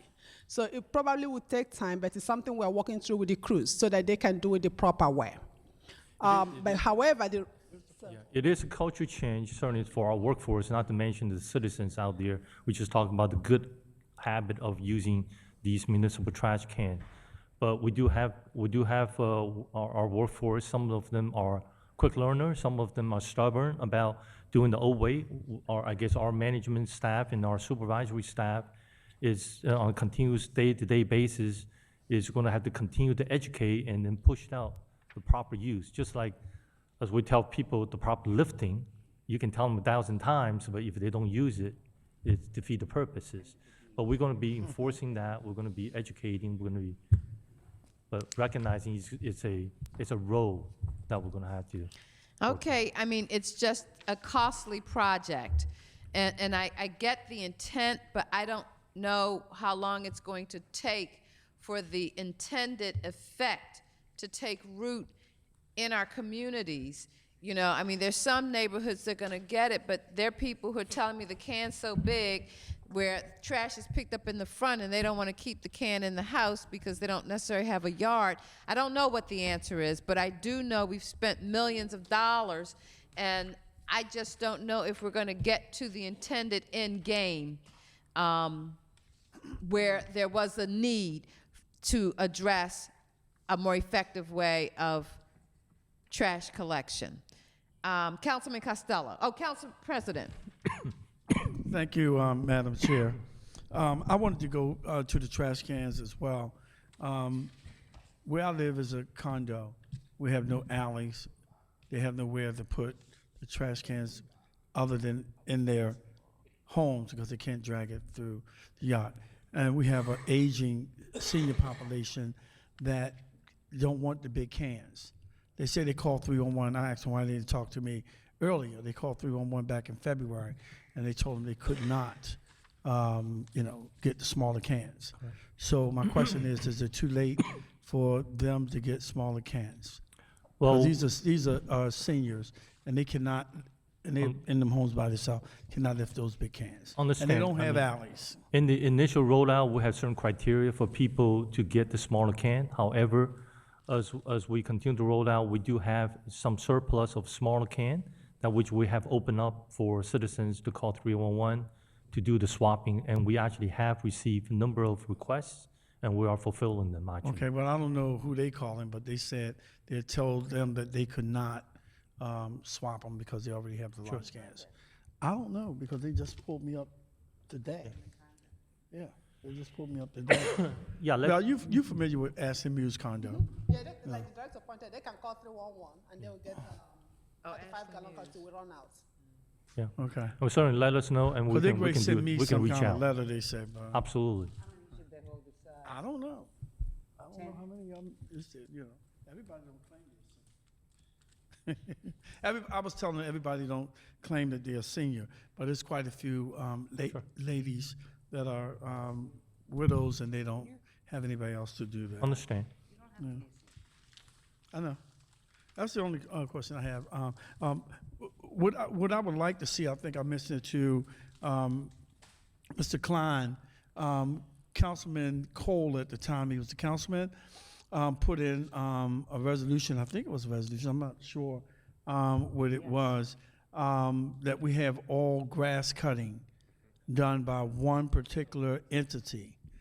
And we want to pursue that because we feel that if there's one particular entity that does that, and Val does a great job of when we call her to get it done, but I think we need to set up one, because people still call housing, they still call you guys, they call transportation, and the median strips look like crap, and I'll tell them when they come in here. We need one agency, whether we create that as the what they call it, the maintenance agency of the city government that's responsible for grass cutting all over the city. We need to do that. And I already told Mr. Klein to look at that because the people can call one number instead of trying to get all these different agencies that have different responsibilities for grass cutting and other things. Because it would drive me crazy if I was you, Val. Everybody calling you, and housing got to have to give a right of entry and all that. And I said to housing, if we create this agency, because I'm going to talk to the future mayor about this, and this is going to be one of my priorities, that the housing department need to give that department the right of entry to go and do what they need to do instead of going through all this bureaucratic bullshit. I mean, I didn't say that, I'm sorry. I do apologize didn't if say the anything. listening I didn't audience hear heard it. that. Okay, unnecessary BS, with the red tape of having to wait for right of entry before you can go in and clean and board and all that. You guys should have that right of entry and should not be delayed by another city agency, which is the city. People don't distinguish against, what agency is which. They look at us as the city. So that's what I'm looking for. And I'd like to know your thoughts on that. You're not going to receive any opposing view from me, certainly. It is very bureaucratic from our end perspective. As you know, we are at the end of the sort of the action line, right? We are the one out there actually doing the work. But this goes in the heart of, if you recall, we were trying to do proactive mowing, where we have a schedule, regardless the height of the grass. Basically do it on a regular schedule of some sort. We never really had an opportunity to succeed, just because there are a number of codes that is hampering us or staying our way, as well as the current code requires citation be issued, and then by the time it gets to us, of course, if it's a private entity, you got to give them at least 10 days to see if they will mow the lawn themselves. So by the time it comes to us, the grass is extremely high already. And from the perspective of citizens, we are always the one get blamed, Right. because we are the one out there going cutting as we're not doing our job. So you're not going to get any kind of opposing views from me. That I think is a good idea. If you want accountability, have one person be accountable. Don't spread out the accountability. It makes it a little bit harder to operate that way. Okay, that's all I have, because I think Thank you. Department of Public Works do a very thorough and good job. At least when I call, all of them do a great job. And not just me, my staff call, and they're very responsive. The only thing we don't like is water increases. Councilman Costello. Thank you, Madam Chair. Director, your folks are fantastic. Val, Kamasi, Marsha, Kristen, Art, everyone. I really appreciate everything you guys do. First question is, can you briefly summarize the agreement that was announced today with respect to the consent decree, and just comment on whether or not you believe it was a good deal for the city, if the city got what it needed out of that? Absolutely. From my personal perspective, and certainly from the department and the city, I think it's a huge win for the city. Where we were facing is basically a old infrastructure that was built more than a century ago. We have very little records of such. Of course, we enter into consent decree, and generally, an entity that enter into a consent decree is because the entity isn't doing their job. Unfortunately, that's where we were. That's why 2002, federal government had to step in and tell us, eliminate all these sanitary sewer overflow. And of course, for the last 14 years, we've been working very hard and try to, one, to understand the infrastructure that we have, because we don't have very good records. We don't know the current status, the condition of it. So we spend quite a number of years of analyzing and studying and understanding what we have on the ground, since we can't see them. We don't have X-ray vision to do that. So a number of years are spent on that. And of course, the last 5 years or so, we spent a lot of time basically talking about modifying the approach. Where the consent decree, remember our consent decree back in 2002, we were probably the very first in the country that received a consent decree. As the first one out of the gate, they never get it right. So in our case, they got it wrong. So one of the requirements they asked us to do was to close down what we call it, all these structure overflow locations. It's like a pressure relief valve. When the system is overwhelmed, you need to have a place to surcharge. And that's what the system was built for. But the consent decree basically requires us to close those off right away, starting at 2002. So we spent quite a bit of money to do that. As a result, where we have not cleaned our system, we have not repaired broken pipes or cracked pipes, and the fact that we didn't increase our hydraulic capacity, what we end up doing is spreading out all these surcharges, not through these designated location. It went to pretty much everybody's back basement throughout the city, because it depends where the surcharge are, and of course that's one factor. Other factor is getting to the citizens' habit. People think it's okay to dump grease in the drain, right? Turn the hot water on, the grease goes away, it looks like nothing happened. But the reality, when that grease travels in the sewer line miles down the road, when it cools down, it solidifies. And more grease build up on top of grease, and over time, it becomes a clog in the system. So we didn't have a preventive maintenance program in place in the past. This new revised CD, basically spelled out what we have to do. So every 7 years, we're gonna have to clean and CCTV any pipe that is greater than 8 inch. But the key to this consent decree is, like I said earlier, is the affordability issue. We're not a rich city, and every time we come in front the board to ask for rate increases, I mean, it pains us when we ask for rate increases. However, because the lack of investments in the past led us to where we are today.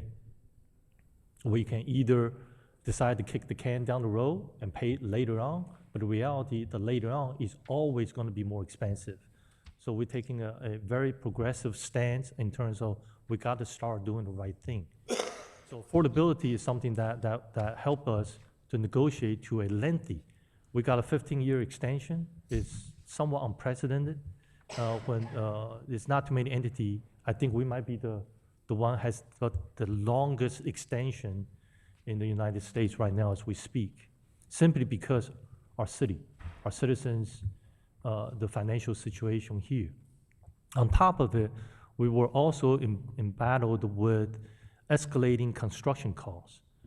Many cities around this area, up and down the East Coast, Philadelphia, New York, DC, and everybody is all on the consent decree. So we all had to do these constructions, supply and demand. When there's a huge demand, supply is staying constant. The unit pricing has been creeping up. So that means we're spending more money for the same outcome of work. So spreading out this work will help us to manage that workload in a much more manageable manner, rather than competing with, say, DC and or Philadelphia for those contractors. Contractor is going to go to whatever the city pays him the highest. And we shouldn't basically paying just for the sake of paying. So I think the CD revised CD is a great deal for the city. But of course, many people will be asking, wow, 15 more years, that's a long time. But reality is that we didn't get to where we are today over time. It basically is more than a century of misuse, abuse, gotten our waterway to where we are today, and the lack of investments and so on and all that. So this is a very methodical, very systematic to manage the resources that we have. Basically, besides the wastewater system, we also have 4,000 miles of water lines. The key is stay out of consent decree for the water system. So we now beginning to reinvest into replacing our water mains and all that, just so we can stay one step ahead of the regulators, saying, you're not doing your job, so we're going to tell you how you're going to do your job. And that's so I think it's a great deal for us as a city.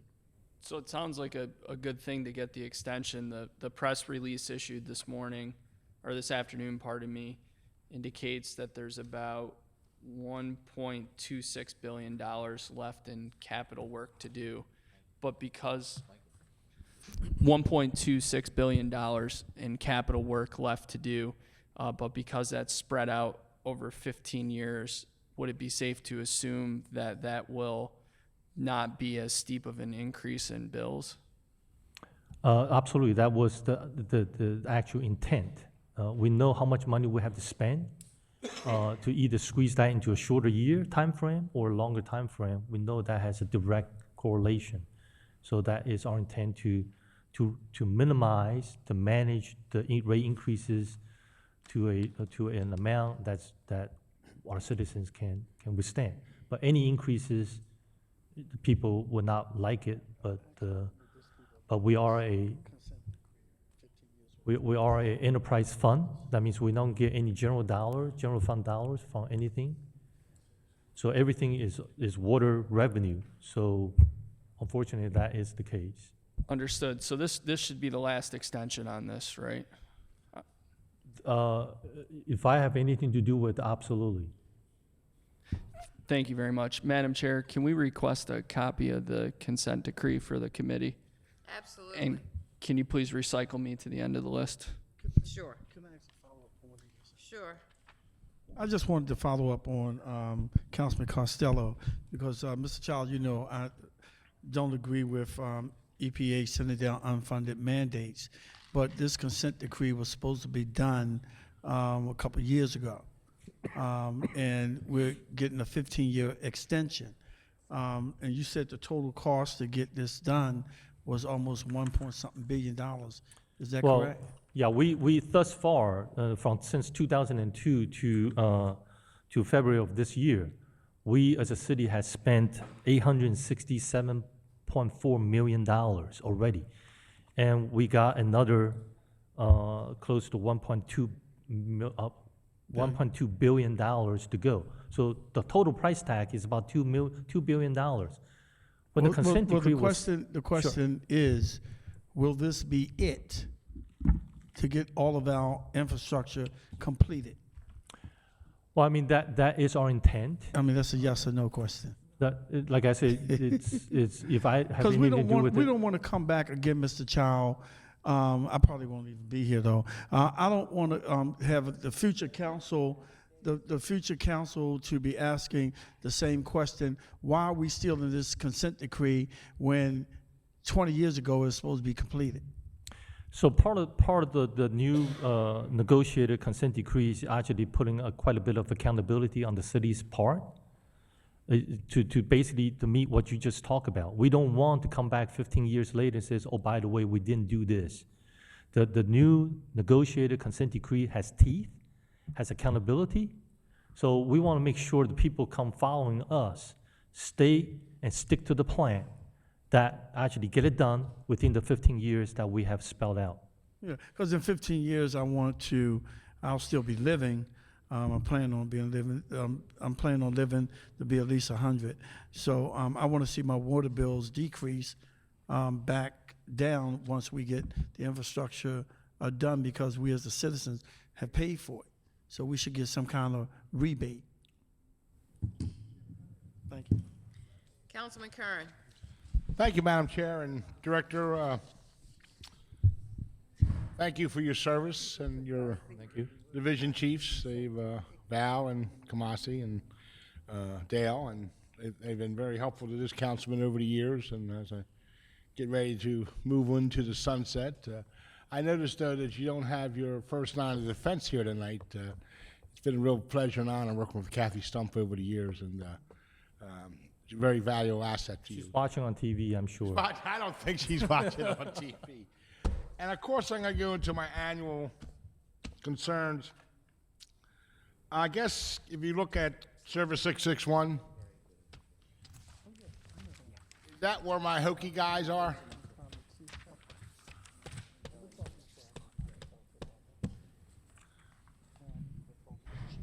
What was your question? Is that where my hokey guys are? Yes. Yeah. Is that under Activity 8? Nodding her head, so it's yes. Is that under Activity 8, cleaning the business districts? Right, sir. And why are you receiving a $67,000 reduction in this year's request from last year? To answer it, Go ahead. it doesn't affect your hook. Use the mic. The reduction does not affect your hockey man. What is the reduction? Just I believe the particular line that the reduction you're talking about has to do with other activities, but not in the hockey area. no bodies. No bodies are lost. So Harper Road will still stay clean. Correct, sir. Thank you. Until you're gone. One other, I'm going to switch gears right now to the FOG program. Is the FOG program in any of these activities? Director? You're talking about FOG, right, fog? Right, fats, oil, and greases. Right, that is under the wastewater, the wastewater management. What activity is that, Director? I mean, what service? I want to make sure it's the right one. 674?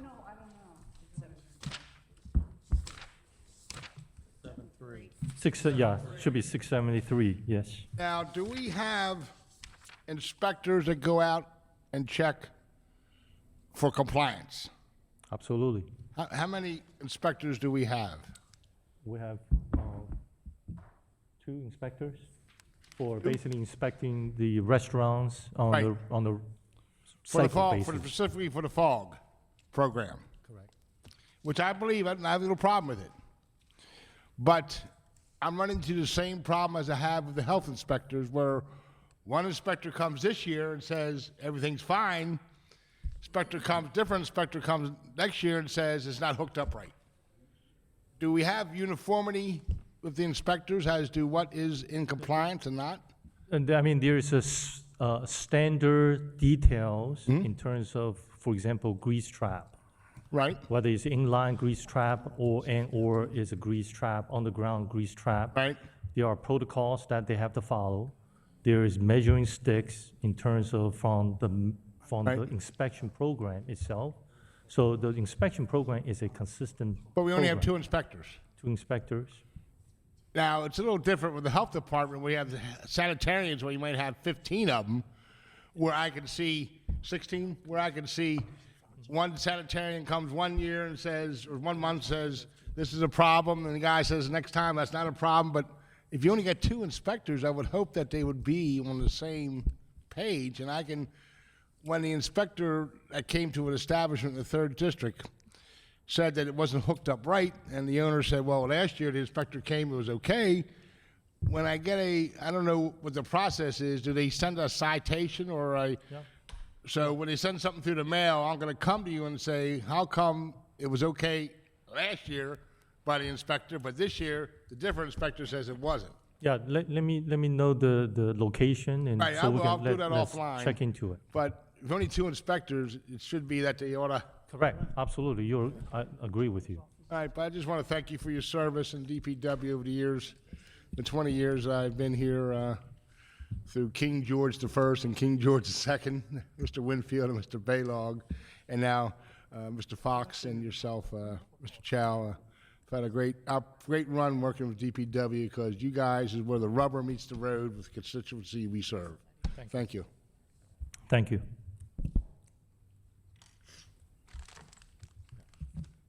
Councilman Scott? Thank you, Madam Chair, and thank you, Mr. Chow. As my colleagues have stated earlier, you have some of the finest city workers working with you, Ms. Val, Kumasi, Art, Mr. Galloway. Those folks are always answering our emails and phone calls and text messages way into the wee hours of the night. So we appreciate all of your service, and of course, Ms. Collins, who we see on a daily basis. I want to talk about Service 661. Public right-of-way cleaning a little differently than my colleague to my west. So in your presentation on page 4, you talk about output is the number of miles swept in the street sweeping program.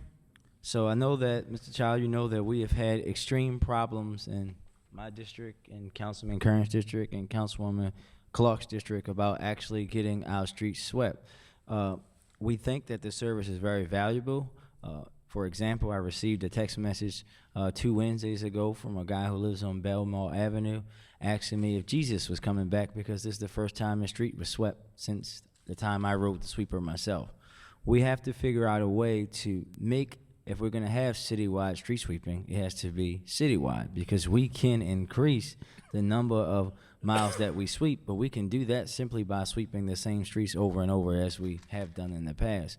What kind of processes are we putting in place to make sure that the drivers are actually doing their routes? And I would offer that some of the routes, including the ones that I've ridden along on in my district, are just too big to do in a day.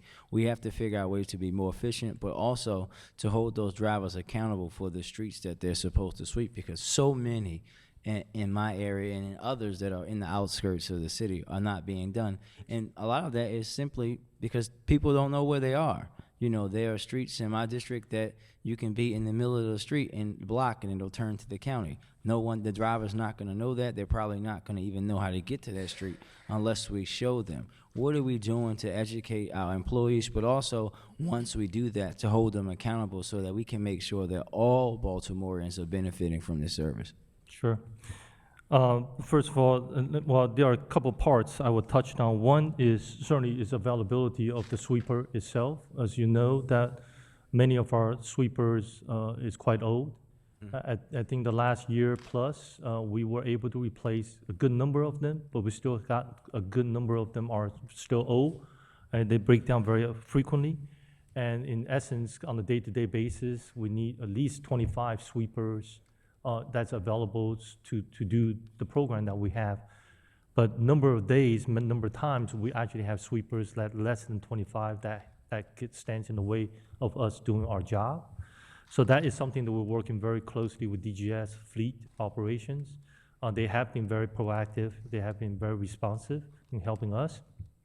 But of course, in the coming years, as once all the sweepers are rotated out, where newer models are coming in, we're going to be able to provide better service from a mechanical perspective.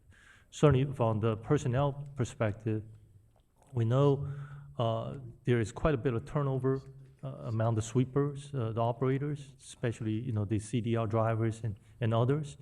So any new one comes in, we got to retrain them and so on and all that. So internally, we have been working on a program, and we still have some ways to go, which is try to customize some sort of GPS route using a smart device. We haven't been able to do that to the level that we want it to be. So basically, we hire somebody, comes in with CDL driver, who literally says, this is how you operate the machine. Then we can send them on the road because the GPS should tell them the turn by turn the instructions. We're not quite there yet, but that is something that we're working on, try to take the human factor out. So not to mention, will give us better accountability to see exactly what they did, that they followed the routes and so on and all that, just to bring better accountability. But the turnover is something that is problematic for us on top of the mechanical issues. But we are continuing to work on that as well. Just to follow up on that, because I agree with you that we should be doing it in a digital fashion, but there still is an element of human error or human element in that, because we know with a smartphone GPS, it's going to be still tough to make sure that they did the turn by turn without having an actual GPS tracker on the truck that you can go through each street to do that. But also, and more importantly, how are we going to have supervisors going out to look and see what they've done, and even to the point where, for example, in my case, we did that, where Mr. Chalmers, who is great, and I said, look, this is a block. This is an area that has not been touched since we did it. And I broke it down the map and literally drew it in there myself, and he provided it to them, and we still had the same problem because for whatever reason.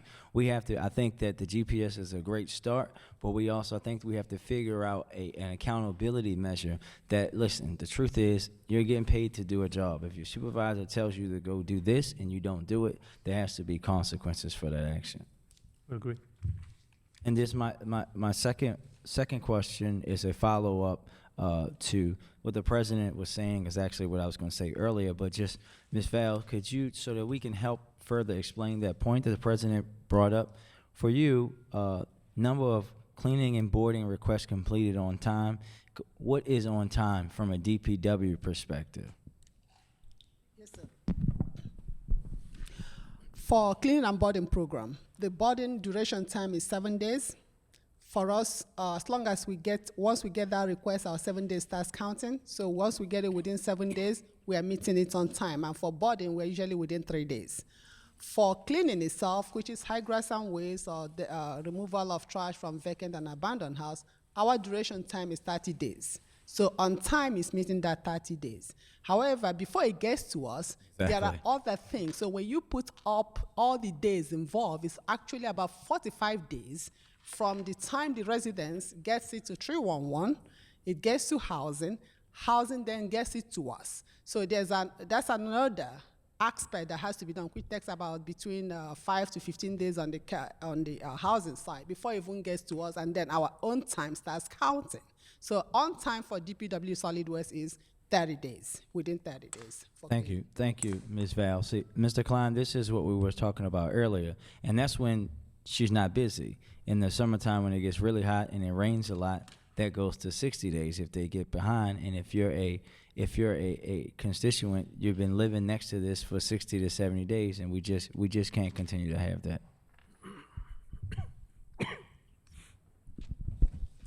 Thank you. Just a quick follow-up. You mentioned, Mr. Chow, there was a high turnover of CDL drivers. What do you attribute that high turnover to? Have you? Partially is I would say the pay is an issue. I mean, CDL driver is a very precious commodity. Mm-hmm. That's the reality. And we need these drivers, but the reality is everybody else needs CDL drivers if they offer better salary and others. They go wherever the highest bidder is, and that's a contributing factor as well. Definitely. So have we strategically looked at what we can do to reduce the high turnover? Because the time you spend getting in a new driver, training them, getting acclimated to what the job is, if they're leaving to go for the next highest paycheck, I mean, we do need them. Mm-hmm. Have we looked at what it will take to keep them to reduce that turnover? Absolutely. I mean, this is something that we've been working with DHR on towards, basically looking at number of classifications, the pay, is it market rate? You know, the city's salary has been on the low side compared to the market as a whole. But that, you know, that this is the citywide issue, other than just us. But that is something that we're very much focusing on and talking to DHR on a regular basis. Maybe we should be talking more to finance. We have been as well. Okay, thank you. Councilman Kraft? Good evening, Mr. Chow. So I will sing in the same chorus with everyone else, and thank you all for all the good work you do. I really believe, I just said this to the president a minute ago, that you guys set the standard for city government. If every department performed as you do on a regular basis, you know, we'd all sleep a lot better. And really, I can't say enough good things about your folks and how they deliver regularly. So thank you very much. I want to go to stormwater. First of all, as you know, we have this hearing next week on stormwater, and I just want to remind you there are a lot of things that are on that list, a lot of information that's requested next week. And I know we anticipate there are going to be a lot of people here from a lot of different organizations.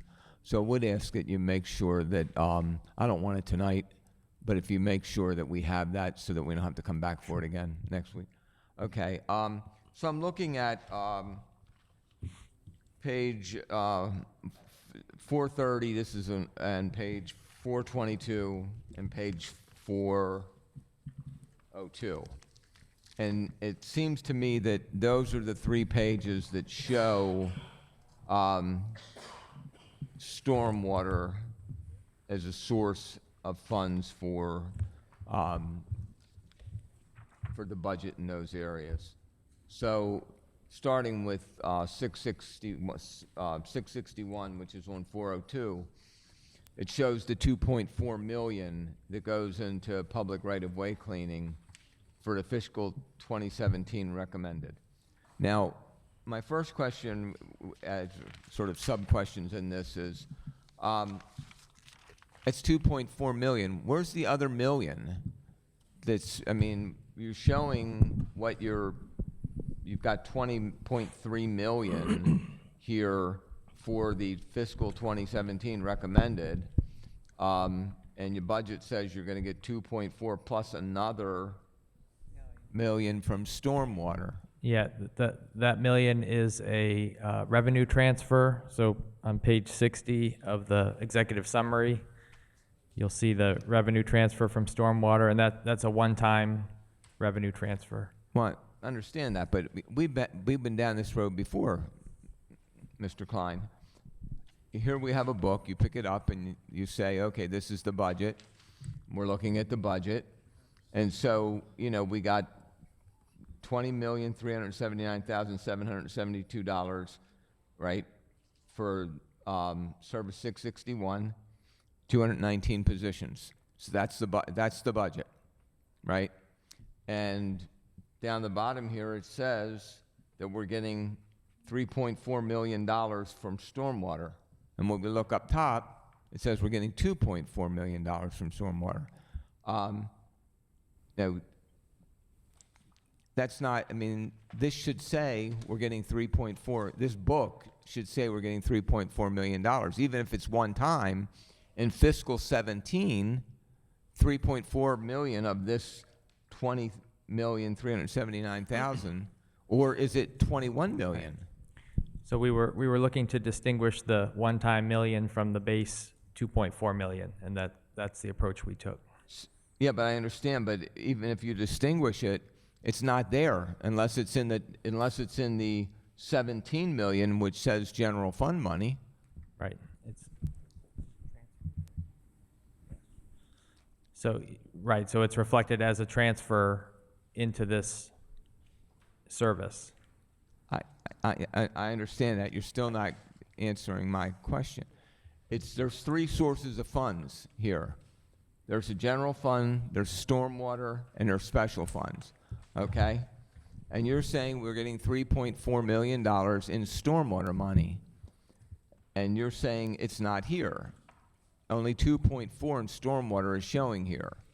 Okay? This is page 402. Mm-hmm. All right? So you got 17.3 million out of the general fund, and you got $500,000 out of the special fund. All right? Now, my question remains is, in this $20.3 million is the $1 million. It's in there, right? Or is it another? Is that number $21 million rather than $20 million? The million goes to general fund revenue. Okay, so that million. So it's helping to balance the budget. So it's showing it in that 17.3 million is actually $1 million of stormwater money. Yeah.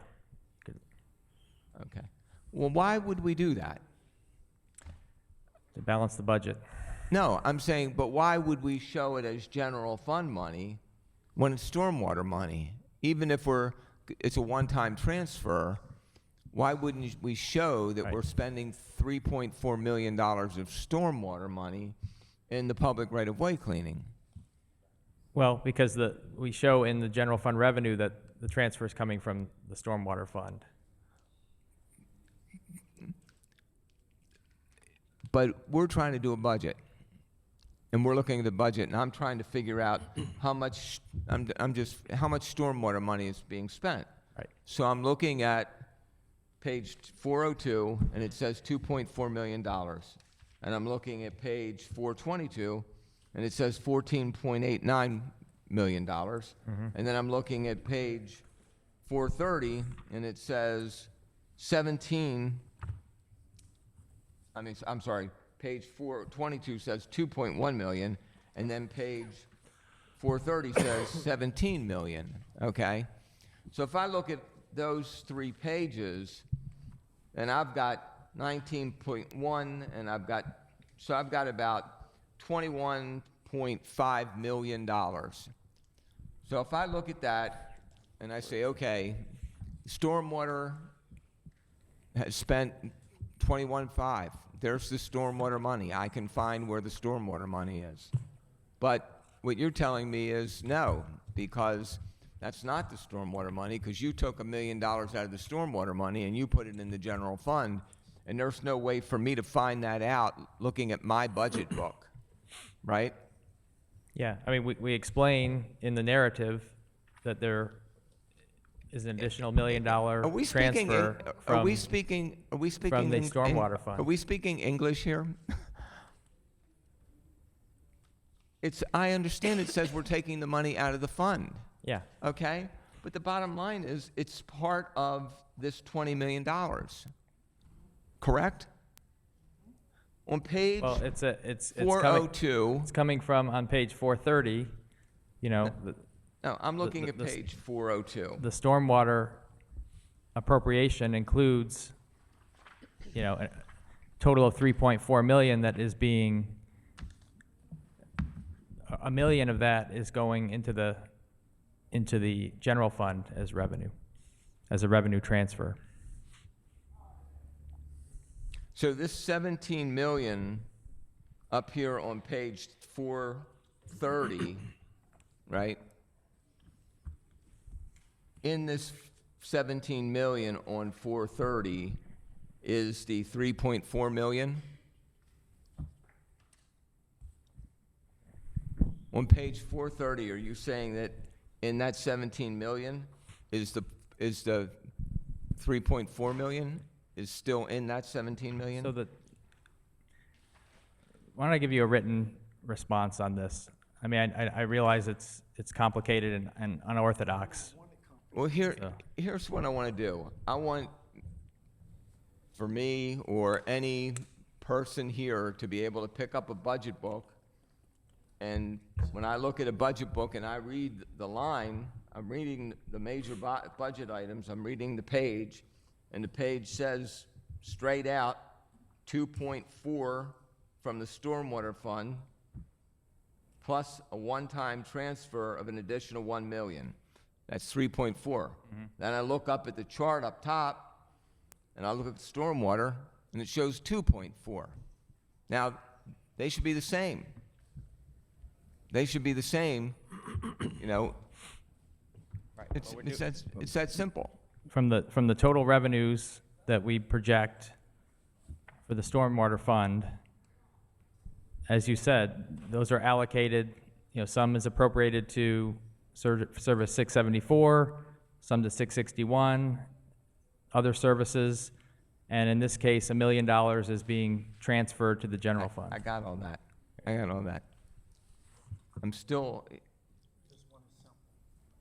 I just wanted to show, if it says that $3.4 million of stormwater is being spent in Service 661, then I wanted to show that $3.4 million of stormwater is being spent in 661, not 17.3 million in the general fund when $1 million of that is stormwater money. Or I want an asterisk next to the 17 million that says asterisk down here, footnote number 1, the $1 million of stormwater money is not in the stormwater line. It is included in this 17 million. Because then a simple person like myself can look at that and say, oh, okay, there's my $3.4 million from stormwater. Right. And I can do it.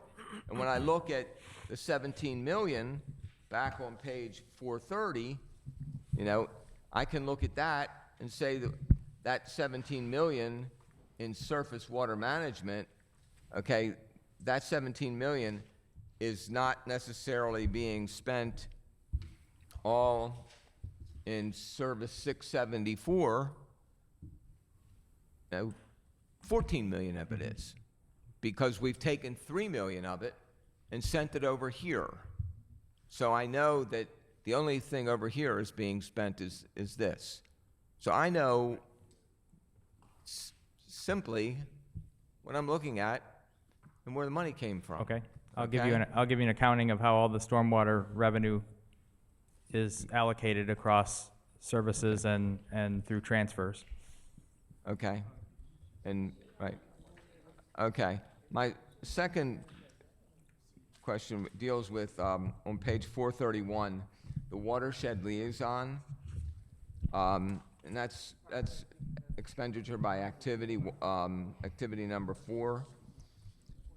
Now, that was, an actual cost was in 109,015. The budget was 678,000 in 16. So it was increased sixfold. A request was made for $1 million in 17, and oops, sorry, I misread it. Forget that question. Okay, that's it. I flipped it. Okay, that was an easy one. All right. Okay, that's it for now. Thank you. Councilwoman Clark. I'm not going to clarify this. Not going to reach. Oh, I've got one. I just wanted to say that I didn't want this occasion to pass without saying how grateful I am to the Department of Public Works, to the Water Wastewater Bureau, and all the wonderful people there that stand in icy water in the cold and 100 degrees when it's hot, and fix everything that seems unfixable, and do it 24/7. And solid waste people, whether they lift the bags out or whether they use the whatever mounts we have, all the work that goes on. It's a wonderful agency. And also Yvonne Moore Jackson, who's the person I work with the most about when we finally get the go to clean and mow and fix up things. She's the one that does it. I miss her, but she found a good place to be in terms of helping people. So I just want to say all that, and I would like to, and thank you. Doing a great job in all the complicated sewage and water issues that get resolved every day, and how great people are to care about fixing them and figuring it out. It's like there's no two alike. There is no two sewer backups or water leaks or water bills that are alike. You just can't figure out how to do them all. You got to do them one at a time, and people do, and I really appreciate it. I'd like to follow up, if I could, and ask a question. CDL operators. You were talking about the mechanical sweepers, and how it's hard to keep the vehicles going, but also apparently harder to keep the drivers, and there's so much loss of drivers. They go off, right? Am I right? Right. And we've got lots of, I have people in my district that have their they went and paid. They came through the Baltimore City Public School. They then took money out of their own pockets to go to some school that charged them money, where they got different, certificates, and one of them's in CDL. And they don't seem to be able to get jobs. Now, I gave up putting them on having them go on the city list because they never got any city jobs. But there are a lot of young men out there in Baltimore City that have CDL licenses. Now, I understand that driving those mechanical sweepers are like temporary jobs, and that people don't want temporary jobs, and if they can get some experience, then they can go someplace else and get a full-time job. Is that what's happening? I haven't talked to anyone who's left being a CDL driver, because I don't know them after they leave. I don't know them maybe when they're there with us.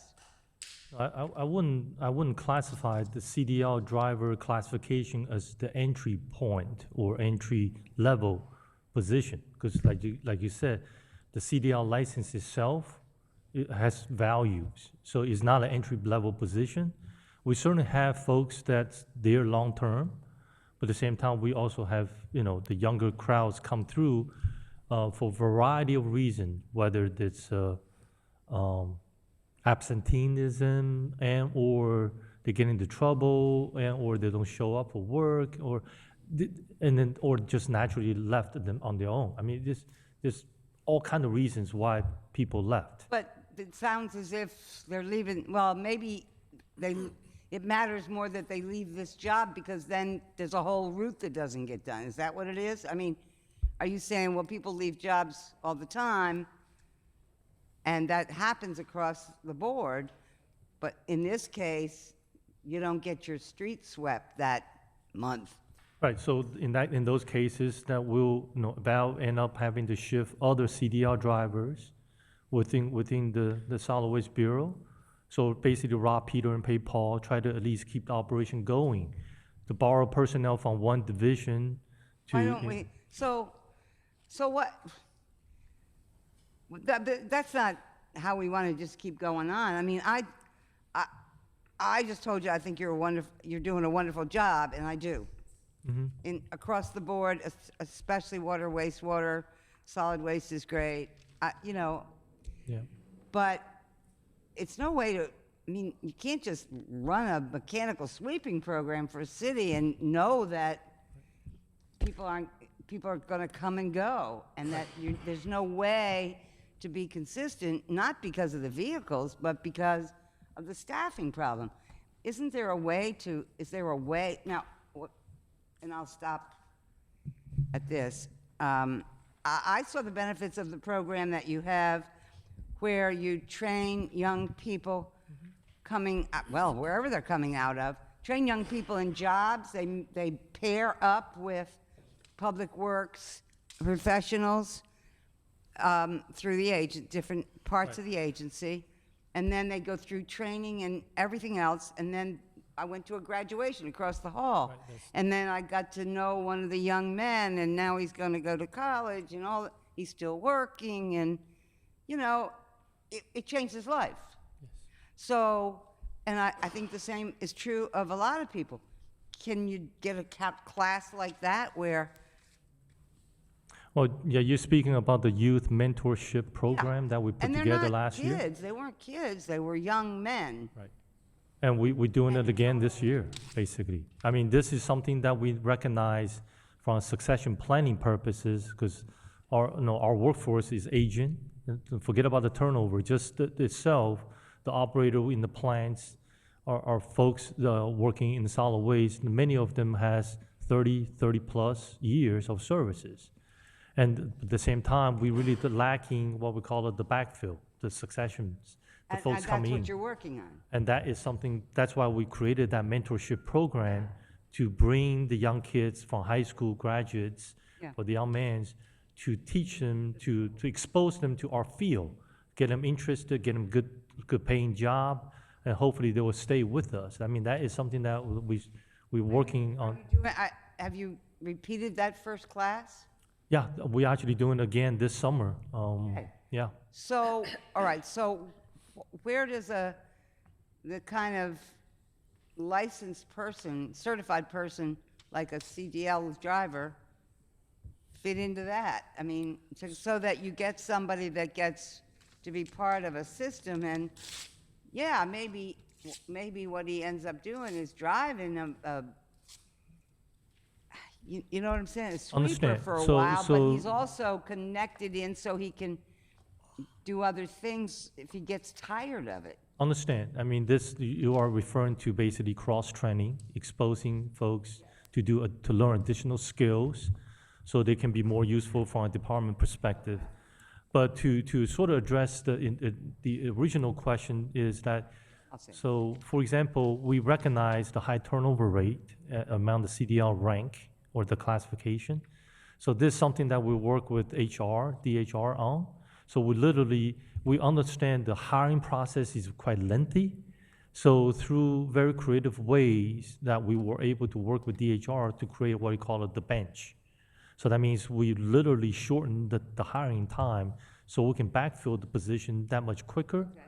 So that is something that we are actually working on already. I mean, It's been rolled out in a number of the classifications when we recognize there's high turnover rates, like meter readers, the call center agents, the certainly solid waste, the other workers, seasonal workers, and so on, all that. But that is what I call it it's non-traditional Baltimore City hiring process, but we were able to do it very creatively, working with the DHR to come to some sort of solution. All right, my last comment on this. Mr. Chow, these are temporary workers, are they not, who drive these, or are they full-time? Are you hiring them full-time? Yeah, we do hire them full-time, but some of them do come in as seasonal maintenance aides. Wow, use your Oh, mic. yeah. Sorry. We do, yes, most of them are full-time in the Mechanical Street Division. They but come some in of them also- full-timers? Yes, and some of them also do come in as seasonal maintenance aides and then apply to be MOSOs, mechanical sweeper operators, and then move up. So temporary worker is the entry point. That's the entry From point, temporary, they can backfill permanent positions. So once, so. You know, I don't want to, I think I've met every temporary that never got made permanent that there ever was in the department then, out on the street. Like, do they really get promoted into full-time? The mechanical street sweeper operator is actually a classified position. It gets advertised, and the people get hired into the program. Yes, they do. Sometimes I've met everyone that didn't. it's possible they did it, but it's not because they weren't hired. Some gets hired, then during the process of bringing them on, they don't pass the physical, or they don't pass the drug test, and then they drop out. They get dropped out of the program, and that's what the director is saying. That's part of the turnovers we have. We also have. The CDL has very stringent federal laws in terms of random drug testing. Yeah, I mean, I couldn't, I mean, maybe I'd pass the law, but I wouldn't pass the driving. But I understand that. I think it's important, because it's not just for driving mechanical sweepers up some, residential block in the middle of the day. It's for dump trucks and That's right. trash, But the primary goal of hiring of bringing people as seasonal maintenance aid is to hire them permanently, and we do. Majority of our drivers did come in as SMOS, and they get hired permanently. And However, I'd like to, yeah. there's a turnover. The director already pointed out there's a turnover. Some coming through training program. By the time we finish training them, they've moved on to bigger salaries in other places. Some don't make it through the physicals due to several other issues. There are DOT issues. There are drug issues, and then they get dropped out of the program. These are strict standards that we have to abide by. They are federal laws and rules and regulations. I thought I was done, but let me just say one other thing. I was impressed, I am impressed with the little snapshot of the program I saw that you all run. I met everybody that was graduating. I struck up a friendship with one graduate, et cetera, et cetera. So I've met a mentor, I've talked to mentors, it's really good. It's a worthwhile thing. So, and Public Works is a huge department, and people rise in this department traditionally through many generations of all kinds of people new to Baltimore and new to work, and, the Irish, the Germans, whoever, all come up through and make lives in this agency. And you all are carrying on a tradition of helping people do that in a small way, but bigger than I've seen anywhere in the agencies. Therefore, I would hope that you would just think about think about what you're saying, what you're seeing about the physical problems, drugs, things that you have evaluated people are quitting jobs around or can't get permanent jobs around, and work on that as an agency as you sort of enlarge upon your mentoring program. I mean, somebody's got to do something. City government is a place where people who need a start come and have for generations. And this is not the time for us to say, well, you know, you didn't. But I mean, I'm talking to you because you show the ability and the concern to bring people in and hold on to them. The person I know is not easy, but he's still around. And so, can you think about expanding that mission and thinking about the reasons they don't stay and how to anticipate and meet them in advance? Work with the health department. So that is first of all, that is a program that we're very proud of. Last year was the first year we rolled out with the private entities. And matter of fact, we've been talking about this program sort of at the number of conferences that we have been gone to. Many people are very curious about that program because across the country, all the utilities are facing the same thing we're facing. But last year was the first year. This year is the second year. We're going to continue to get better and looking at ways to expand. But it's a great start. But it's a start that so far there's still a lot of enthusiasm, a lot of energy, not only from within the city agency like ourselves, but also the entities outside, our partners, our private partners, yes. that are very excited about be part of that program. So yeah, we definitely were looking at that. It is a great mentorship program to put the city citizens basically to work, especially the young kids coming out of high school and all that. If there's anything that we can do to help, you expand that or whatever needs to be done, because people need a chance to work. City government has always provided that chance. It should continue to do that. Generations of people who consider themselves middle income at this point started out poor as they could be, riding a dump truck, trash truck for Baltimore City Public Works. Or on the back of it. Yeah. Right, and talking about it for the rest of their lives to their children and grandchildren and how hard they worked. Right.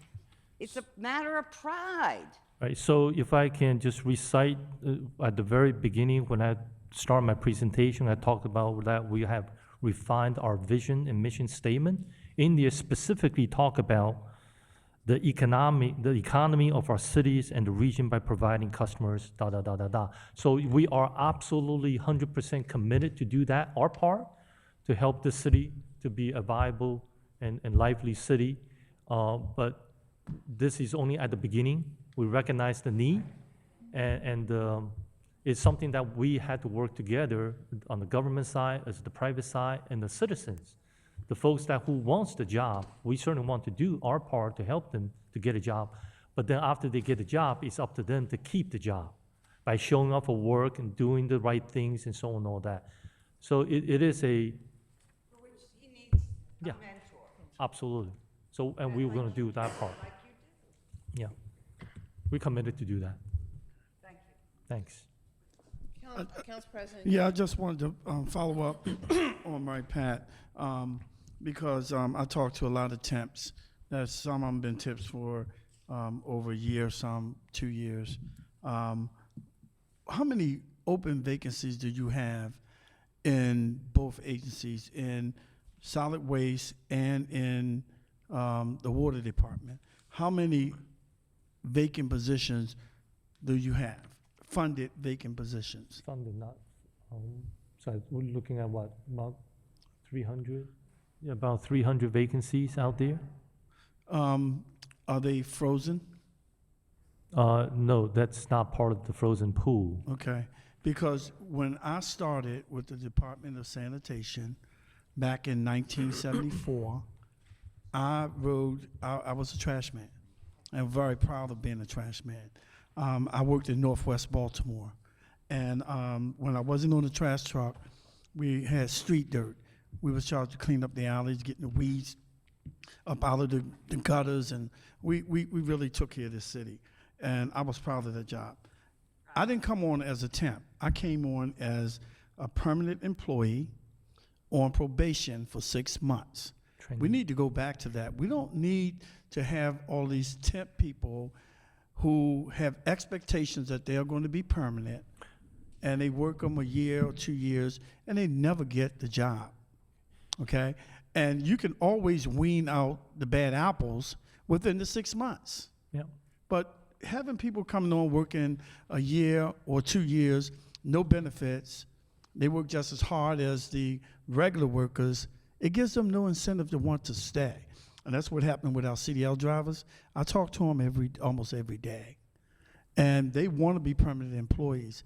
If we go back to hiring them as permanent employees on probation for 6 months, which means you have to show up for work on time, you have to make sure that you're doing your job, and, you judge them that way instead of this false hope of people coming on as temps. No, actually, That's why they're leaving, Rudy. That's why they're leaving. Okay, so the 300 position I was speaking of, the majority of them, if not all of them, are really more towards the water utility side. On the water utility side, there's really no temporary workers. We hire them straight because they are positions. What Val is talking about is the general fund side. We have X number of positions allowed to us, and then of course seasonally we need extra help. That's where the temporary hires that come in to help us during the high weed and grass season right now. We need workforce to come in to help us to do those. But that's a general fund, maybe for lack of better words, the dilemma that we're facing. I understand the we seasonal. don't have vacancies. I understand the seasonal, but I'm talking about regular, I'm not talking about seasonal people. I'm talking about people coming in for these jobs, and most of them are not seasonal, and they're temps. Right. Well, And that's not just your agency. It's transportation, it's general service, it's all these agencies. And we need to either make people permanent workers or stop hiring temps. Right. We don't, in those cases, in the general fund side, we don't have official vacant position for these people to go into. You said you have 300. That is on the water utility side. Okay, how many That's is the over? part of the program that 300 on the water utility side. How many are in Val's bureau? I'm talking about getting people to work.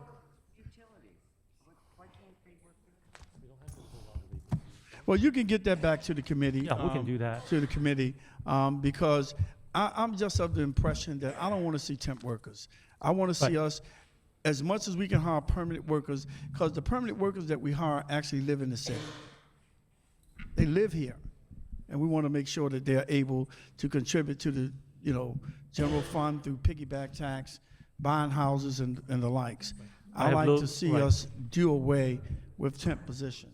I have a little bit more control on the utility side, but the general fund side really is the budget office is going to have to respond to that. Well, if the finance department is holding up your agency from hiring permanent positions that you have open on the solid waste side or on your side, we need to know.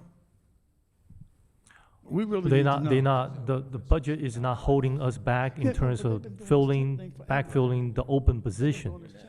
These are, we have allowed X number of people on the permanent workforce perspective, but based on the type of work, the seasonal needs, we need above and beyond what's authorized in terms of permanent vacant or permanent positions.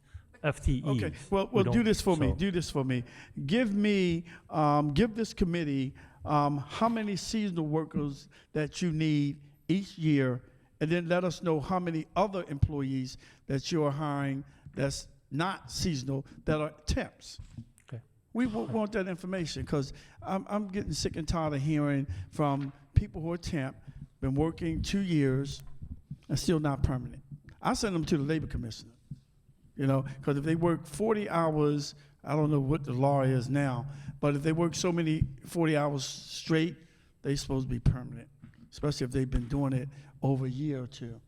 So, Mr. Pitt, can I just? You go ahead. No, Councilman Costello? I just want to make hers sure. that I dovetailed on. Madam Chair, I'm sorry. I just wanted to make sure I understand. So you have Your hearing. utility funds. In other words, it's coming through the enterprise. That's correct. Okay. and there's 300 of them. And you're going to let us know how many of them are full-time, regular. They are all full-time regular, and we have difficulty hiring. And then filling on those the, positions. and then on the general fund side, there are, you don't know, but you'll let us know. Yes, we'll let you know. And- We don't have, seasonal maintenance are not positions. I'm sorry. No, so you'll let us know the It's a budget. seasonal. We have a budget amount and allocation for seasonal maintenance. So you'll let us know. Do you have, is he talking about what you have, or you have another whole bunch of jobs? Mr. Vines? He is, okay. So you'll join forces and let us know. Okay. I just wanted to make sure. Thank you very much. Councilman Costello. Thank you. Mr. Chow, not unfairly targeting DPW, I'm asking this question to everyone. You're one of the 13 agencies that's required to undergo a quadrennial audit. The Department of Finance's website indicates that your performance and financial audits are in progress. Can you tell us where those are at? The audit department is actually going to be performing our audit instead of the external company. And we have beginning our, what we call it, the entry discussion, or at least having the deciding how they're going to be doing the audit and the area of focus they're going to be working on. And so the process has started, and that literally was the last month or plus where we actually had the entry sort of meeting. Entrance sitting down, conference. right, entry conference, that's correct. Do you know what the scope of the performance piece of it is, what the measures are going to be that they're going to be looking at? Or have they not yet determined that? I mean, we gave, they came up with some suggestion, we came up with some suggestion, I think we're narrowing it down, and then narrowing down exactly what they want to focus on. Thank you, Mr. Chow. Mr. Klein, on the list? Thank you, sir. Thank you, Madam Chair. Councilman Scott? Thank you, Madam Chair. Mr. Chow, this question is really related to Service 671, but I know it crosses over into some other ones. So when you guys come out and there's a water main break or there's a leak or whatever, wherever you are in the city, oftentimes what happens is you have to tear up the street or tear up the sidewalk, or you tear up the brick sidewalk or the brick street to complete the work. What we're finding across the city is that what was a concrete street gets patched up with asphalt. And it's always been told to us that eventually we're going to put the sidewalk back, but that seems to happen, has been happening less and less over the last couple of years. Where are we? Because I know we all get those calls, and how are we going to deal with that? I know that that's truly really a partnership between you and DOT, and I'm going to ask them the same question when they come behind you. But first and foremost, why do we allow folks to put any kind of temporary asphalt down? Why can't we just have them put it back the way it was before they came there? And are there contracts out to go back and do that? And have we been tracking that? Because it's all over the city. Wherever you go, you'll see sidewalks torn up from water main breaks, streets torn up. The streets are a lot better than the sidewalks, of course, because they're for the most part asphalt, unless you're in my district and they're concrete streets, and then we put asphalt on top of concrete, which just doesn't work. But where are we with that? And can you provide to us a plan to deal with that moving forward? Sure, let me just touch on that a little bit. First of all, we contract out permanent repairs to outside contractor. So what our maintenance will do is that when there's broken water mains, they excavate down, they make the repairs, and then after they backfill, they put temporary macadam or blacktop down, and then they will generate a surface repair ticket, and that which go into the system that will go, basically gets assigned to a contractor that they will come back and make the repairs. That's one. The second thing is that these permanent patches or permanent paving, they don't do those during the winter months. So that means the asphalt plant shuts down middle of November until end of March. So we are actually now gearing up, actually getting to the busy season. Many of the contractors are busy working. But at the same time, we are also working with DOT. For example, when we do water main replacement design, we pull the information from DOT as far as what the composition of the roadway is, and the record may say blacktop. And so we put the contract out and says, contractor, after you replace the water main, you need to restore it back to the blacktop. However, in recent time that we actually discovered, unfortunately, the record we have gotten was wrong. That means when we excavate down on it, it's actually concrete base with asphalt on top. So we're actually making that change with DOT. So all of our contract going forward will assume is concrete base with asphalt on top. Rather than going through a change order, because we have to ask for additional money, in those cases, so actually, by reversing that strategy, we actually get a credit back from the contractor, which sounds a lot better. That is something that we actually just signed a MOU with DOT last couple of weeks ago, right before Mr. Johnson left. Yeah, thank you for that. And then also make sure, because if you're, like I said, in my district, I have a lot of streets that are just concrete. There is no asphalt. They're just concrete. And if a water main breaks there, we typically just come back and patch them with asphalt, which we should not do because it makes it uneven with the rest of the street. We wouldn't just put blacktop down for permanent repair. We'll come back and pour the concrete and so on. In the case I'm thinking, it's been about 3 years, so that's about as permanent as you're gonna get.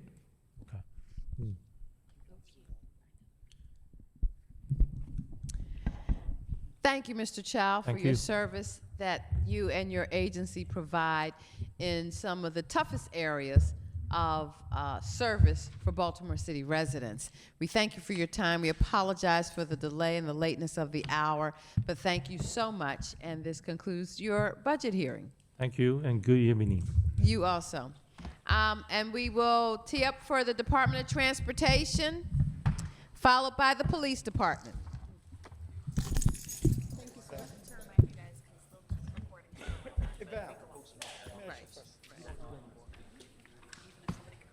Thank you so much. I want to share this with you. I got a text message from a citizen. Wait a minute.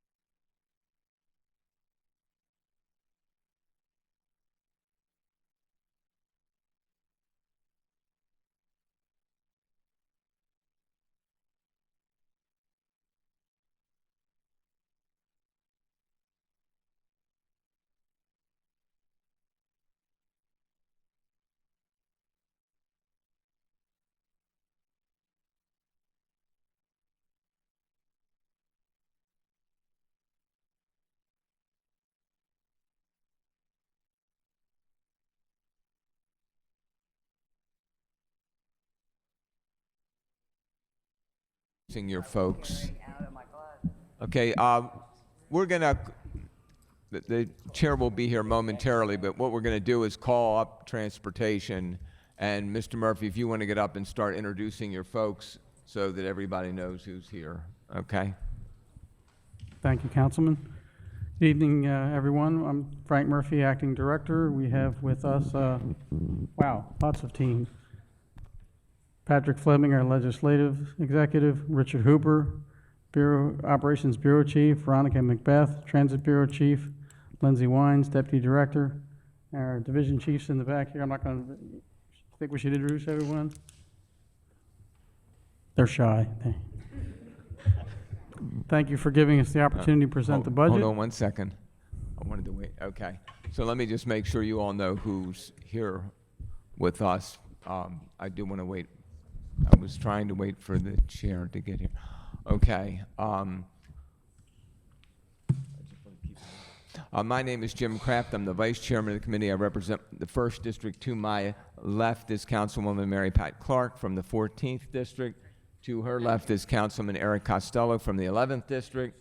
To his left is Councilman Brandon Scott from the 2nd District. Behind them is Ms. Kara Kunz representing the President's Office. To my immediate right is Ms. Marguerite Murray, staff to the committee. To her right is Councilman Bill Henry from the 4th District. To his right is the Dean of the Baltimore City Council, Councilwoman Ricky Spector. I just wanted to say, if I stayed around long enough, Frank would be the Director of Transportation. From the 5th District. To her right is the Vice President of the Baltimore City Council, Ed Reisinger from the 10th District. In the back, we have Mr. Larry Green, the Director of Council Services, and we have Mr. Paul Plymouth from the President's Office. We're joined by Mr. Andrew Klein from the Budget, his Budget Director, Ms. Angela Gibson from the Mayor's Office, and the Deputy Mayor for Legislative Services and all around things, Mr. Andy Smulyan. And we are, I see the chair of the committee, Councilwoman Helen Holton from the 8th District, and she'll be here momentarily. So if Mr. Murphy, you want to start, she'll be right in here. Thank you, sir. Okay. Oops, sorry, went too far. Street lighting, our street lighting budget's pretty much the same. There's a 5% increase, which reflects an increase in the BGE tariff, which, as you probably know, is what we pay to them for services and energy. Conduit maintenance, conduit system management, this reflects the increase in conduit rates and a recommended number of positions to be added so we can be proactively managing and maintaining our conduit system. DOT administration does include the final payment to the state for the Grand Prix of a couple of years ago. Street management, something everybody's interested in. We do have, our mileage totals are expected to be 60 miles for our in-house forces and 60 miles for our contract forces. We have gotten a little bit slow out of the gate because, as you know, we had a record wet May. So we're not quite where we would like to be, but we expect the summer's going to be better moving on.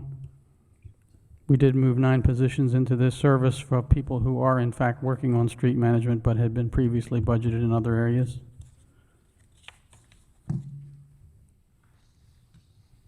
Oops. Sorry, got a little ahead here. Traffic management. We have a reduction in cost of traffic studies, but otherwise it's about the same. Special event support, this has gone up because it reflects the fact that DOT has now taken over the permits group, formerly had been with DGS, Tim Knight and his folks. Inner Harbor Services, although we don't have the Inner Harbor maintenance unit as a special unit, we still perform all the same functions. This amount was increased from last year to cover the cost of the maintenance contract for the fountains. Snow and ice control. We are happy to report that we'll have a new salt dome, 7,500-ton salt dome at the our North Avenue facility, so we'll be able to have a greater supply of salt on hand to handle bigger storms. Towing, not much different here. Our targets are more realistic targets than we've had in some previous years based on actual numbers.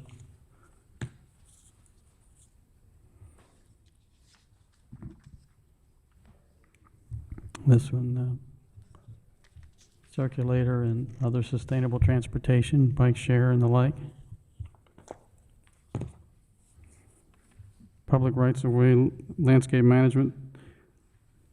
This is where we had moved some folks budgetarily out of this into street management because they were actually working on our milling and resurfacing program. So now we're in the proper place. So that reflected a change here. We also are contracting out some additional services.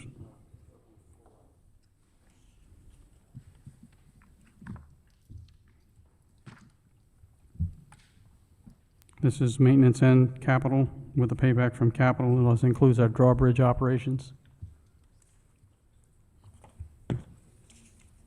Parking enforcement. This also includes $84,000 from casino funds for dedicated service to the casino area.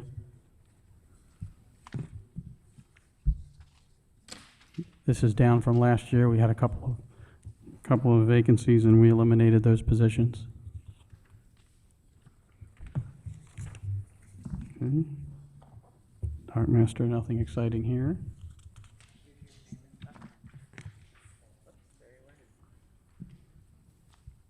This there's an increased amount of utility work by BGE and water and wastewater, and so this is somewhat of a growth industry.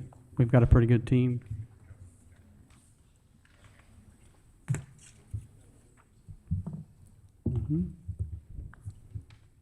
No secrets here. This is some of the folks that we took over from DGS, David Fram and company. I think that's everything we have. I guess it's time for questions. Councilman Costello.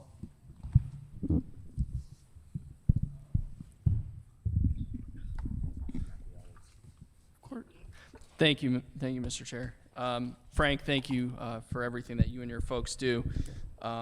My first question I've asked every agency that's appeared here so far. As you know, you're one of 13 agencies required to undergo a quadrennial audit. The performance audit has been completed. The financial audit is in review. Can you give a status update of where the financial audit is? I'm going to have to punt to my CFO. We actually are not involved in the financial audit piece. That's coming through the Department of Finance, so that question's better directed to the Bureau of Accounting for that. Thank you. Mr. Klein, if you would be so kind as to add it to the list, like the last 7. Thank you. With respect to the performance audit, there were a number of material weaknesses identified. Can you talk about what steps are being taken to address those material weaknesses moving forward? So I worked on that whole review. Lindsay Wines, by the way. We've actually gone through a whole kind of review of every single performance measure that we have across the agency. As you'll kind of see reflected in our budget book, there's new measures. We're putting in place documentation procedures to justify not only the targets that we're creating, but to back up all the actuals that are reflected, not only in the budget book, but in city stat as well. Do we have an estimated time frame for completion of that? Well, we have well over 300 measures for city stat alone, in addition to the, I think, 70 something we have in the budget book. So it's an ongoing process. Ideally, we're looking at the end of this calendar year.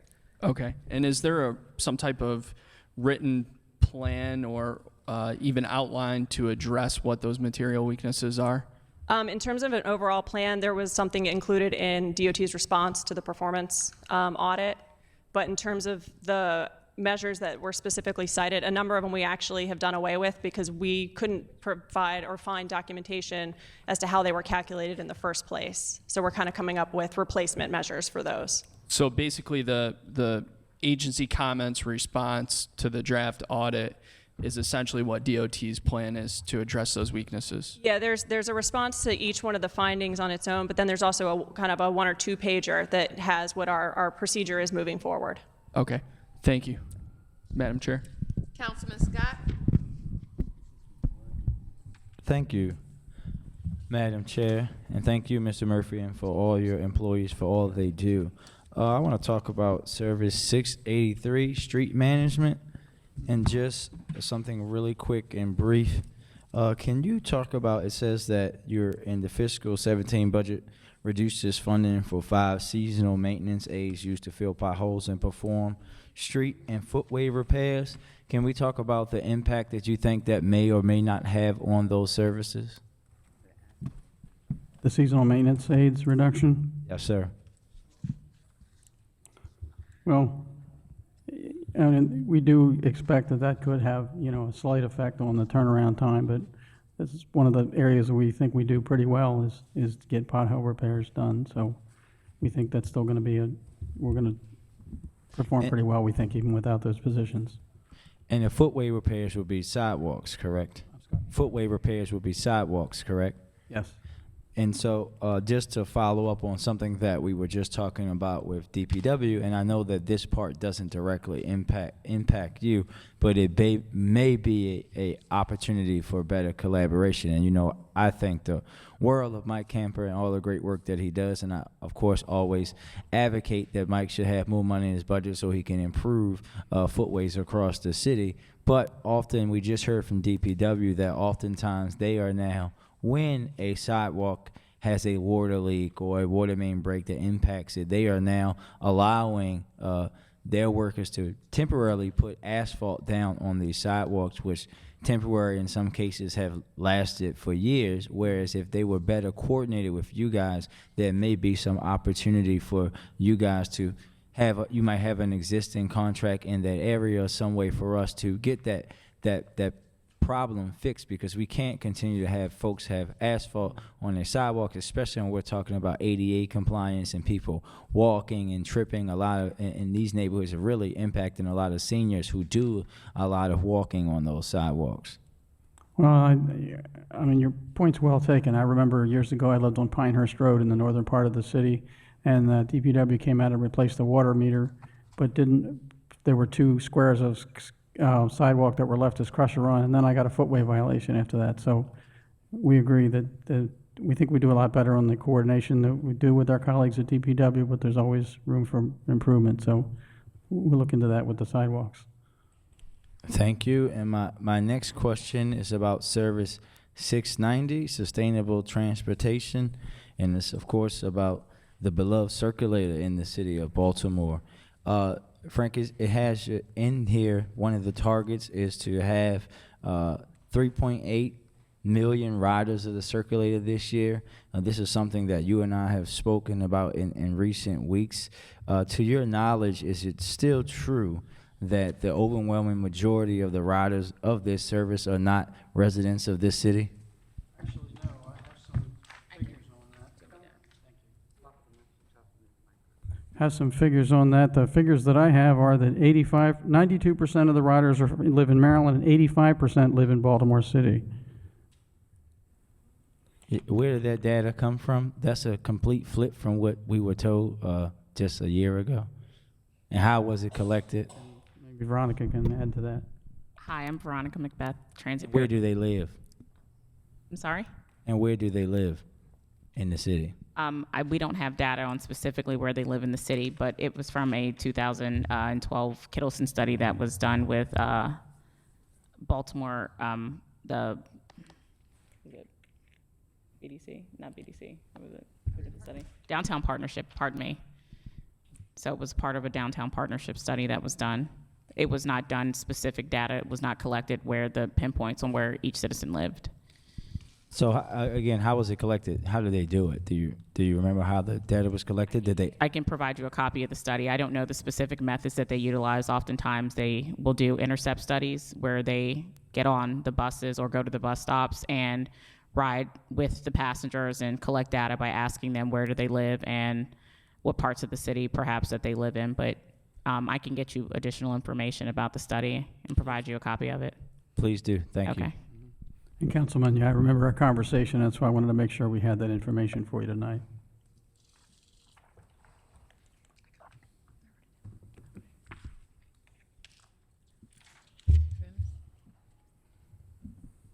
Finish? Okay. Councilman Henry? Appreciate it. Thank you. I'm tempted to cede one of my questions to my colleague if he still has more, but I'm going to resist that temptation. Okay, so hi, good evening. So the first question I have is, how far out, and this kind of speaks to the coordination issue that has already been raised in terms of working with other agencies, how far out do we schedule repavings of major arteries? And what led me to this question was when talking to residents who live on major arteries, one, for example, the Alameda, and I know some of that is going to be repaved in the coming year.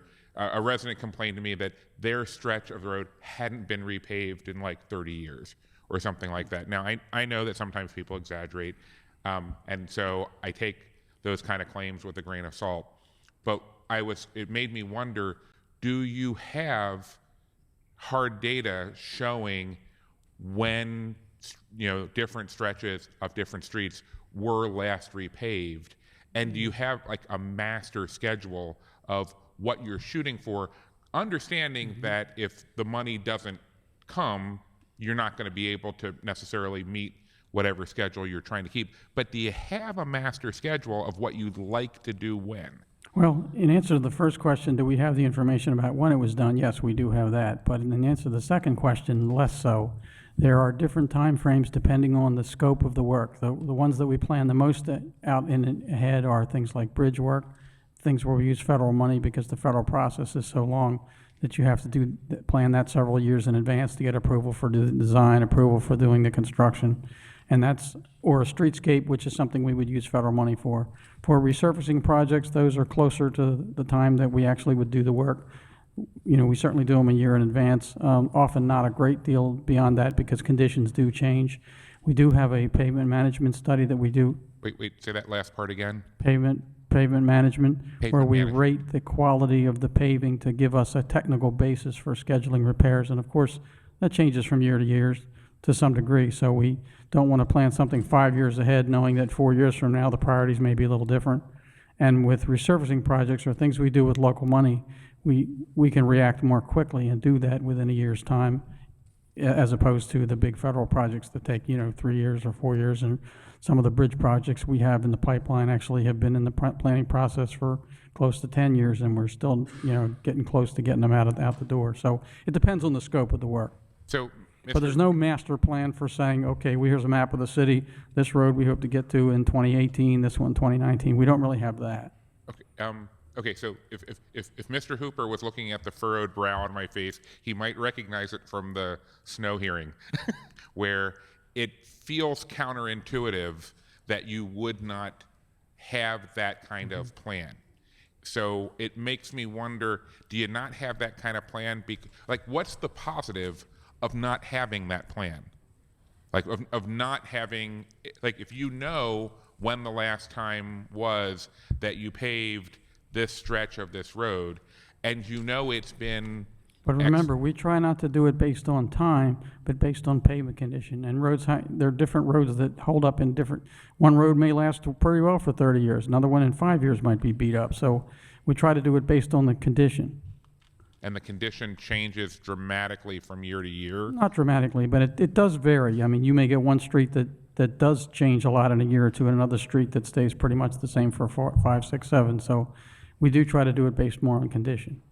Okay. It also is a little bit, of course, the availability of funds changes from year to year based on what we get from the feds, what we get from the state.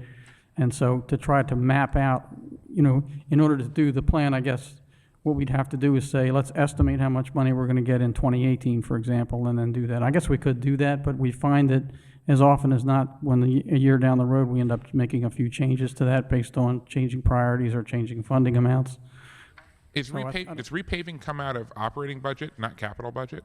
It's capital, but the capital funds do change. The percentage is the same, but the total dollar amount that the feds and the state make available are different. So, and even bridge formulas that the state puts together a bridge needs report that includes ours as well as all of the state and local jurisdictions, and that determines how much money comes from the feds, and then they divvy it up, and that varies a bit. So it's a little hard to program that out in a meaningful way. So even though you're planning 6 years out in the capital budget, and you have a rough idea of how much money you're going to have for the next 6 years, you don't drill down as deeply as picking individual streets until the year before for most cases. For the resurfacings, that, as opposed to the big federal dollar projects that require several years. Because frankly, we don't find that it gives us much of an advantage to say 5 years from now we're going to repave the Alameda, when in fact, when we get down 5 years, we may find that other streets are worse, or we may find that 3 years from now, Alameda has gotten to the point where we have to resurface it now or risk it needing the much more expensive reconstruction. So this gives us a lot more flexibility in choosing annually than it would be if we tried to say, okay, we're going to do this in 2024 or whatever the year may be. Okay.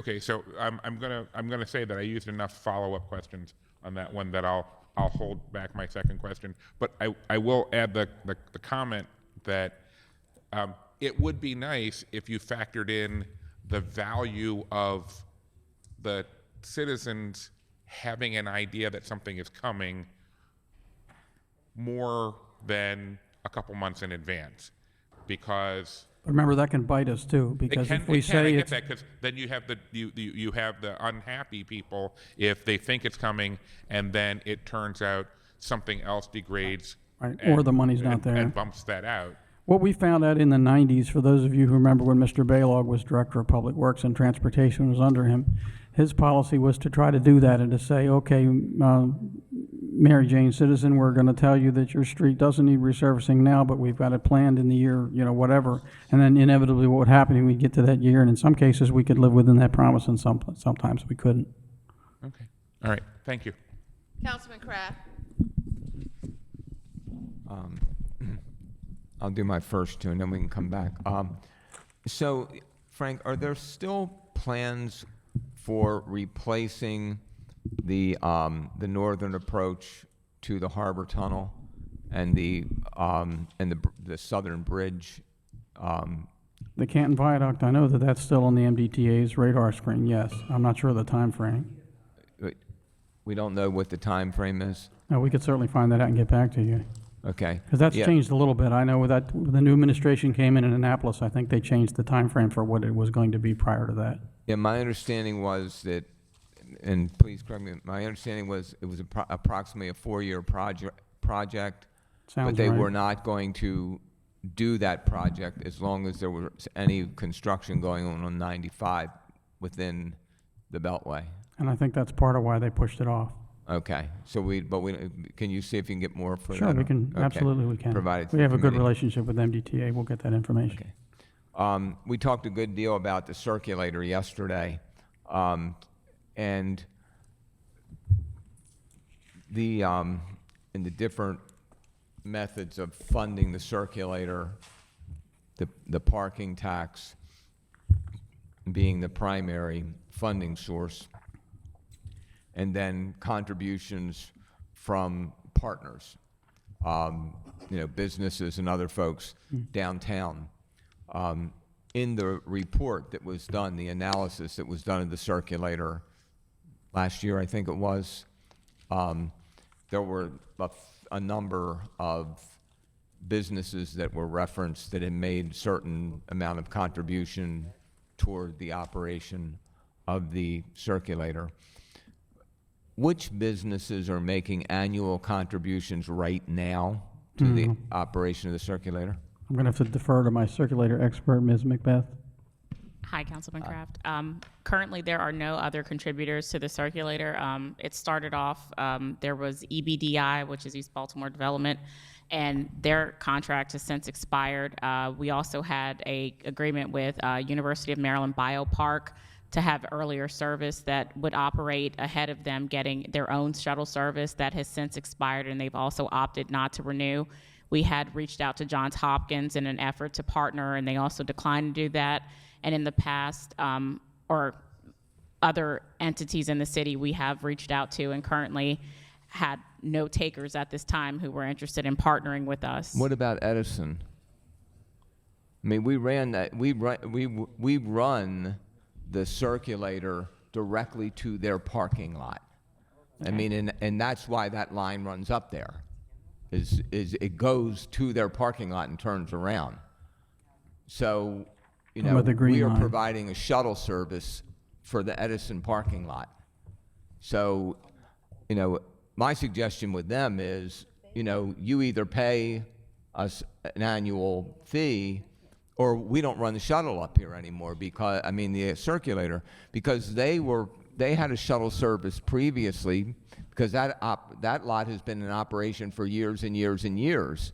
And so, they're getting a free ride on us, and their people are getting a free ride on us. So they were incurring costs previously. So, I'm just picking Edison as one. And I remember that, that lot at Falls Way and Hillen Street, that huge lot.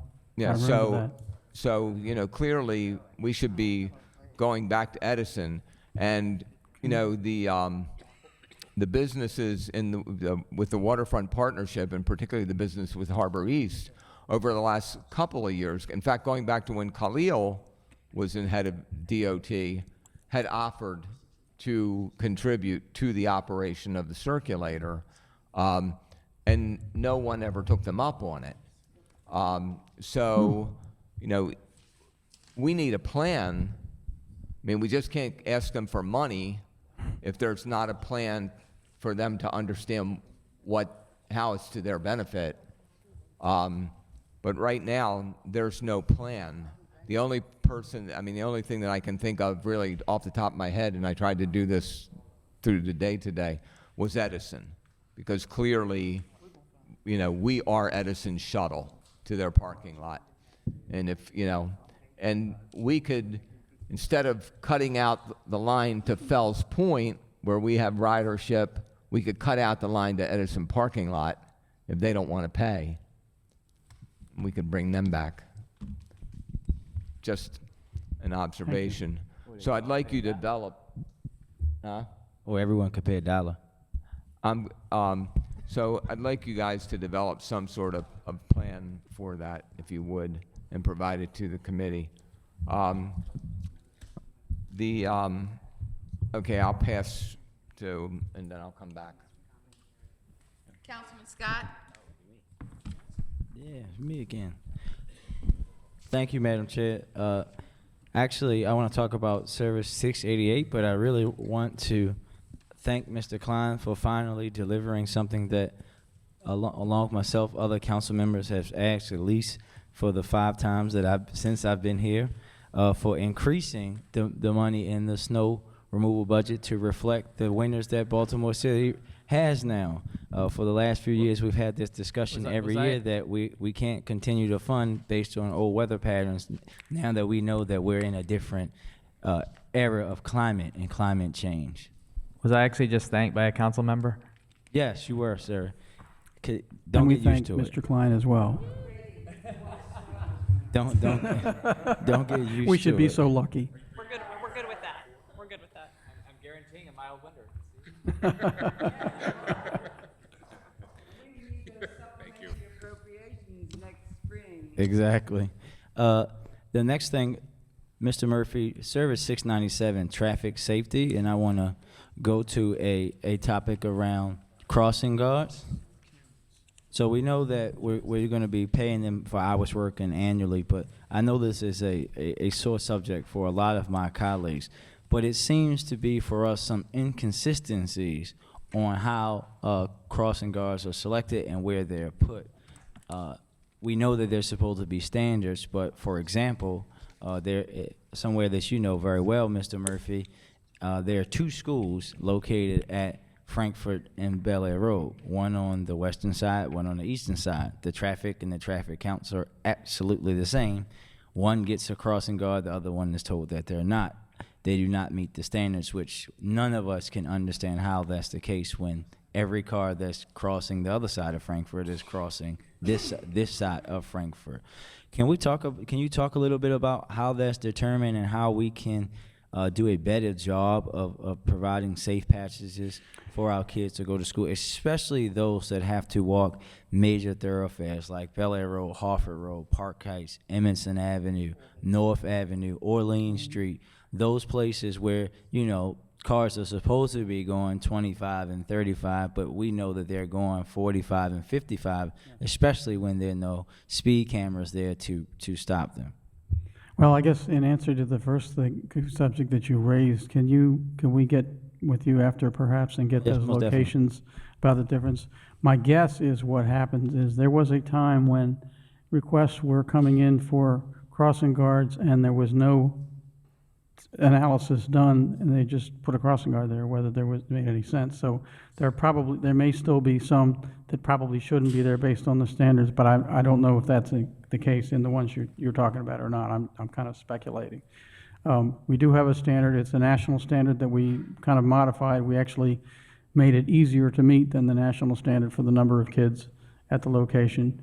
But we also think that we need to, as you know, we've adopted this plan of placing the feet to help direct the children to the proper place, and we're hoping that that will help us direct the children to cross at a place where we have a crossing guard instead of maybe 2 blocks down the street where we don't have a crossing guard, because then what happens is the parent will say, well, my kid crosses there, so I need a crossing guard, and our response is, no, have them walk 2 blocks down where we have the guard, and that's where they should cross. Now, having said that, of course, that doesn't mean that there aren't places that may need a second look, and we'd certainly be willing to do that.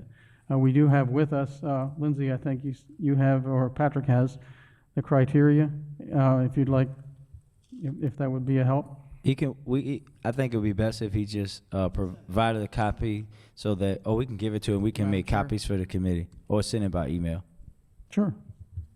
And lastly, Mr. Murphy, I know we're going back to Service 690 and to the circulator. I just have to simply ask, has the Department of Transportation seriously, and when I mean seriously, that means vigorously, looked at other cities that charge for their circulator. I know there's a gentleman, Mr. Murphy, that you know very well, Mr. Leaf, who used to work in the state of Maryland, who is now the Department of Transportation head in D.C., who will be willing to provide you all the information that they have on how successful they have remained with their circulator after beginning to charge at least $1, but in a lot of cases $3 for folks who want to ride their circulator all day. Councilman Henry? Ms. Macbeth was going to Was that a respond. question or comment? Okay. Hi. So just to kind of address that, the circulator service was started with some federal funding in addition to general funding. And when it started as a free service, we are under FTA Circular 4702.1B, which requires a fair equity analysis for major service changes under the Title VI program.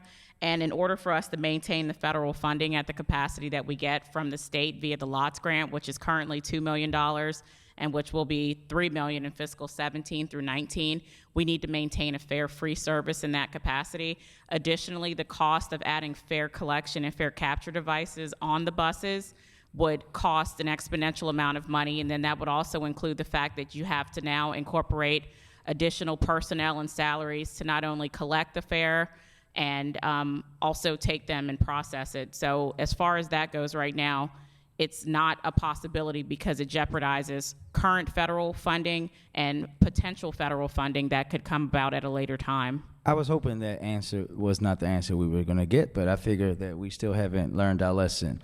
So for two things. First and foremost, we can't say that the cost to collect the money is going to be so much that it's not feasible because someone else is already doing it. Multiple places are already doing it. And if we're already looking at different revenue sources to deal with the funding, then maybe we should look at how to do that in conjunction with charging a fee. Yes, we understand that the state is offering us money to do it. It's also really a travesty that the state would offer us money to help do something, provide transportation in the city, which is actually their responsibility, that they do a very crappy job of doing to begin with. And that's when we're operating the circulator. That is the elephant in the room that we're all forgetting to admit, that we're doing this because MTA sucks. And instead of saying MTA is bad, and instead of all of us in this room, in this body, in this city, going to Annapolis and fighting for the veto override of a bill that will provide more autonomy outside of the governor for transportation in the city and the state, what did we decide to do? We decided to say, okay, forget it. We're going to say, yeah, it's bad. We're just going to operate a free service. McDonald's won't open up a McDonald's next to a bad McDonald's and say, well, that one's bad, this one's going to be free. It's just not going to happen. We have to stop saying, you guys can't come and say you want us to raise the parking tax. You can't say this and say that if you're not willing to look at other sources. We lose federal funding all the time in here, and we figure out ways to make it work. We're losing federal funding for Safe Streets. We're figuring ways out to make it work. All these other grants that we get and don't get from the federal government, we find out ways to make it work. Unfortunately, when it impacts a certain area of the city and a certain constituency of the city, we seem to care a little bit more. The time for that has gone. If we don't learn anything from last April, we have to learn that it's not just about downtown. It's time, if you ask the citizens in the city, and also just to add, who says that we have to actually put the payment things on the bus? We have bus stops for the circulator. We could do just like you guys do for parking meters and put a stanchion in the corner. We can be very innovative in our way to do it. It's time for us to change the way we think. It's time for us to charge $1 and buck the circulator. Councilman Henry. Thank you.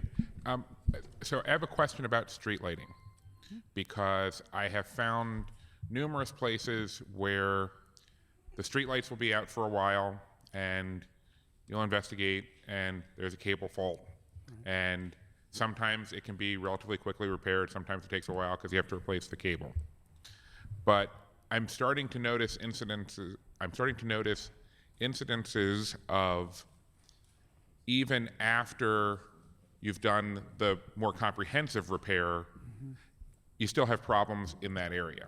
And I'm aware of the fact that we already have challenges dealing with street lighting because sometimes there's an issue of what is ours and what is BG&E's and coordinating with BG&E to make everything work. Is there anything even in the pipeline or being brainstormed to somehow work something out with BG&E where somebody is just responsible for the whole thing?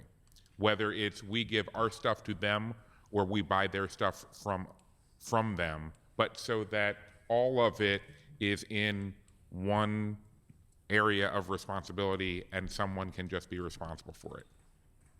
I don't think so, but I'm not sure it would get us anything. I think we very quickly can determine whether it's our circuit or BGE's. That's not really, I don't think that holds us up. Okay.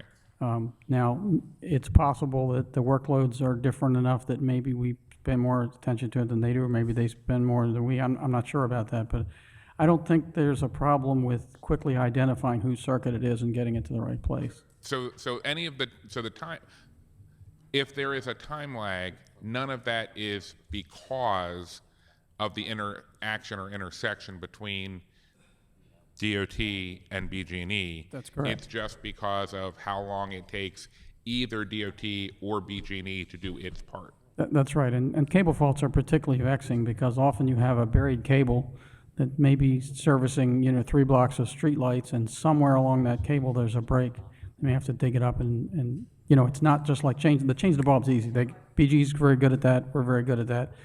Unfortunately, the cable faults is when you may have all the lights out in the whole block, where it's more compelling. When you have one out, it's not that bad because there's 90 feet away, there's one that's still lit. And so the citizens are more concerned when you have them all out, of course.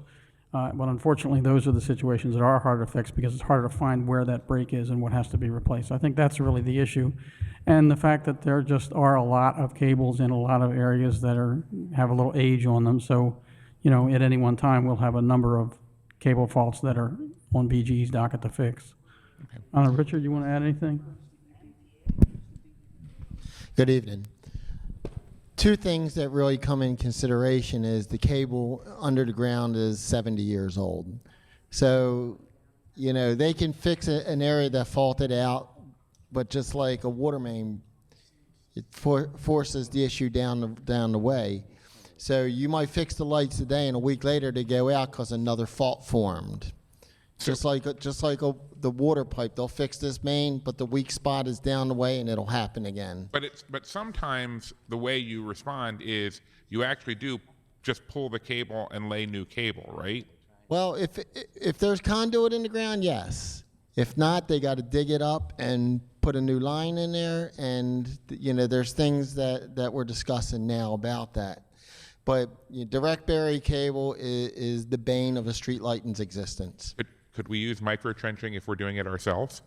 Yes. Okay. DOT, every time we get a cable fault, we put conduit in. Okay. The other question, and I'm sorry if I missed this in the initial presentation, are you proactively upgrading some of the LED Cobra lights? Yes. Okay. Because I noticed that one night I noticed that a stretch of York Road was brighter than it used to be. Is there a plan to that? Is there can I know where to expect that to come next? Yes, there actually is a plan for that. We started out 2 phases, well 3 phases really. The first phase we did as an energy savings contract, and it addressed 11,000 lights in the city. There's about 70,000 lights in the city. Okay, and then we didn't realize the savings that we thought we were going to realize. So we stepped back and re-looked at the program. Then we worked with the police department, and we identified 15 locations, which are high crime locations. And what we did is we purchased high output LED lights, which is true to the existing wattage.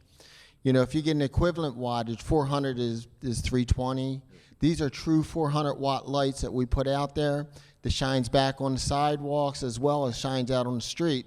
So yeah, you'll see a big difference on that. Once we get those 15 locations done, then, you know, pending funding, then we're going to do the rest of the city. It won't necessarily be in the high output lights, but they're going to be efficient lights, but with a distribution to light the sidewalk. That was one of the big complaints we got from the first phase.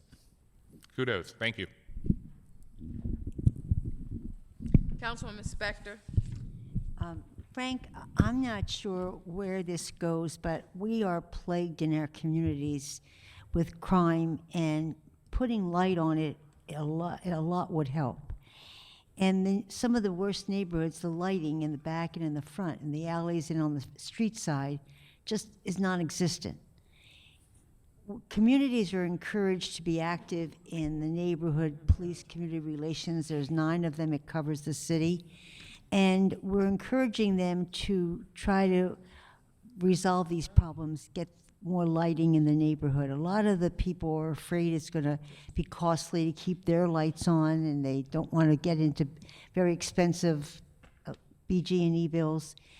Is there some entity in transportation with BG&E that communities can look for resources or grants or something for money to help them as a community organization to do public lighting?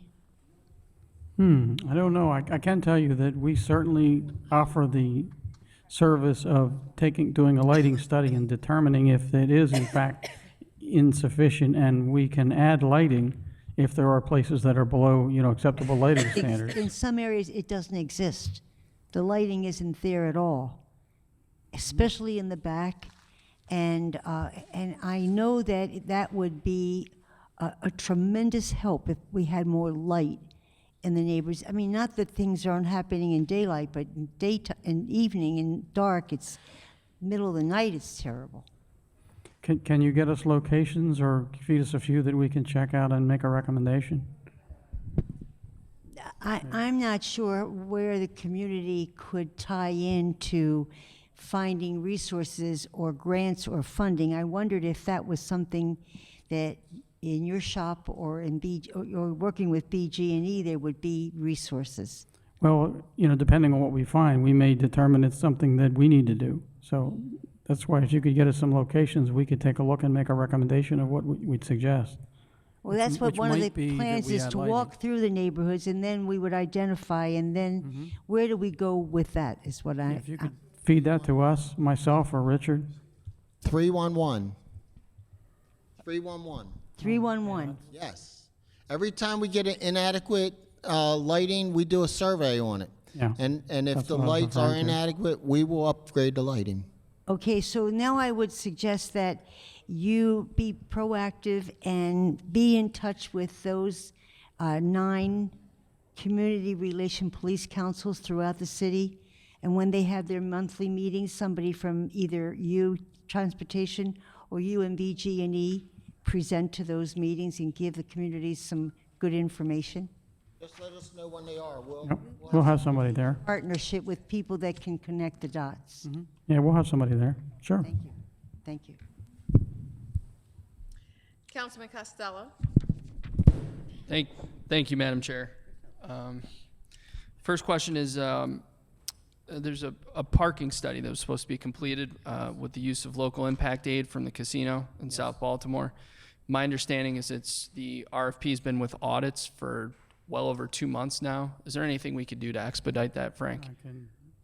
We'll make a point to reach out, because I'm sure we can. They usually work with us.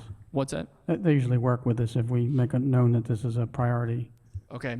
Parking Authority and myself have been asking for Yeah, the well South over- Baltimore casino area parking study, yeah. Okay. We'll reach out to them. Next question is, do we have any data on the backlog of streetlights that are out? Well, I guess we can get data of that. You mean like how many cable faults there are, or how many bulbs are out? Yeah, for example, I went on 311 just now, and we're getting about 8 to 10 311 requests per day, like over the last week for street lights that are out. And it seems that most of them are closing. My understanding, it seems the situation's gotten a lot better. My understanding was last year there was something like a 40-day backlog of street lights out. And I was just wondering where things are at with that. I mean, anecdotally, it seems better. Is there any data to support Yes. that We it is use- better, and what's the data? Yeah, we use 311 for everything. Everything's in the 311 system, and we pull query out every 2 weeks on that. And I think right now there's 17 as a backlog, which is about the best it's been in about 2 years. Yeah, that's less than half of what it often is in the winter. 17 days or 17 total lights? 17 locations. Is that cable faults, Rich, or is that the cable faults, which are the more, complex and longer duration ones? That's the ones we really keep an eye on because those seem to be the most concerned. The single location bulbs get fixed pretty quick, but the cable faults are tougher. All right, yeah, I appreciate it. Kenny Ching and your folks have been great and have really been powering through those by the neighborhood, so I'll keep sending them along. Unfortunately, my colleague from the 2nd District's out in the hallway, but real quick, do we have any idea what it would cost to implement some type of fare collection per rider? Is there like an estimated cost by city? I don't have on me right now an estimated cost by city. I can do some digging and get some information to you about attempting to get an estimate about what a fare collection cost would be. I will say that oftentimes some circulator systems already have the actual hardware essentially made into the buses, which makes a big difference when you are having to retrofit a bus, whether actually retrofitting the actual bus itself or putting a kiosk, as Councilman Scott stated earlier, outside of a stop is pretty costly in of itself and would easily cost over $1 per person to pay as far as a fare to offset the cost of the fare box recovery devices in addition to the people who would have to do it. So essentially, you would be looking anywhere between, I'm guessing, about $3 to $5 per ride, just off of the top of my head, if you're trying to figure out a fare box recovery that would actually be a revenue capture. MTA kind of battles a very similar battle where you're trying to have a fare box recovery, and it's just very difficult to do because transportation, as far as public transportation goes, it's a greater good service. So essentially, at some capacities, you're almost always operating at a loss in that particular area. And so this would be really no different. So at $1 per fare collection, 3.4 million rides per year, $3.4 million plus an estimated $3 million in federal funding loss, you'd be looking at a $6.4 million swing just to break even. Essentially. Does that sound right? Essentially. Okay. Has there been any update in or any improvement in the advertising revenue for the circulator? Yes. So, hold on. So this year's advertising revenue is the highest it's been, essentially at approximately just under $32,000 for this year. Annually? Annually. Is there an ongoing effort to improve that and increase? Yes. So internally, we have a monthly meeting with the people who run the actual advertising component for the circulator. They've drawn some pretty big clients in the last few months, specifically this year, including Chick-fil-A, Planet Fitness, Pandora, things like that. So they're doing an excellent job as far as what we were receiving in the past years as to what we're receiving now. They have some other outstanding contracts that they're trying to work on closing deals, but they're doing a pretty good job considering what we were looking at in the past. Understood. Next question is the Utility Coordination Task Force, Deputy Mayor Smullian. I believe there was a group that was meeting. It was DPW, DOT, I think BG might have been in there, and that was kind of intended to reduce the likelihood of BG would come in, replace electronic transmission cable, resurface the street, and then 3 months later DPW would be back in or DOT would be back in and tear up the street again and really create a lot of heartache for residents and local businesses. Is DOT actively participating in that? Yes. Yes, absolutely. We chair it in our offices. Kamal, you want to add anything, or Richard? Yes, I'm sorry. Yes, we do monthly coordination meeting, and it's done in DOT. How frequently are they meeting? Monthly. Monthly? Uh-huh. Has there been any thought given to increase the frequency of that because of the high volume of infrastructure projects that are taking place, especially in the downtown area? We have not thought about it, but we can. I think that's probably not really the issue. The issue is just that not all entities are able to always look a great distance ahead.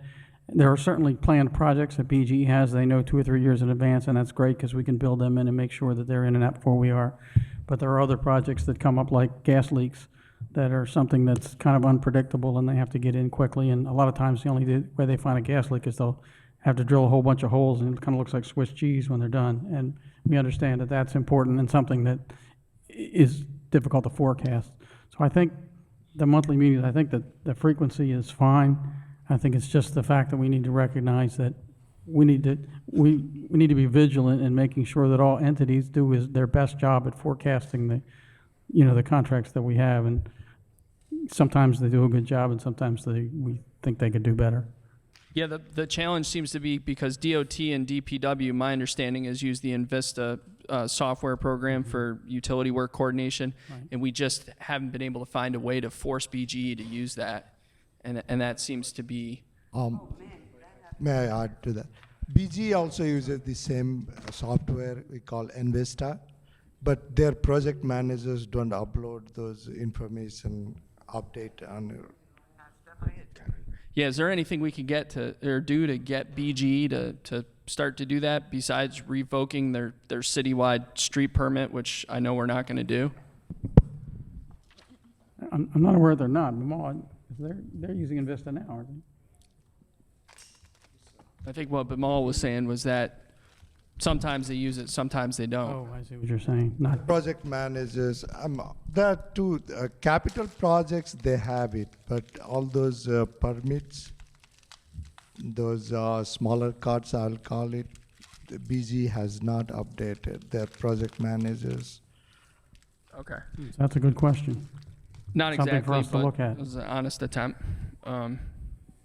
And my last question, Chief Cason, I know I love you. You're great. Your folks are fantastic. One of the main problems we have is during the peak hour restrictions, we just don't seem to have the towing capacity to remove abandoned vehicles that may be in the middle of the street, blocking an alley or a driveway.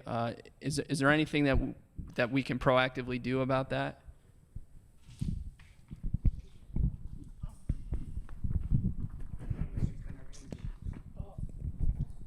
Yeah, can you come up to the podium, please?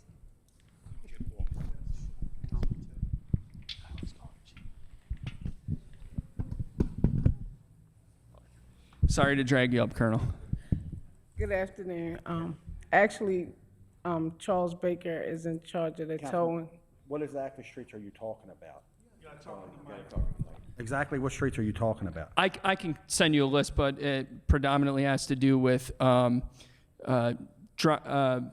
parking lots to schools in South Baltimore and some of the smaller alley streets in South Baltimore. And I can get you a specific itemized list tomorrow of where the pain points are. All right, send them to us and we'll look at them.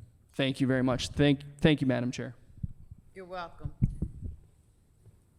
Council President? Since we're going to be here all night, I might as well take advantage. Where are we at with the red light camera program? Huh? Is mine Well, too? we have received RFPs. We are ranking them. We have hired a program manager, Mr. Liberati, who is here with us today. And Lindsay, you wanna add here's anything? what I'm going to ask for you to consider. And I already talked to the police department. I'm going to reiterate that to them. As we get these new cameras, we have to make sure that we have cameras that's going to take precise, clear pictures.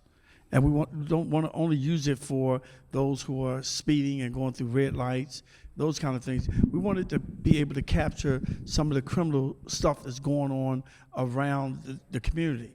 So I'm hoping that we can tie that into the police department so that when they need to get footage of something that happened, that we'll have it. The problem with that is the cameras are set up so that they're triggered by a red light violation, and then they'll shoot a short piece of But while video they're for that. but while they're not doing that, it should be able to capture everything that's going on in that particular area. And with modern technology, we can do anything that we want them to do. Any modern technology, we can have the system set up to not only take red lights, but stuff that's going on in the community, so there can be eyes and ears for the police department. People hit people's cars and they keep going. You know, I mean, it should be picking up that kind of stuff. Let me have Robert Liberati, he may have something to add. We're lucky to have hired him from Prince George's County, where he ran a program for a number of years. Okay.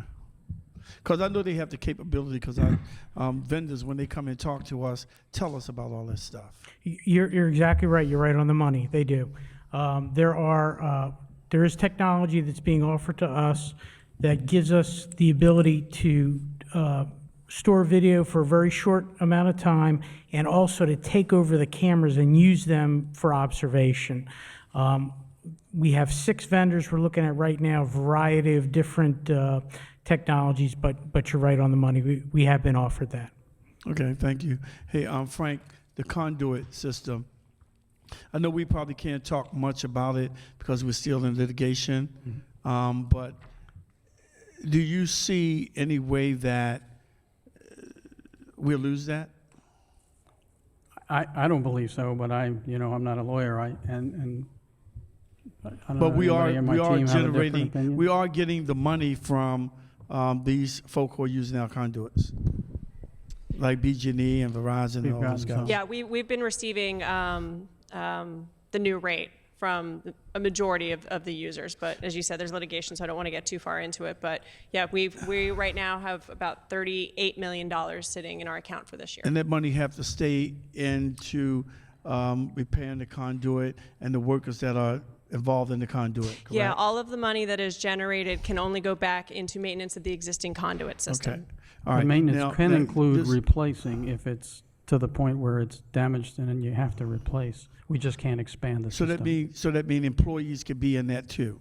Yes, and we're actually, as part of the new rate increase, we will be adding 64 in-house employees, and we are getting ready to send over all those position descriptions to the Department of Human Resources to start creating all of those positions. Are we taking employees that are directly tied to the conduit out of the general fund and moving them over into that? Currently, the positions that are directly tied to the conduit fund are already budgeted in our existing conduit fund. So Okay, we're supplementing. So we have no general fund employees working in the conduit. We have some street lighting staff that part of their time is done in the conduit system.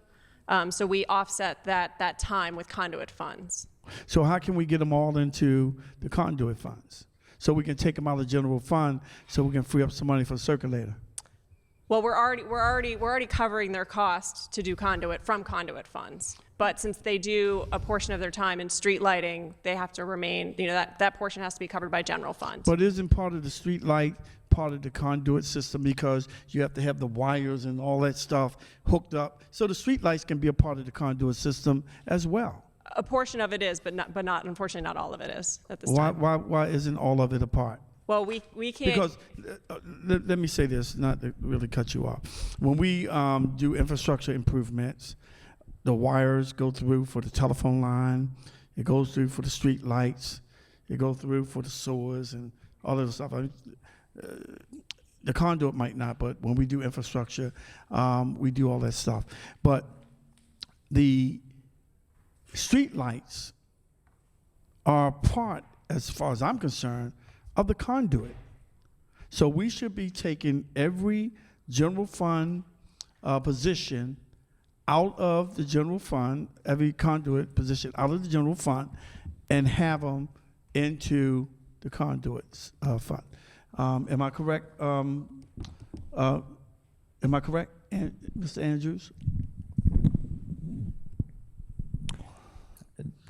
I guess that's a question for the law department, but That's not a law my department understanding question. is that That's not a law that department question. The street lights are not entirely considered part of the conduit, so they're not eligible for conduit As funds. far as I'm concerned, BG&E is charged with the lights. We're charged with the lights, and as far as I'm concerned, it's a part of the conduit system.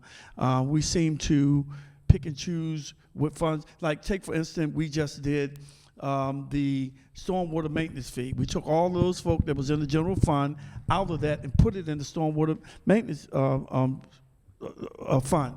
We can do the same thing with the conduit. I mean, it makes sense. It makes sense, and please look into that, because we're looking for every nickel and every dime that we can get. We're looking for 4.2. We're looking for, I think it's close to about 200,000 for the Waverly Aftercare program. We're looking for money for Maryland Cooperative Extension. We're looking for money for Experience Corps, where our seniors are in our schools. We need to find this money to keep these priorities that we have as a council, functioning. So if we can move stuff and free up more money in the general fund, that's finance job to do. And you can't tell me that lights are not a part of the conduit system, because the wires that go through come through the conduit. So Part of the problem Frank, is. Mr. Hooper just said that when the cable faults go, they're going to put a conduit in. Am I correct? So that's lights. I'm gonna use Ms. Trueheart. Get it done. You work for me.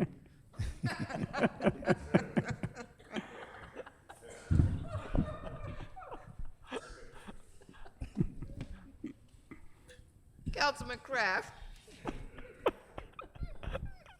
Ms. Trueheart just passed out.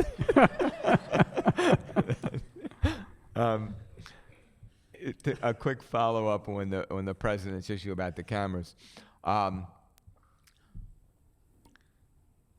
you can provide the committee with this information. We'd like to know how many red light cameras, how many speed light cameras, and how many truck cameras you all intend to deploy, and what the locations of those are going to be, and how many will be fixed and how many will be movable, so that we can have them. All the sites were analyzed both by our report and the other reports that were done on that. So we should have some sense of where they're going to be. So We haven't really decided any of that yet, but I understand what you're looking for. okay, but we do want to get a good count on the numbers and what you're planning, because that was an important issue, not to overextend ourselves. Right, and we with agree with them. that. We don't want to be back in the same situation. Right, and the credibility of the program is of paramount importance in our minds. You've got to have a program that the motorists can believe is correct. So we agree with you there. Okay. I think I'll let the rest go and we can get to the police department. Thank you. Thank you. I'm sorry. Frank, thank you so much for your service and for your agency. We apologize for the delay. As you see, my colleagues have had lots of questions regarding this budget, and we thank you for your time, and we will now move on to the police department. Well, I would Thank like, you, and thank have you a- for your thoughtful questions, and I want to thank my team. No department has a better team than transportation does, and I know I couldn't do this without them. Thank you. Thank you. Thank you, thank you.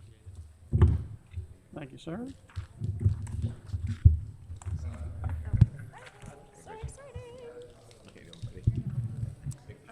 Thank you, Richard. Hooper for being a hooper. Being a good trooper. A new one? Oh, is that marvelous? With it, working with the city? Yes. I'm gonna keep you in line, Andrew.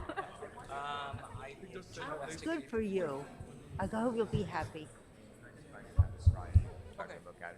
It's- It was time. Hi, John. Okay. No. You know that's gonna be a hashtag, right? Pound buck.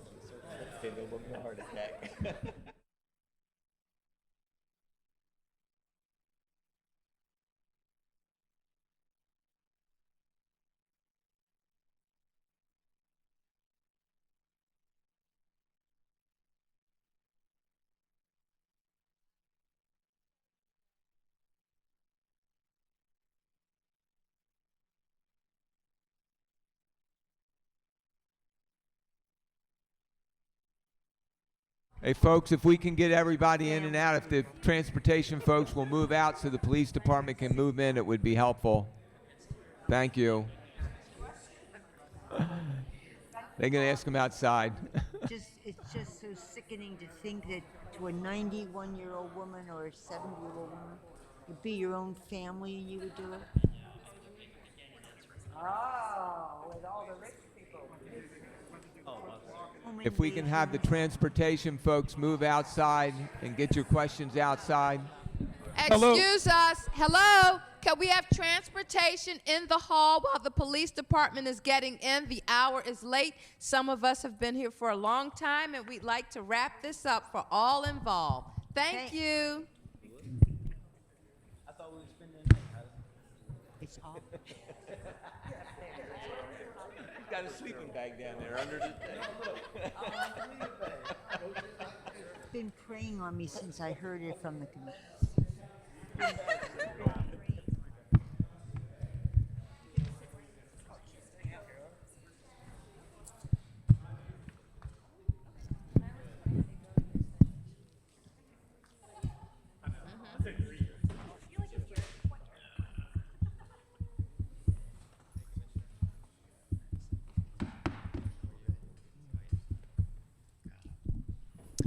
Oh, Commissioner, you don't have to sit down. Come join us. Thank you so much for your patience. We apologize for the delay. We've had very robust discussions with other agencies. What we'd like for you to do as you begin, please introduce your staff that you have brought with you. Go right into your presentation. We will not interrupt your presentation, and it will be followed up by questions. Okay, thank you, Madam Chair, and good evening to you and to you, Mr. President, and to the other members of our City Council. And if it's okay, I'll just start with the Deputy Commissioners, and you guys can stand, introduce yourselves, and we'll wind back around and give it back to me, and I'll get right into it. Fantastic. That mic's on the desks. Yeah, the mics are live on the desk, but for people behind the pole, they'll need to come to the podium. Yes, ma'am. Good evening. I'm Dean Palmier, Deputy Commissioner for Operations.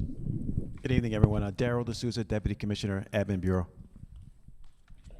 Good evening, Caroline Sturgis, Chief Financial Officer.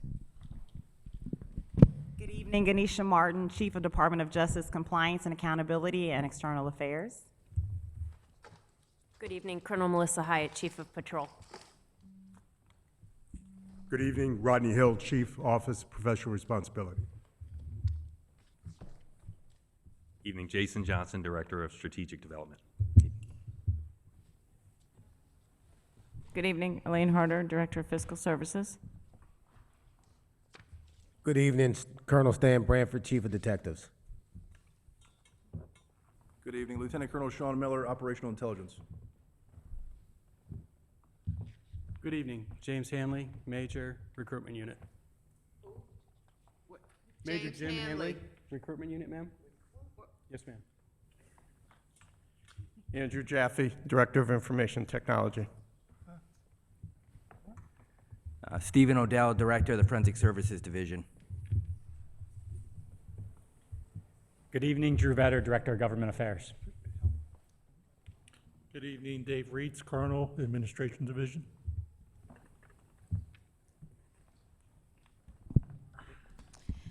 Thank you. Commissioner?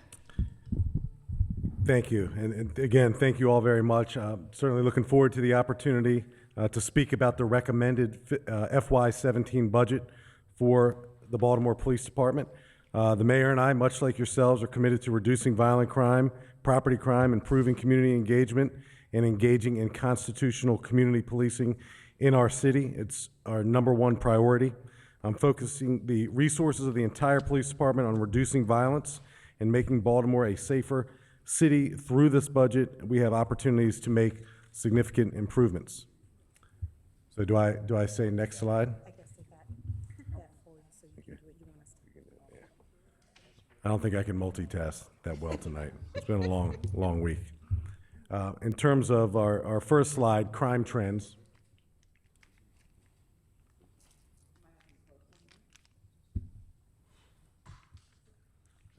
There you go. Okay. Our city, like many other major cities across the country, has experienced an increase in violent crime. I recently received the first quarter report from major cities chiefs, and most major cities and large counties across our country are experiencing for the second calendar year in a row an increase in violence. As a result of the hard work of our police officers, the city has continued to experience a reduction in overall total property crime this year, and that trend continues. As of today, homicides in the city are down 5%, but non-fatal shootings are up by 14%. Year to date, our gun arrests in the city are up 78%.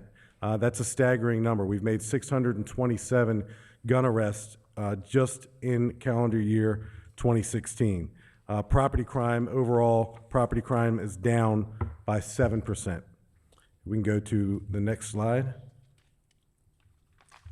Budget highlights. Here's a visual of our strategy, starting with our foundation, our people, our employees, the men and women, sworn and civilian, who work diligently for the city and our community. The 5 pillars to create a safer Baltimore are and have been the same for the last few years, focusing our resources and attention on gangs and guns, community engagement, community policing, and we've done some unique things over the last several months that I'll talk about later, actionable and timely intelligence, data sharing, and finally, ethics, integrity, and accountability, and constitutional community policing.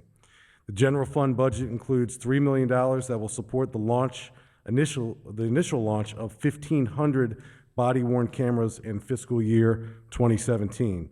Upon completion of a 3-month pilot that received a lot of attention, we evaluated 3 cameras, and the city selected Taser as our vendor to equip the entire agency.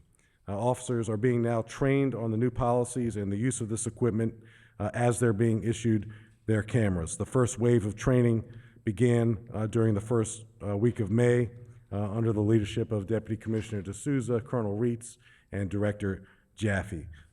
Conservatively, right now, I believe we have at least 50 cameras that are out on the streets right now. 46. So I'll say approximately 50. We anticipate having body-worn cameras for our entire police department by the end of calendar year 2018. Additionally, fiscal 2017 budget includes $1.5 million for salaries and benefits. Civilian personnel will receive a 2% cost of living salary adjustment. The department will salary save, actually be downsized by 225 police officer positions to help the city balance its budget. Certainly a very challenging fiscal year for the entire city. There are no layoffs anticipated with the elimination of funds for these positions. I'll now discuss how the 2017 budget will allow the department to advance the mayor's priority outcome for a safer Baltimore by each service level, starting next with patrol. And I'm told to tell you to reference page 344, Service 622, Police Patrol.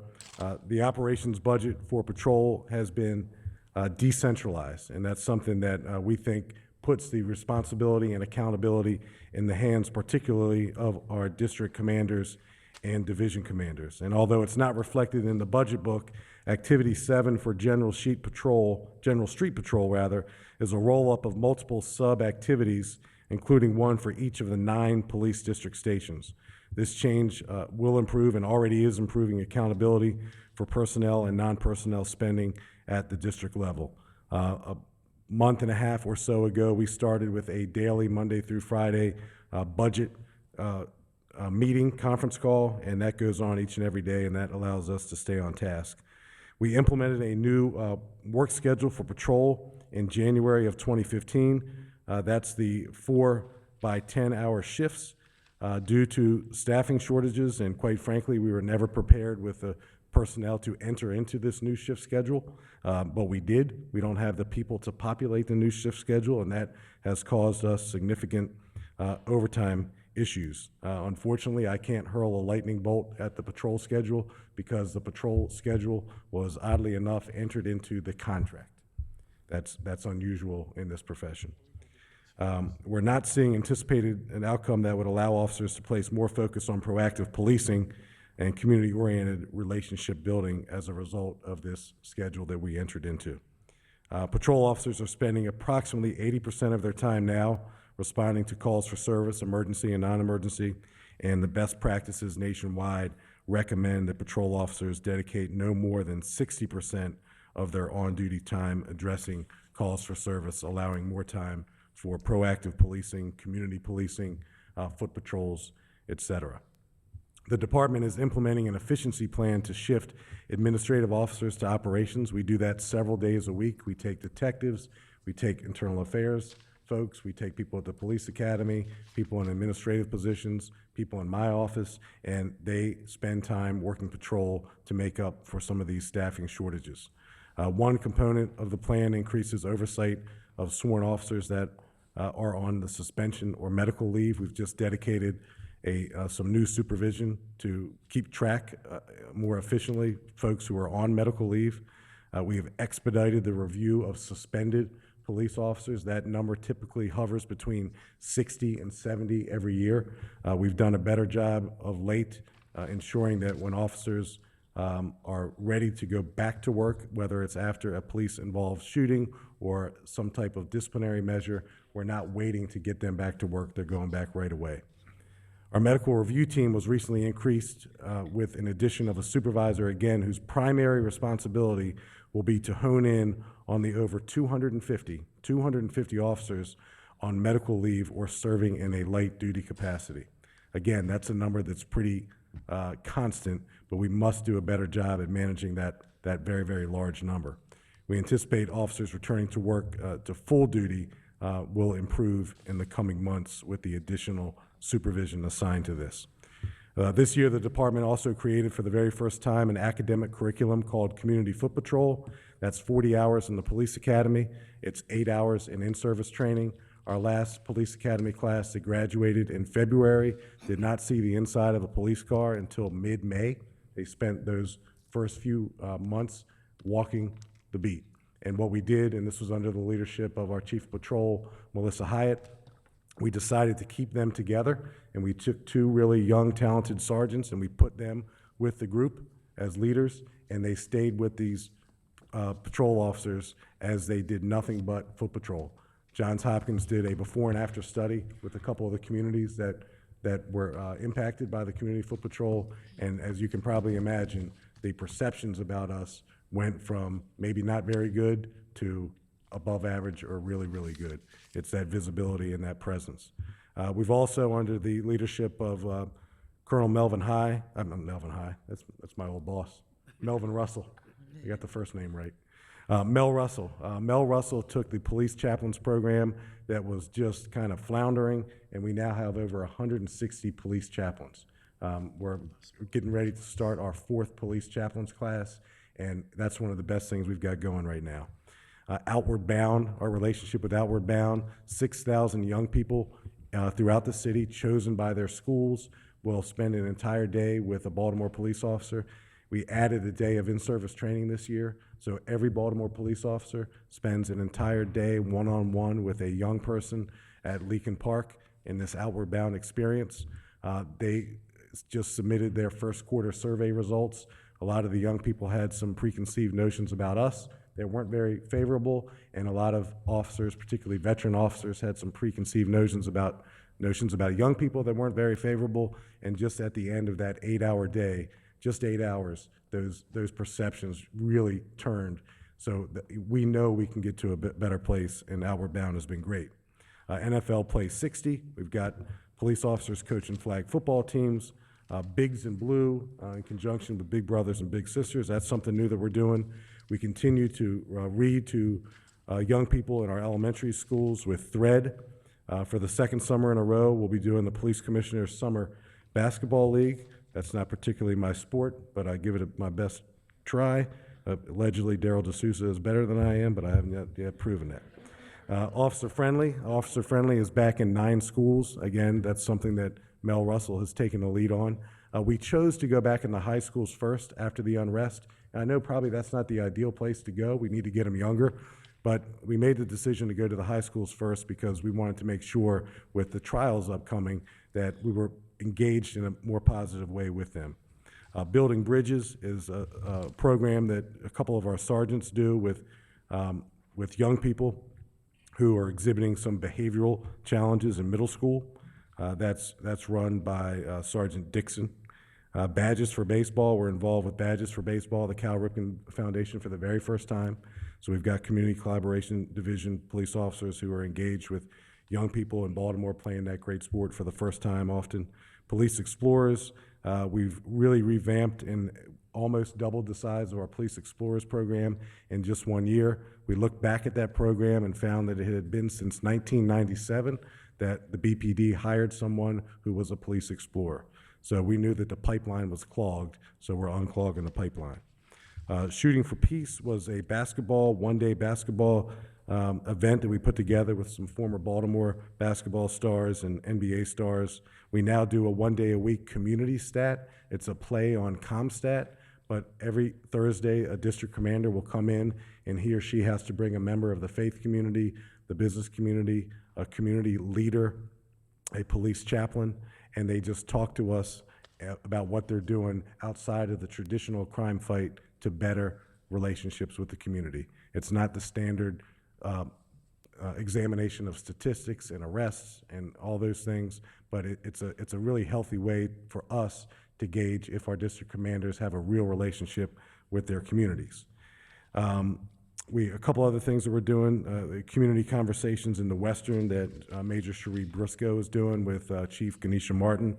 Ganesha Martin is also engaged in this women in law enforcement group, and she actually mentors young women at one of our city's middle schools. Those are all things with maybe one exception that are new in the last year. Police recruiting and training, I believe, is the next slide. In fiscal 2016, we hired a civilian director of HR and assigned a police major, Major Hanley. The civilian director is Director Stephanie Robinson, and we assigned a police major dedicated to recruitment only. Recruitment and HR are big, big tasks, and we knew we needed a leader in each dedicated exclusively to those particular endeavors. The separation of duties allows recruitment to focus on initiatives that will increase interest in the BPD and interest in our profession. The last contract brought officers more pay, and that pay is in line now with surrounding jurisdictions, but we're no different here in Baltimore than a nationwide trend we're seeing, and it's very, very difficult to recruit police officers right now. I just want to tell you, it's a challenge, particularly for first-generation police officers, those people who don't have a mom, father, grandmother, grandfather who are cops. They're these college graduates, for example, who were drawn to our profession in recent years are exploring other options, and frankly, the national scrutiny that our profession is under is one of the reasons for that, and we just have to find a way to punch through that. We're now in charge of our own website. We have a new recruiting commercial, and we're doing some innovative things with recruiting. We're actually taking a trip to Puerto Rico this month in a recruiting effort. We're doing some new things with recruiting that I'll talk about in just a minute. The budget includes $108,000 for education incentive pay for police officers. This allows us to reclassify 60 sworn positions and immediately increase pay for 34 members who have already earned their bachelor's degree. That allows us to remain competitive with our peers. For calendar year 2016, we have lost 91 sworn members to retirement and resignation, and we have hired 39. So that's 91 out and 39 in. That's not going to cut it for us. The department's vacancy rate as of May the 20th for sworn is 10%, and for civilian is 16%. We are starting a new police academy this month of over 50. That's more than twice as large as we've been typically starting the class. I think for the last couple of years we were having smaller classes, and while there was arguably more one-on-one instruction with police academy instructors, we couldn't keep up with attrition. We can't have academy classes that don't allow us to keep up with attrition. We created a new working group which meets weekly to discuss recruitment strategies and implementation. For example, we no longer just test on Tuesdays. We test on Mondays, Tuesdays, Wednesdays, Thursdays, and Fridays. We're taking our testing show on the road, and we're really concentrating on area institutions, historically black colleges and universities, and other academic institutions right here in Baltimore and in the Baltimore metropolitan area. Our recruitment of local police officers remains a priority. I've had a couple discussions with you all kind of offline, and I won't go into it too very much, but there are some state hiring standards in Maryland that were developed in the mid-1970s, particularly surrounding the use of marijuana, that really hurt our recruiting efforts. And I'm going to make it one of my goals over the next months, hopefully year at the most, to get the Maryland Police and Correctional Training Commission to entertain the idea of having our hiring standards mirror the growth and current expectations of our communities.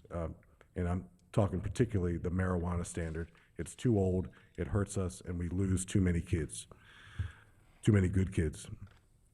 Live Baltimore, and that's been something, again, that Chief Ganesha Martin has been stepping forward and taking these academy classes out in various parts of the city. They dress down in plain clothes, they go for a walk and talk in the community, and they end the night at a local pizza parlor. Our last academy class, 43% of our last academy class, the class that graduated in February, 43% of them live in the city. So we want to keep them living in the city. And we're going to measure residency, obviously overall, but I really want to measure it academy class by academy class to see what we're doing that may be encouraging them to live in the city. But we think Live Baltimore is making a difference, and pizza in the precinct is making a difference. The Puerto Rico trip is later this month. We already have over 1,300 people who have pre-registered for this recruiting event. Visiting Puerto Rico is not new for the Baltimore Police Department. Police departments across this country visit Puerto Rico in recruiting efforts routinely. We anticipate that we'll test over 1,600 applicants during this visit. In fiscal 17, the department will attempt to fill 90% of civilian vacancies and shift some of the sworn officers performing those administrative tasks to operations. Our police department, more so than any other local police department, has a disproportionate amount of sworn police officers performing administrative tasks. And when we hire civilians, and there's a cost up front to that, but we realize more people doing police work.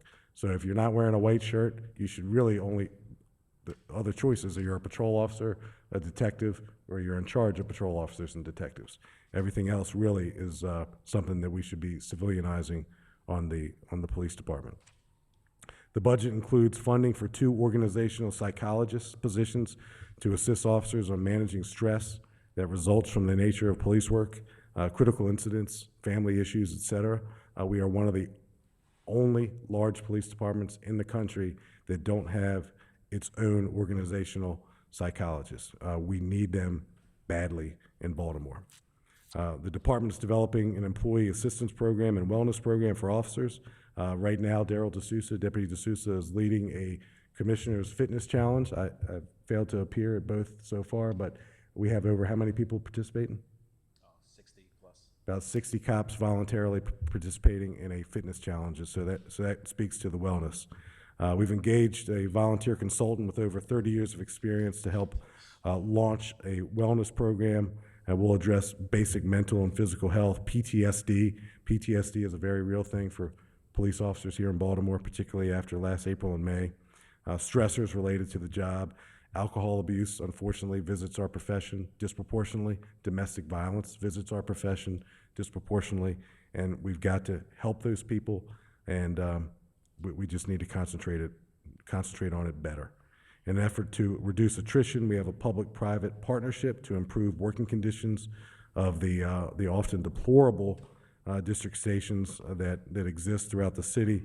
The first district undergoing a major renovation is the Western District. The grand opening we anticipate will be later this summer. We've got a significant amount of money coming in the Western District should really be a place where the community first and cops first, both of them, want to go to.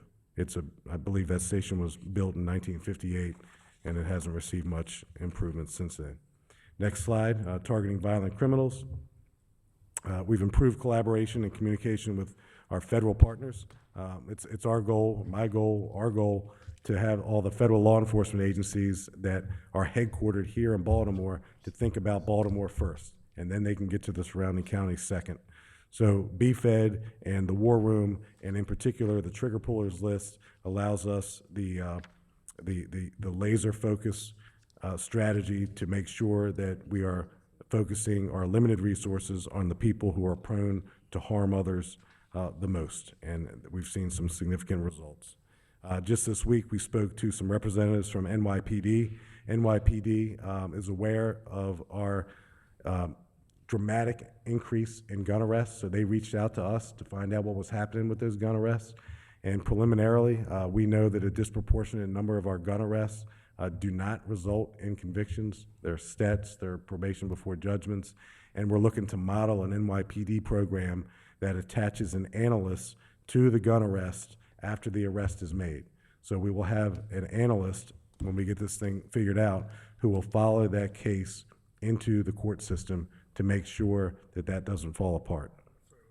In 2014, the Gang and Violent Organizational Reduction Strategy was implemented to reduce homicides and shootings by focusing on criminal associations of victims, disrupting possible retaliation by rapid deployment. I think on Memorial Day, you saw, unfortunately, we had a quintuple shooting, and that's since been solved. We held a news conference today, but one of our shooting victims refused to get in an ambulance, and he took off running down the street. He went and got himself a gun, and he came back to the shooting scene to kind of finish up business. And thankfully, the district commander, Major Worley, had some undercover assets there who identified him and arrested him. We closed that case just last night because of a community tip, and we made that arrest last night. Special operations, I promise I'll go faster. Special operations, next slide. Again, you're all aware they conduct high-risk search warrants and they handle hostage barricade situations. SWAT is also being utilized to assist in training across the agency. They work closely with our police academy. They engage in active shooter, active threat exercises throughout the city. The budget includes funding to replace environmental hazard suits and bomb detection. Current equipment has reached the end of their legally mandated lifespans. Special Operations Canine and Mounted is next. Although the budget book reads that we have 25 dogs, we actually have, 29. And they're a combination of patrol canine dogs, bomb dogs, drug dogs, and we have no plans to increase that number in FY17. The mounted unit is at 6 horses right now. They continue to be an extraordinary resource for crowd control, civil disturbance deployment, and we use them every weekend downtown, and it's American policing's oldest mounted unit. Next page, Special Operations Aviation. Foxtrot, our helicopters are utilized in conjunction with existing crime fighting strategies. They work with ground units to identify problem areas. They direct police officers to particular locations. They alert to problem areas for patrol.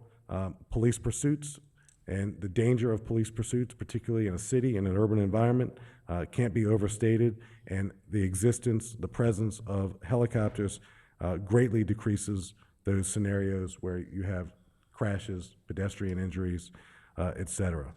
We recently implemented a policy where it's mandatory video. The helicopter, the tactical flight officers, they assist the pilots. The tactical flight officers must activate the camera, and each helicopter has a camera for any police pursuit, any critical incident, any Signal 13 officer in trouble, call for service.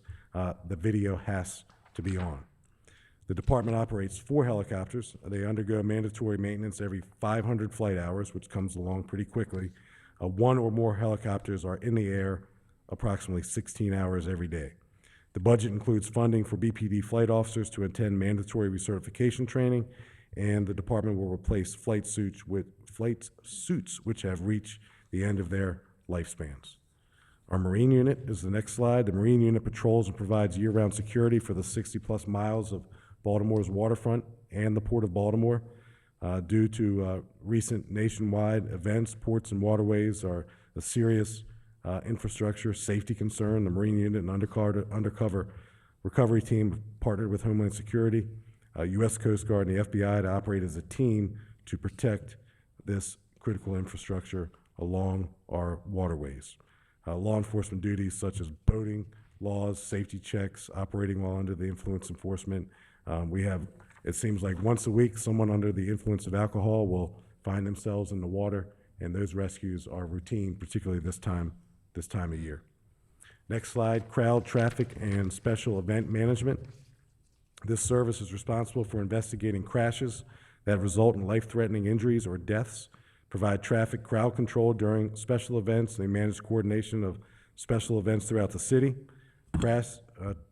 Investigations evaluate trends for internally preventable departmental crashes. They coordinate with commanders when they see trends, especially with our young police officers who are driving police cars for the very first time. The service prepares deployment strategies that allow the department to staff special events and maintain an appropriate presence in the city. The budget includes funding for the replacement of helmets, boots, and safety equipment for our motorcycle unit as well. Criminal investigations. Next slide. Criminal investigations is focused on investigating crimes and working closely with our state's attorney's office to ensure successful prosecution. We meet the upper echelon of the police department, meets with the upper echelon of the state's attorney's office once a week. The unit prioritizes warrant service, and they pay particular attention to violent repeat offenders. They also identify patterns and cases to move more effectively for gang members who are prone to retaliate. Significant development this year, our Family Crimes Unit will move from BPD headquarters to the Baltimore Child Abuse Center. That's really, really important. We want to make the BCAC a one-stop shopping for children who are victims of crimes, witnesses to trauma, and having everything located under the same rooftop is good for the children. It's always been a matter of space and a matter of parking, but we just decided to make it work, and we figured out a way to make it work. Biggest issue for that move was parking, but we figured it out. Homeland Security and Intelligence, we're almost there. We continue to have strong relationships with our federal partners to gain tougher sentences for violent offenders. Post-unrest, our U.S. Attorney in Maryland, Rod Rosenstein, who's the senior U.S. Attorney in our country, took a harder look at gun offenses, and he has increased the number of gun arrests that he has taken into federal court. And that helps us because certainty of punishment in the federal court system is something that benefits public safety. The department maintains a close collaboration with City Watch to address criminal activity through the city. We continue to have good success with City Watch. We look to build upon that.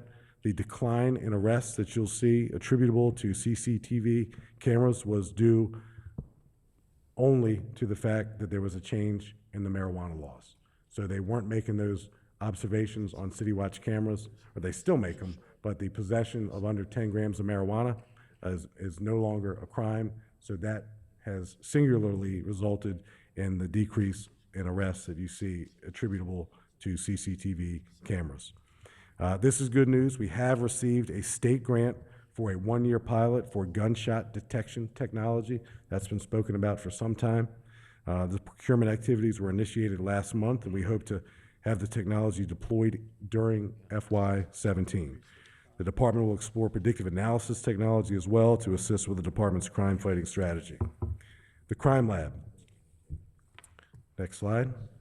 In FY14, the Crime Lab successfully completed accreditation. That's a grueling process, and kudos to Crime Lab Director Steve Odell for that accomplishment. We hold top-level accreditations, which strengthen our credibility in court. Our backlogs continue to be a concern for the department. We have, however, made significant progress in securing federal funding to address our staffing deficiencies. In fiscal 16, the service received a supplemental appropriation for 10 crime lab techs and supervisors. These new positions will enhance fieldwork capacity for crime scenes. The additional funding also supports equipment for employees to process crime scenes, including digital cameras and handheld scanners. All of these things get us to a place where when we go into a courtroom, we live up to the expectations of juries and judges, and those expectations have really increased over the years. Enhancing crime scene staffing will also assist in addressing the higher service demands, reduce backlogs, improve clearance rates, and improve success rates for prosecutions. FY17 budget for the crime lab includes an enhancement funding for 6 supervisory positions.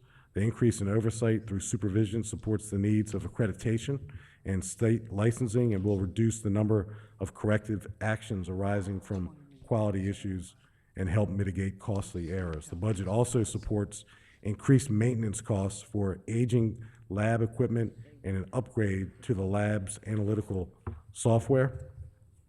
Importantly, internal affairs is next. I'll just spend a second on that. Our early warning system for employees exhibiting behaviors and experiencing life's issues has been revamped significantly. We hired Vernon Herron. Vernon Herron is one of the directors who work directly for Chief Rodney Hill. All supervisors are now being trained on the use of our early intervention system. Director Herron, meets with commanders on a regular basis now for officers who are flagged and showing warning signs to develop a plan of corrective action.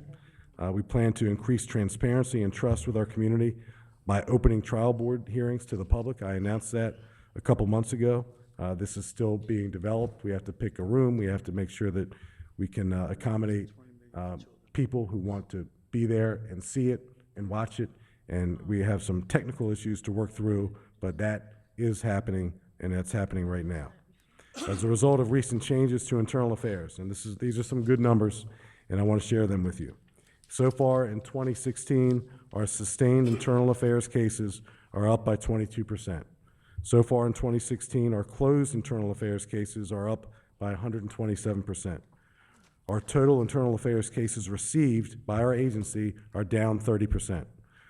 Our excessive force cases are down by 43% so far this year, and we're almost halfway through the year. So now's the time to kind of look at that and reflect upon that. So again, our excessive force cases are down by 43%. Our discourtesy cases are down by 6%. False arrest cases are down by 44%. Harassment cases are down by 46%. Also, and this question is posed to me routinely, so I'll tell you, I've terminated 7 police officers this year who don't deserve to wear this patch and this badge. 5 other police officers have resigned in lieu of termination.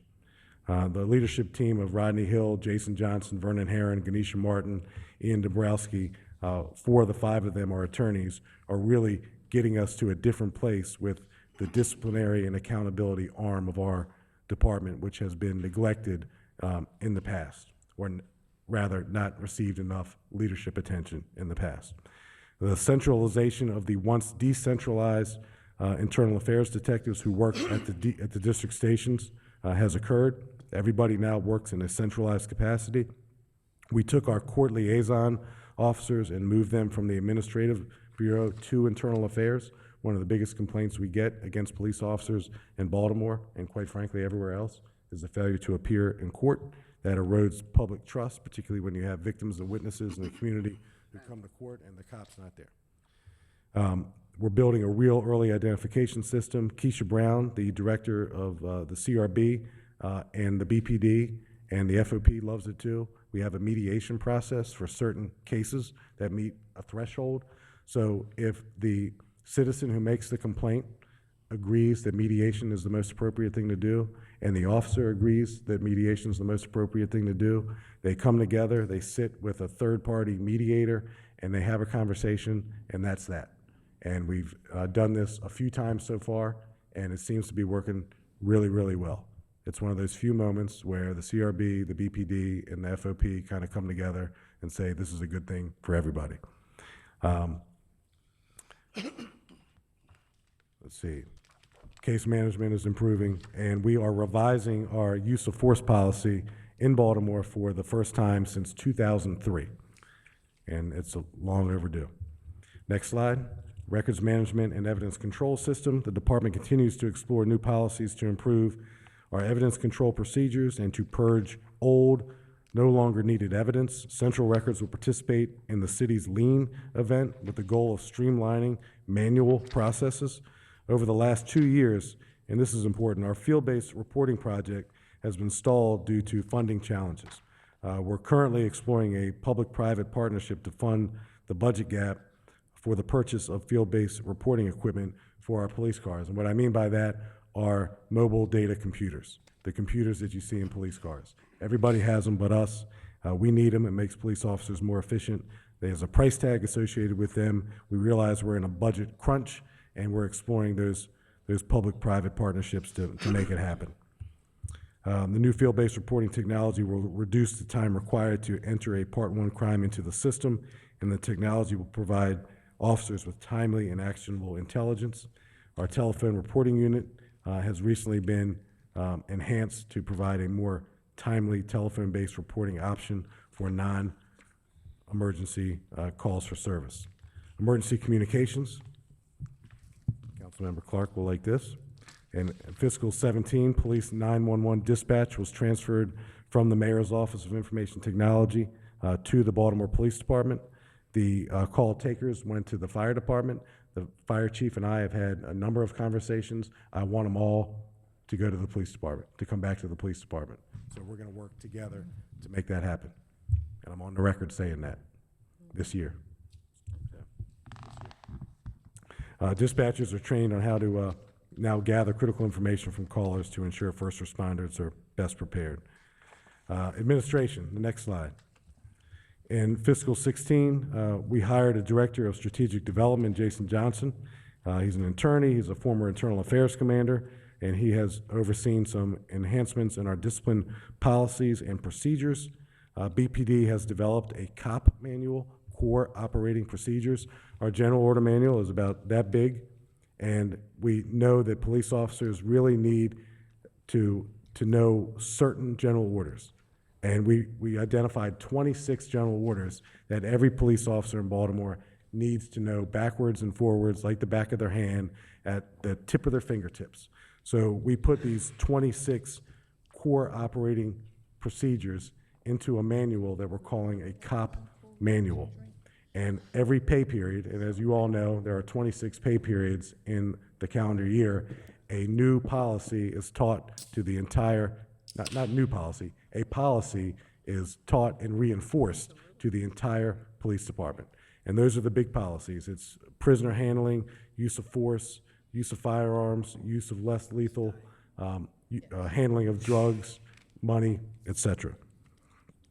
And as you're also aware, the department is still undergoing an investigation by the Department of Justice. Our DOJ compliance team is the first of its kind for departments who have undergone a DOJ investigation. We stood up the DOJ compliance team under Chief Martin when the investigation was announced, and we have about half a dozen employees who do nothing but interact with the Department of Justice during their investigation. We facilitate their investigation, we accommodate it, and we think that'll land us in a better place when DOJ hopefully makes their announcement sometime in this summer. I'm very hopeful for that. In fiscal 16, we've enhanced overtime accountability, like I mentioned earlier, with a daily conference call. At the end of the second quarter, we're projecting overtime spending of $49 million.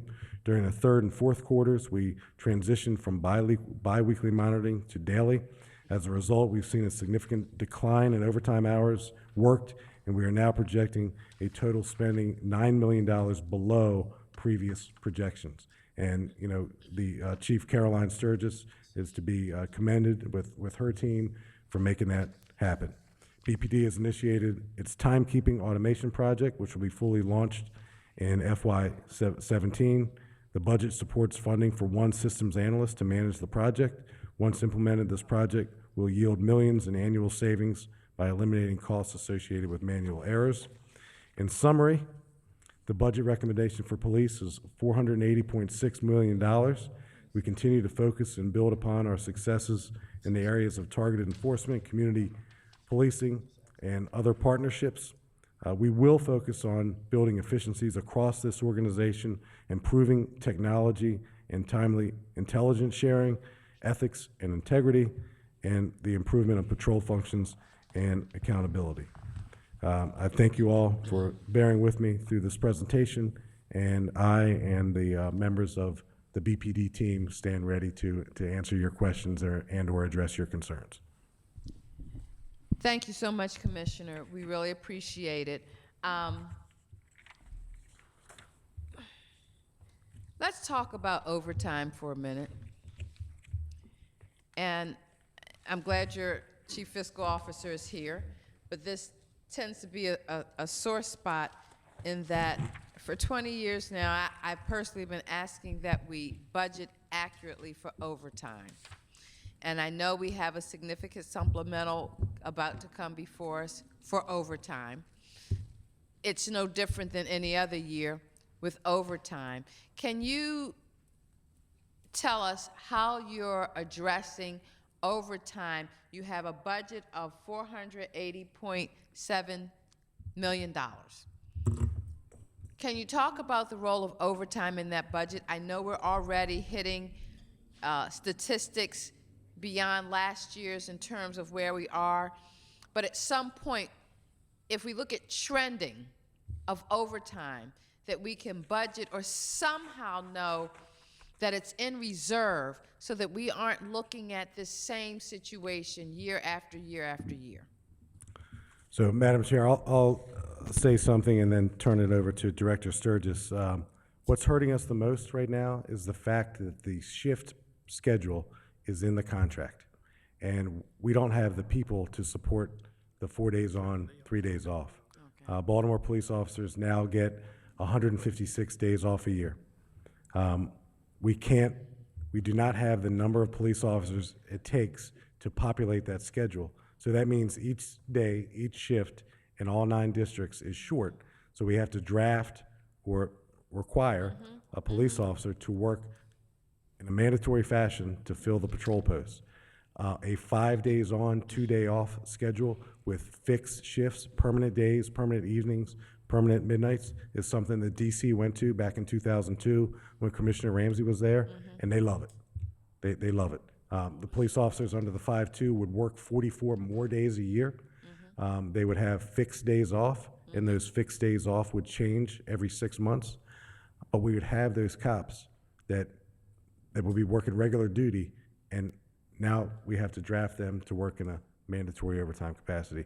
In hindsight, and I'm sure someday someone's going to look back at my administration and say, in hindsight, Kevin Davis shouldn't have done A, B, and C. But in hindsight, we should not have put that new patrol shift in the contract. No one else does that. I don't understand it. But we are having daily budget calls, and it keeps people on point. And Director Sturgis will talk to you about what she did with the decentralization of the budget to the 9 district stations. They now know exactly how much money they have, and I'll let Director Sturgis just briefly address that. Thank you. A couple of other things that we're doing. Besides our biweekly monitoring, we are currently doing a daily monitoring. Each of the districts know what their biweekly budget is and what that translates into a daily budget. So in doing that, before we implemented that a month ago, we were spending about $1.8 million a pay period. Since we've increased that monitoring, we're down to spending $1 million a pay period. So we're spending about $800,000 less each pay period. Some additional things that we're doing throughout the department to help reduce our overtime spending. We recognize that most of it is related to staffing shortages. We are looking at shifting sworn officers that are performing administrative responsibilities to patrol. We're doing a staffing audit of the entire department to see where every member is, every sworn and every civilian member. We're looking to see if those positions are appropriately aligned. We have developed a discipline committee, which is taking a look at members that are on suspension and ensuring that they're serving their punishment in a timely manner so they can come back to work. As a result of that discipline committee, so far this year, we've restored 28 members back to full duty status. We are taking a look at over 250 members that are either on a extended medical leave or light duty capacity. By increasing the oversight of that, we anticipate to see more sworn officers being returned to full duty status. With all of those efforts, we hope to see staffing shortages decline and therefore a reduction in spending. I'm sorry, I guess I should also elaborate on decentralizing the patrol budget so each of the districts have a better understanding of what their budgets are, both personnel as well as non-personnel. In historical years, the districts only knew their overtime budgets. Now they'll know how much they have for salaries, how much they have for non-salaries, and they can make better decisions. We are also doing command training to basically train the commanders on other administrative areas of their responsibilities, how to read and understand your budget. You know, when you're going over in one line item, how to make adjustments in some of your other line items to offset those overages. So there'll be more accountability going into fiscal 17 with that change. Very good, thank you. Council President. Madam Chair, can I, before the Council President, there's one more issue with the budget that's unique to Baltimore in so many ways. Some of the events that we staff, like Baltimore City Lights, that wasn't funded. The reimbursement rate between the city and the major sports teams that call Baltimore home, when you look at other jurisdictions, we do not seek reimbursement at a rate that other jurisdictions seek from those major sports teams. So you know, as we look going forward, those are some things we can probably do to improve our budget. Well, Mr. Klein, there's a worthwhile challenge for you to help put more dollars in the coffers. I'm on it. I've been on it for years. Still. Well, thank you. I mean, and that is important. And I'm glad you brought that up because I was going to ask, because we have the Preakness. I mean, we have these other events that put Baltimore on a national, international map, and it's great to have it there. But at the same token, they're taking dollars out of our budget that we're not being compensated for when citizens are saying, why don't we have officers in our community? Why don't we have this? Why can't we have more of that when we're tending to public safety for visitors? Not that we should not do that, but these are venues that are well in position to pay for the service that they're receiving. Because if we said, oh, we can't provide that, here's our fee, they'd go out and get private security. Yes, so ma'am. thank you for that. Yes, ma'am. We will certainly take that up. Yeah, we will look into that. Legislatively. Yeah, absolutely. Mr. Commissioner, I wasn't for that contract that they voted on because I knew within my own mind that it wouldn't work. Being a former manager that had, I didn't have as many as you have, but over 142 full-time employees, yes, sir. that would not work. And my question is, how long is this contract for? And if the FOP is serious about helping us to make sure that we fully patrol, which helps their members when they need backup, they would look at this and try to work with you so that you can do the scheduling of your officers, because it just don't make sense that districts are short because of what's happening with the contract. Now, how long is this contract for? It's a one-year contract, and we're in negotiations right now. Please don't ever let them do that to you again. You should be doing the scheduling along with your command staff of your police so you know where to put them, when to put them. And I mean, it just don't make sense that we let the FOP control the day-to-day operations of our police department. You're the commissioner, not the FOP. Yes, sir. Okay? And they didn't do that to me.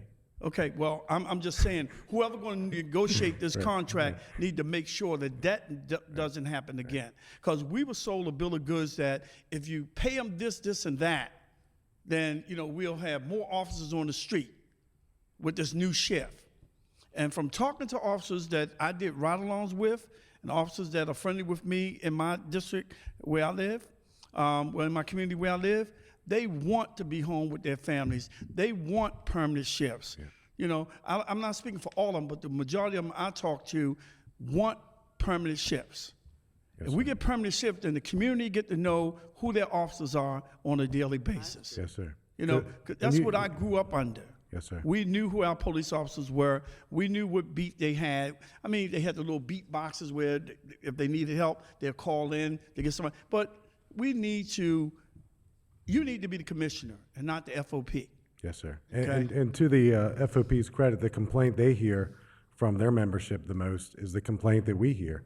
And it's the mandatory overtime, it's the drafting, it's the schedule.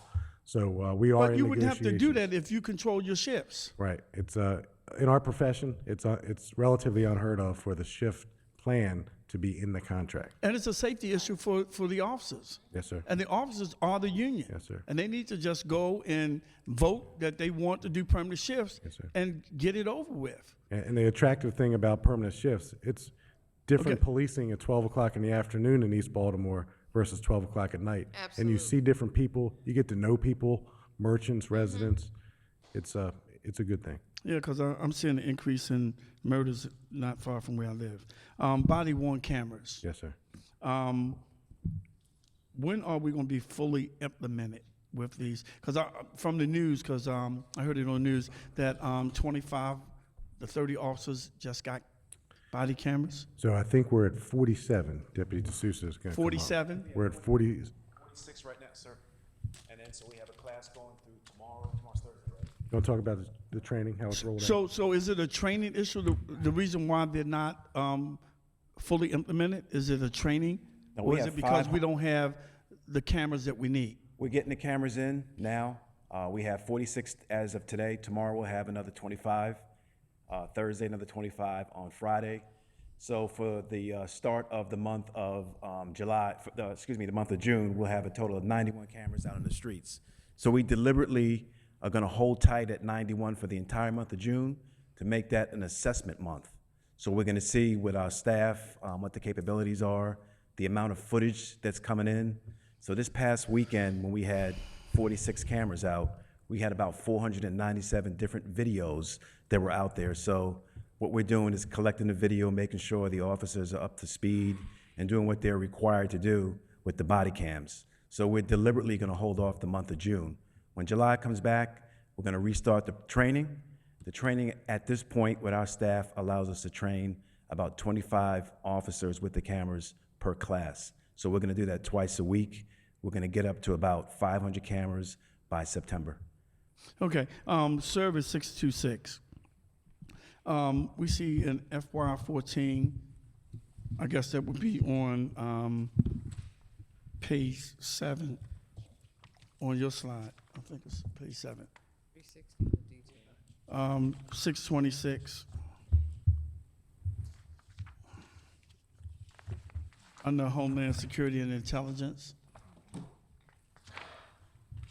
Well, anyway, in FY14, the actual was 1,506, and then the actual for FY15 was 629. What happened there? Oh, I'm sorry, Mr. President, that's the CCTV cameras. That's the new marijuana laws. So in past years, the CCTV camera operators would see a group of people, typically young people, smoking marijuana, and they could probably tell by passing the joint around that it was a marijuana cigarette, and they would call for patrol officers to go in and make arrests. But now the possession of under 10 grams of marijuana is legal in Maryland, so that's why those arrests have decreased. Now they're still calling in police officers to go break up that group, but no arrests are being made because the decriminalization of marijuana under 10 grams. Okay. Madam Chair, while I'm on the CTV, can I get this one question in? The Department of Transportation is in the process of, I think the RFP is already out, for the red light and speed cameras. Automated speed enforcement. Yeah. Can you be in conversation with them so that those cameras could be also used by your agency? Because because I talked to some of the vendors and they said that these cameras can do a number of things. When it's not flashing cars speeding through the red lights, it can also pick up criminal activity. Yes, sir. So we can get a better bang for our buck if we coordinate, this whole red light camera program with your crime fighting initiative. Well, Mr. President, I'm proud to say that I recommended the person that the city hired to be in charge of their automated speed enforcement. His name is Robert Liberati, and I think he was before you earlier. And there are 2 gurus of automated speed enforcement in the state of Maryland, and Baltimore now has one of those 2. So I'm very familiar with the capabilities of automated speed enforcement. They're always on. They're just like a body-worn camera. They're always on. They're always recording. They only activated a violation, but you can go back in time and recover it if you're within a time frame. Yeah, because I'm very excited about it. People ride down the street, hit people's cars, knock their, what they call it, the rear view Side view mirrors mirror. off, Oh, yeah. and they get away. And those cameras could, you go back and say, hey, this happened at this time, can you roll that back? And we can go after some of these people and catch them for doing some of the crime activities. that they're Absolutely. doing It in our would help community. us right now, Mr. President, with the investigations that we have in Park Heights. If we had automated speed enforcement right now up and running, we know that those criminals are mobile and they drove to those areas and committed those horrible crimes. And as we move forward, we have to make sure that our cameras have the capability of taking crystal clear pictures, because the quality is just poor. Yes, sir. So as we spend money, let's make sure that we get the best bang for our buck and better quality, and bring that overtime down. Yes, sir. Councilman Scott. Thank you, Madam Chair. Mr. Commissioner, thank you, and thank you for the service of not just your command staff, but the entire police department. I want to talk a little bit, thanks to the council president taking my one question away from me, keeps me an extra question. I want to talk a little bit about police recruiting for a second, and to go back to something that you and I spoke about that was in the media about the company with the psyche valves, but I think that plays a greater part in your recruiting and training issues, specifically around Baltimore City residents, and to be even more specific, around African-American Baltimore City residents. What are you guys' plans to try to deal with that issue, and how are we going to do a better job reaching out to the community to try to have a police department that's more reflective of the city of Baltimore, but also what changes have you made in light of that company that you did not choose, that was chosen by someone else, to make sure that we're now doing things on the up and up? Well, Councilman, we do have a new vendor that conducts the psychological evaluations, as you know, and it was on the front page of the Baltimore Sun on more than one occasion. The previous vendor was spending just minutes with each applicant, and that was unacceptable, so their contract was voided and a new vendor was chosen. That new vendor is very receptive to our needs now. I actually listened to Director Sturgis have a conference call that she called with them to discuss a couple issues that have to do with diversity, and they've been very, very receptive to that. One of the things that I'd like to do not only on behalf of the Baltimore Police Department, but our profession, particularly in Maryland, is get the Maryland Police and Correctional Training Commission to amend its drug standards for police applicants. And I mentioned earlier that the marijuana standard, it applies a number for overall times of use to marijuana. It applies a number to recency of use. It applies a number to how many years must go by. It's all arbitrary. It's unscientific. Somebody chose those numbers back in 1975, and the profession has been stuck with it. And it disproportionately impacts city residents. And other jurisdictions are also disproportionately impacted by that. And it's my intention to take the lead with MPCTC to amend those standards. Now, the local recruiting, and I'll have Major Hanley go over a couple of things we're doing, particularly with the historically black colleges and universities, and how we've taken our testing show on the road, so you don't have to come to BPD headquarters. We got a lot of work to do with recruiting. We have a new recruiting commercial. We're going to Puerto Rico. We have to make our agency and our profession something that people want to do now. And I'll let the major detail a couple new initiatives that we have. So one of the things we're doing is we're working more at a district level. For example, we're going out to community events in the Western District. We've already done one this year in the Harlem Park community, and in July we'll be doing another one in the Matthew Henson. So just going at the grassroots level, we're going to go out to the community meetings, community gatherings, and set up recruitment there. We're also working with the Center for Urban Families in West Baltimore and the STRIVE program.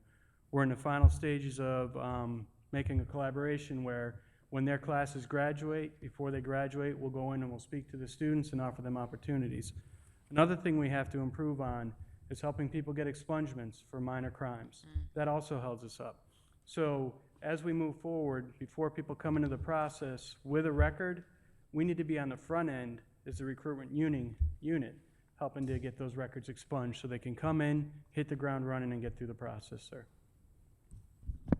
Thank you, sir. And please enlist the help of us with anything you guys need to make that happen across the city, or if you guys reach hurdles that you think that our influence would help.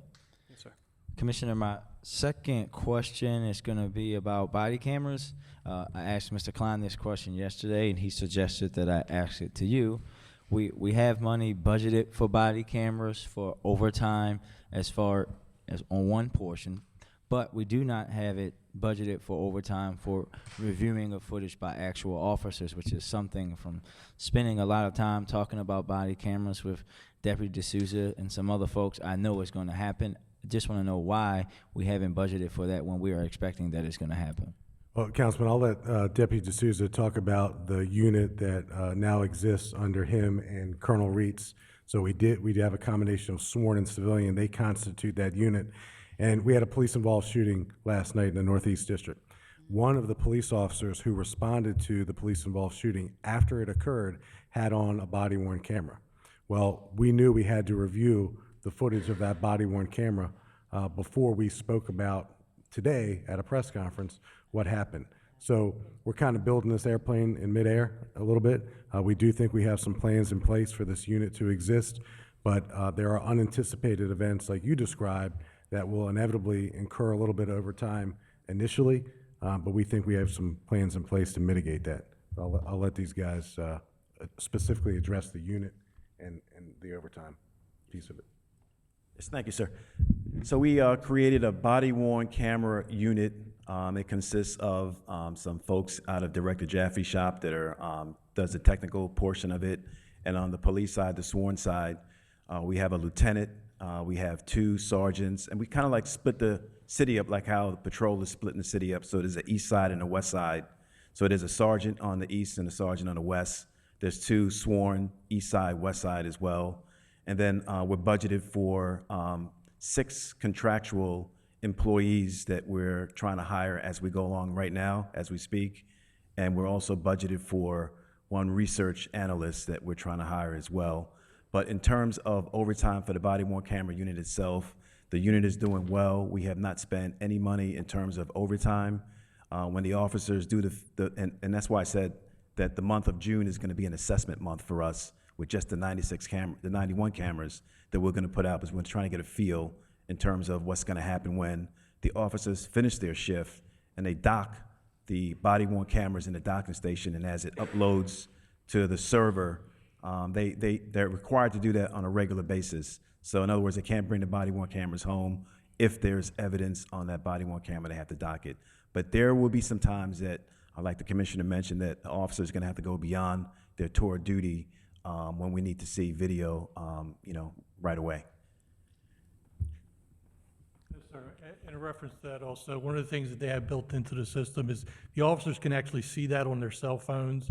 So they can download the video from their camera onto their cell phone and view it if they need to write a report or something like that while they're working, and that's done right away. There shouldn't be any overtime involved in that. The overtime may come on some other items that are more extensive. Yeah, I agree, Colonel, but I also I think that our younger officers will have no problem with that. But my anticipation is that some of our senior members will have a little bit of a problem with that, as we are often having to help them understand the use of a smartphone, which is nothing against them. They're from a different age and time, and they're trying. But I just want to make sure that we're monitoring that going forward, because as we've already had a discussion about overtime, Absolutely. I know it's going to happen. I just want to make sure that it's minimal. Yeah, and it's built into the training also. It's hard to teach an old dog new tricks, but we are trying to do that with the.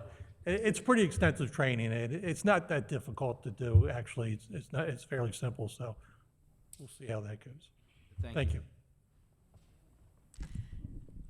Commissioner, before we go, you gave some wonderful information at the start of your presentation that we don't have in writing about programs and things that the police department is doing. Would you provide that to the committee so that we can share that with the whole council? Because it was good information that counteracts all the negativity that we hear about the police department and the efforts of community engagement and actually participating in community life. Yes, ma'am. Okay. We will. We use our social media platform with TJ Smith, our media relations director. Well, I mean, we catch the snippets on the news, but most of the time when we see TJ Smith on the TV, it's not talking always about the things that are building community instead of creating the divide. Yes, ma'am. Thank you.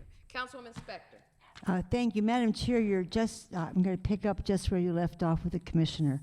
And Commissioner, I can't thank you enough for what you do and how responsive you are to all of us, and your staff is outstanding. Just what the chair mentioned, the efforts that you make, the outbound, the foot patrol, the officer friendly, the building bridges, the community groups that you put together. What I would like to see is you're building these relationships and include the other security that we look for in the school police, the MTA police, the security from the private sector. If all of you would use the community relation councils, it would be the width and breadth of the city. And I saw what you did last night when you came to help the community understand what efforts are being made and strides that were being made to recognize how important this violence in our community, especially to our seniors, is to all of you. You have in place a home, the 9 police districts. We need to use resources, and everybody who's paying for it, whether it be the school police or the MTA or the private hired security, they're out there for the same purpose. They're just not together. And then you bring the community into this with a collaboration. You've got, we couldn't afford to pay for what the energy and the results could come from that synergy. So I am here to talk about how important it would be. My colleague said, the chair said, if you would just let us know what you're doing. It would be known what you're doing if the base of this was in the police station citywide. So bring your best. We in the community will bring our best, and everybody that's being paid to offer security to the public would be part of the solution, would be part of this big collaboration. It would be phenomenal. You're all making Sabbath in silos. You're making Sabbath separately. We need to bring it together. So I can't speak enough, because last night everybody was looking for this kind of partnership, this kind of relationship, this kind of collaboration. This one senior lady said, be more creative. That's what we need to do. There's a lot of resources, we just need to put them together. The other thing that has been a real stumbling block for us in my community is we've had extra resources, we've had funding, and everybody is saying, let's use it for cameras. And we have used the police department Lieutenant Hood has come out and he's analyzed and reviewed it, and then comes back months and months later and says it won't work because there's no fiber. There's no fiber. Well, there might not be fiber, but isn't there technology? Can cameras work some way else than fiber? So we're waiting 2 years in the neighborhoods that have the funding. The check is in the mail, and we can't get it to these 5 neighborhoods that are being so plagued with car invasions and house invasions and kids walking to school being approached with guns. If we had these cameras operating without fiber, there must be another way of doing it if there isn't fiber. It's 2 years in waiting for the police department to tell us it's a go. So those are the kinds of things that it's not on the ground. It's not on the ground. All this, but when my chair said to you, send us that information, it would be there if it was in the neighborhood, in that police station, and if we had the kind of funds that we have available, and it was already on the ground, if those cameras were already there working. Councilwoman, I couldn't agree more, and I wish I thought enough to bring Lieutenant Sam Hood with us tonight, who runs. Bug him enough. I bug him enough, but he keeps telling us there's no fiber. It's the fiber. Okay, I will follow up on that. I am not an SME on that, but I see someone coming forward with more information about that than I have. I'm not an expert IT guy myself, Say ma'am, like the hamburger, it's in there, it's in there. I want to tell him that. There are different applications that can be used outside of fiber. They're just not as reliable, and there still is a cost associated to them. Fiber's the most efficient way, but again, the cost of running fiber is not cheap. I'll follow up with Lieutenant Hood to see what other applications are available. We have used satellite applications and some other applications that do run the cameras, but again, there are glitches in their systems. Now, the mayor's IT person, I don't remember his father. Mr. Mullen? Not Mullen. His father. City or our office? I thought his father. Mr. Russell Powell, or is it Mr. Jerome Mullen? I think his father was city solicitor. No, that's Mr. Janey, who's sitting right over there. He is not our IT person. He is our head of our public safety. Oh, ring a bell. Sounds like, looks like. Mr. Janey has trouble working his own email, so I don't think. Yes. I'm kidding. We have zeroed in on Mr. Janey, but those are the kinds of things that take so long, and it's so frustrating. And I have people that are pretty sophisticated in my district, and they're saying, Ricky, the city's dragging their feet. It's not only fiber. The only way to go is not just fiber. So those are the kind of things that, honestly, if we were all working on the same tangent, and as I said again, if those 9 community bases would be out of the police district, it would be phenomenal. Well, Councilwoman, you'll probably be glad to hear that each district commander is now in control of his or her own social media platform called Nextdoor. And it's not a perfect social media platform, but people love it. And it's not all public safety. It can be about a barking dog or a lawn that needs to be mowed, but it's a way for information to be shared, and it seems to be catching on. But I do agree, using the CRCs more effectively is something we need to do a better job of. I started in the council when dinosaurs were roaming the earth. And in our community relation, I have 2 in my district, the Northern and Northwest. Every community association had a rep to go to those meetings. So once a month, there was tremendous sharing of information because that person felt responsible to go to the CRC meeting and come to the community meeting, and information flowed, and cooperation and benefit. There was such benefit. Yes, ma'am. We'll do a better job with that. One of the things with all the colleges and universities in the city, we got them together and formed a collaborative. So now, instead of operating in silos and they only contact us when they need us for an issue specific to them, we meet quarterly with all the colleges and universities. So the benefits of collaboration are not lost on us. Relationships are invaluable, and they grow And they become better and better and better. They really mature. Yes, ma'am. Thank you. Councilwoman Clark? Good evening, Commissioner. Thank you for all the wonderful, wonderful work of the Baltimore Police Department in my district and throughout the city. Thank you. I have two questions. All right, 911 will be with the police this year, 2016. Thank you for that. Correct. What does that look like? So who will the operators and dispatch, I know it's, but when this is all done, who will they be employed by? Dispatchers, operators? Yeah, BPD, the Baltimore Police Department. They'll be back as, everybody will be employed by BPD. Well, they've never left where they are. They're in our building. They lost their benefits, they lost their leave privileges and the like. Right. What about that? So I absolutely understand, and I'm in an elevator every day with either a dispatcher or a 911 call taker. They don't know, they're not even working that day. Well, they got me, and I hear you loud and clear. This is one of the first issues that came up when I first came on board, and I was happy to have half of it back, but we need all of it back.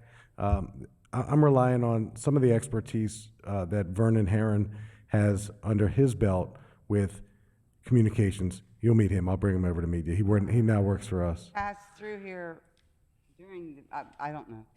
We need a civilian subject matter expert, not a police captain, not a police major. Consultant on this whole thing? He's done wonderful work elsewhere in the state with getting communication centers where they need to be with best practices. So whether it's call takers or dispatchers, there are certain things we can do to ensure that they exist in a way where we have better response times, where we have better sharing of information with dispatchers and patrol officers. I think one of those ways that we have better sharing of information is to finally get mobile data computers so police officers can read the entire text of a call.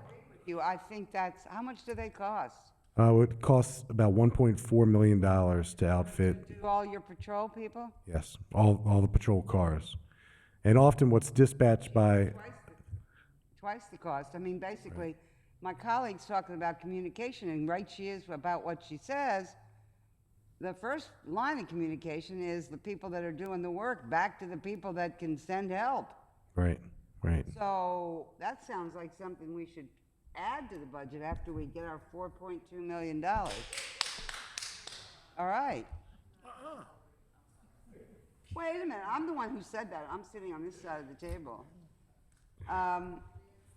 I think, I agree with that. Now, are they gonna get back they had, before this, whatever happened over there happened, they had the same, as employees of the department, albeit civilian, they had leave privileges that matched and made their jobs doable and livable.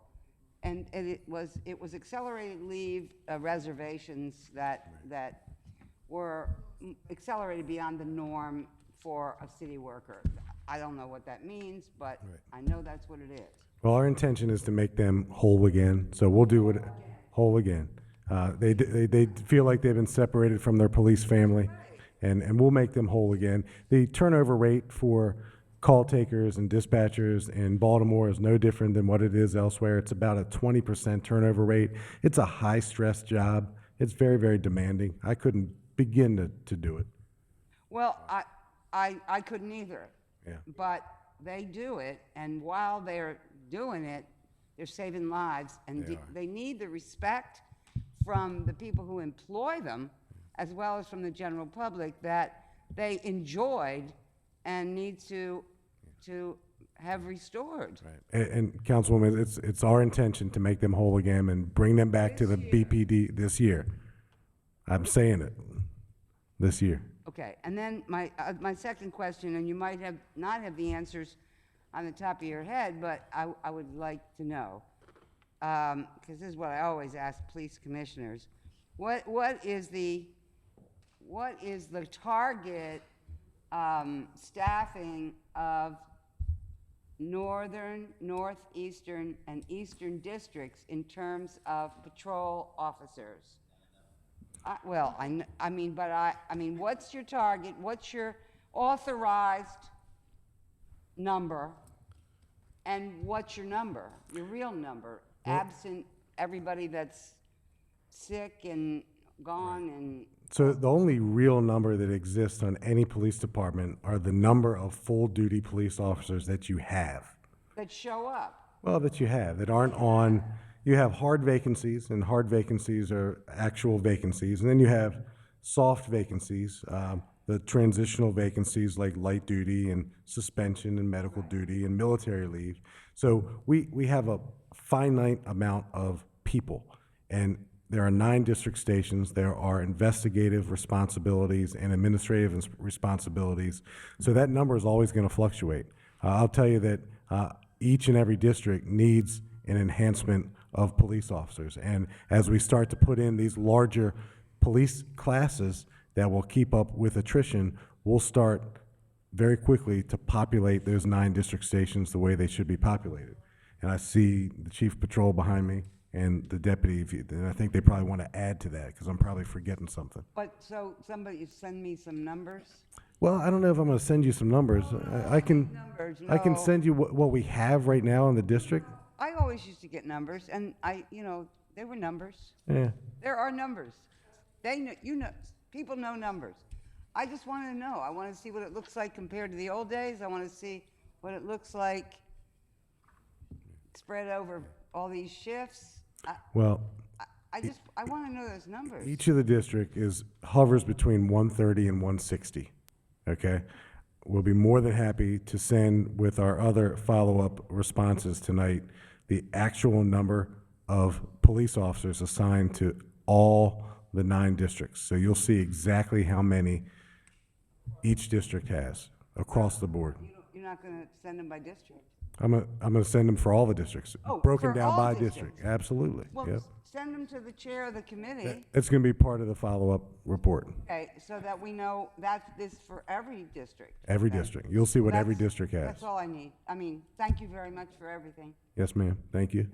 Councilman Kraft. Thank you, Commissioner, and thank you for that really thorough report. I really appreciate it. Thanks, Councilman. And thank you for your patience in staying here with us this evening. I know you have a long night. I just have a couple things. Number one is, and these are of particular interest to my district, the Marine unit. We just about did away with the Marine unit. We were down to like 1 person, in the Marine unit. And I think for like a year or 2, we were down to like 1 person assigned to the Marine unit. And now we're putting, it looks like 13 people or something. We're adding 13 positions to the Marine unit. Well, there are 14 positions in the Marine unit, dedicated to the Marine unit, 14. Colonel Hyatt can talk specifically about who's there now, but we realize this port town, this city, we can't not have a Marine unit. Well, I'm not. Yeah. Yeah, I'm Oh, not. I know. We're on the same page. But we had 1 position in fiscal 15 and 1 position in fiscal 16. I'm looking at the city. I'm looking at the budget here. This is page 383 on service 638. And they have general fund $271,000 for fiscal 15 actual in 1 position. Fiscal 16, $307,000 1 position, and fiscal 17, $2,049,000 and 14 positions. So, it looks to me like you're rebuilding the Marine unit. So, sir, we have not increased staffing in the Marine unit, and in fact, we'll do a follow-up on exactly how many officers we currently have assigned there. But I'm being advised that that may have been a budget change, but it was not an operational or staffing change. It says it's transferring 14 positions from other services in the agency. Yeah, You want to talk address about that? it? Yeah, so 2 years ago, you're correct, the budget does show that for fiscal 16, as well as, I believe it was in fiscal 14 or 15, where there was a budget change that was made to reflect that 13 positions would move out of the Marine unit, and it would Right. only be one position, and it would function as an on-call. Right. So that was a budget change that was made, but operationally, the department never physically moved the people out of Marine. They still operated and supported the Marine on a 24-hour basis as needed. So for budget book purposes, that's how it's reflected. Operationally, the people have always been there. When you say 24-hour basis as needed, they weren't stationed down, there wasn't a group of them stationed down there on a regular basis like there used to be, right? They have always been, yeah. There was never a change in the assignment of the personnel. Budgeting purposes, on paper, on black and white, yes, you saw a change. Operationally, there was not a change. So I mean, funding those funding was people were eliminated. still on site? Those people were still on site on a regular basis? The people were still assigned to the Marine No, unit. on site. Oh, on site. On site. I'm sorry, sir, on-site, like permanently assigned? Yeah, on site, like every morning, you used to see them up at Panera every morning. Yes, The it's- Marine folks, and then you didn't see them anymore. And we haven't seen them there for a couple of years. And I thought it was because we cut back to one person because we didn't see them there anymore, you know? So I don't, I'm just, There's more than one person. yeah, okay. The years prior, it was budgeted one officer to the Marine unit. There was officers obviously detailed to the Marine unit to staff the boats during deployment hours. Right. And then keep in mind also. On we have call. certified dive teams that go out and they run missions through the harbor and. But they're the fire guys, right? I'm sorry, no, we No. have our own. Oh, you dive have your teams, own? Yes. Okay. And there are various times that we've taken people off of boats to do other assignments, but realistically, even during the coldest winter months, there are still boat rescues and homeland security issues. Yeah. Well, I mean, in the budget description, and again, you guys can look at this, but in the budget description, it says the unit was formerly an on-call function. So, Yes, seasonally, sir, during the winter months, they would fluctuate between ESU truck, Marine Service Unit. It's all out of the Boston Street quarters of Southeast. okay, so that's my next question, and that's where I was going with this. You know, who are you working with folks to relocate from the Boston Street location? Because, you know, they're working with everybody to move down there because Reckin Parks is getting ready to redo the whole Canton Waterfront Park. And so I think, which one has moved already? Public Works?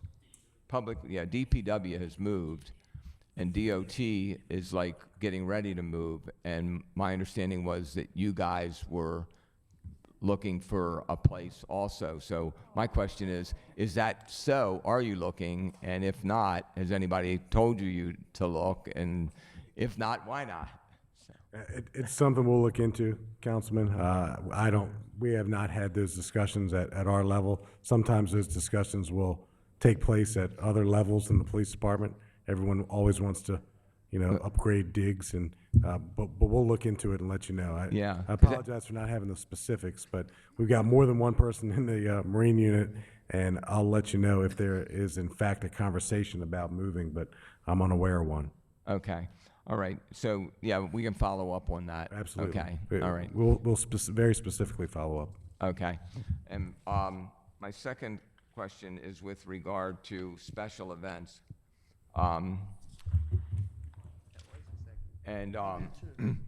This is another thing that we deal with all the time because we have so many special events in Southeast and all. And my question is twofold with regard to that, and that is deployment and billing. We're constantly having a gentle person's fight over deployment and more so over billing, because we can never get a bill. We always would like to have a bill ahead of time, and I don't mean me personally, but the groups, because they're budgeting, and then they can't get it ahead of time, and sometimes it's 3 months, 6 months, 9 months later, and we've had a number of instances where the people don't get the bill until 10 or 11 months later, and then they're waiting for their permit for their new event, and the police hold the event up because they haven't paid the bill for the prior year, which they just got a week before. So we need help with this. So we actually have a meeting that's scheduled, and we've met several times with city special events side also to try to streamline some of the issues. And we do recognize that there have been some issues with concerns with billing and then events being held up. Now, certainly once we put forth a bill, it has to be paid or else we won't sign off on a permit for that same event the next year. But we do recognize that there have been some issues in the past, and between Captain Corbett and the entire team with special events, we've been working very hard over the last 6 months or so to make some changes with that. No, okay, so, yeah, I mean, that's really important, and because people are budgeting, we get every other city agency, I mean, literally every other city agency to give them their budget ahead of time. Now, I mean, we know it could snow, it could rain, it could flood, whatever, so we know there are always variables, but, there's a basic budget, and when all of these groups are volunteer groups, so, we really need to have a number, and, we've been using, and I think you're aware of this, we've been using the sheriff recently. I mean, in the last year, we've used the sheriff for a number of events because they've given us a number ahead of time, and they have, fallen within the number, and people have been able to budget, and, they're cheaper. So Yeah. one of the other pieces that we're putting in place, because this is one of the challenges that we've had, is with certain special events where the organizer or the person who applies for the permit says it's so many people who are going to attend, and then once they actually have the event, it's increased significantly by what they indicated. So we're essentially, it's almost a waiver up front that if the event has more people than we were originally told, we have to increase our staffing, and then of course that is going to adjust their bill because that staffing has to be covered somehow. So that's definitely been something that we've also been addressing. But that's reasonable. That's reasonable. Can I finish two real quick things? Yes, these are just two quick things. Okay, one is with regard to Patterson Park. We've had a conversation. I just recently had a conversation with Major Garrity, which was a follow-up to a conversation in a meeting that we had with Bill Vondrasek at Parks and the Sheriff's Department last year, because we had the Sheriff's Department say they would help us in the park because we had officers assigned to the park, but they were consistently getting pulled from the park, for one reason or another. So we really didn't have a regular presence in the park. And the park rangers, there are so few of them that we were having real enforcement problems, particularly with traffic and off-leash dogs and all of that. Because if you don't have a badge and a gun, which the park rangers don't have, people don't pay any attention to them. Anyway, last year, Major Garrity said he was reluctant to give it up. He thought they could cover it and have it covered on a regular basis. We just had a conversation with him recently where he said if the Sheriff's Department was interested in doing it, that they were okay with them doing that. So are we good on that? Well, I don't know that I would advocate for another agency, but I can just answer you that the staffing challenges and the schedule unfortunately make some of these things challenging. And I'd love to put a cop in every park in the city and leave him or her there. I'd love to fully staff the Marine unit. There's so many of those necessary yet discretionary functions that we perform that we're just currently challenged right now, and that's why, what our goal is every 2.5 months, we want to put a academy class of 50 cops in there and get our heads above water. But we're aware of the importance of not only Patterson Park but every park in the city and every market in the city, and and we know that the community expectations for a police presence are high. Yeah. So we're working really hard, and when we get to the point in time where we can have more permanent foot patrol officers, that's an absolute priority for our organization as well. But in the interim, while we have this pressure and all, if we've had the sheriff's department, they're willing to put a couple guys in there on segways that, you know, on a regular schedule, that takes some of the pressure off of your guys. Well, I was in Patterson Park with some guys from the southeast on Saturday, and you know that it's probably a conversation we'll sit down with Major Garrity and you, Councilman, and see what we need to do in the meantime to make sure there's a presence there. Okay, all right. Thank you. Councilman Costello. Thank you, Madam Chair. Commissioner, I want to thank you and your command staff and all your officers. You guys have always been responsive to my needs. I also want to thank you for really a robust presence on social media since you've taken over, and I know a lot of that has to do with TJ. You guys have done a phenomenal job reaching out to the community. One last thing I want to thank you on Victory House in South Baltimore. I can't thank you enough for the way that you guys stepped up to help eradicate what was truly a nuisance in the South Baltimore community, and I can't tell you all how happy my constituents are with that, so thank you very much. I really appreciate it. Colonel Sean Miller played a big role in that. Thank you, Colonel. Thank you very much. I have two questions. One is very quick. The first, I'm asking all the agencies this. As you know, you're one of 13 agencies that's required to undergo a financial and performance audit under the Quadrennial Audits Charter Amendment. Department of Finance's website lists both your financial and performance audit as in progress. Could you please provide a status update on both of those engagements? Yes, sure. We have met with our external auditor. We have completed the assessment of all of our performance measures. As of 2 months ago, we also completed the interview for our financial audit.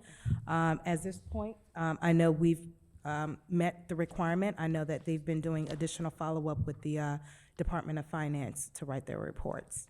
Thank you. Mr. Klein, we finally have an agency that knows the status of their performance and financial audit.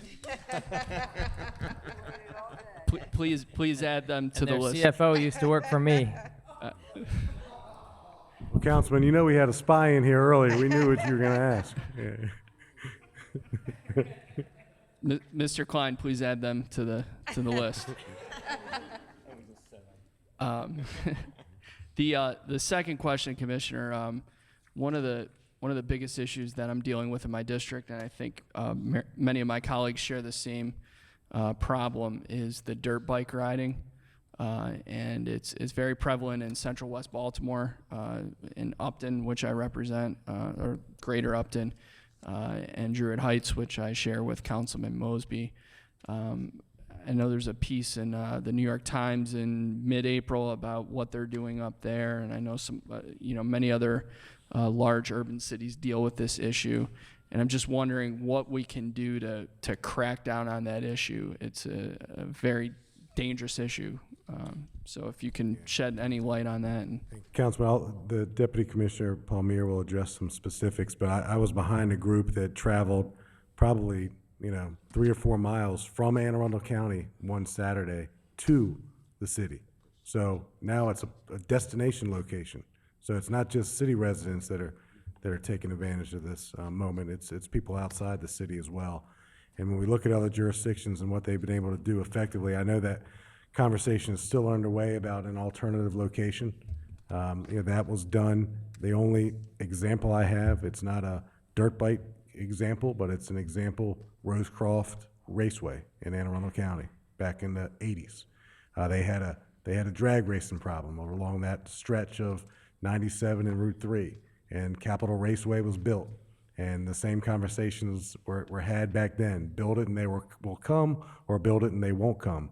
So I know that conversation is still underway. I know that a lot of elected officials need to weigh in on that, and I know there's pros and cons and everything else in between. But we stand ready to support whatever solution can make our streets safer. And before you get to the Deputy Commissioner, let me just say that I think it's grossly irresponsible for us to be talking about legalizing something that's illegal and that's a danger to our city, to our residents, without first getting the current situation under control. And I understand there's challenges in enforcing the law with respect to this, but obviously the situation is nowhere near under control, and that's without even getting into a discussion about the capital or operational costs of building a facility, transportation to that facility, which would likely encourage more illegal activity on our streets. And we're not advocating making something illegal legal. Washington, D.C. is struggling with this. Prince George's County is struggling with this. I don't think anyone has it quite figured out yet. And the deputy will tell you some of the things we do strategically and with some informants and other things we have to locate these bikes and confiscate them, which does happen. Sure.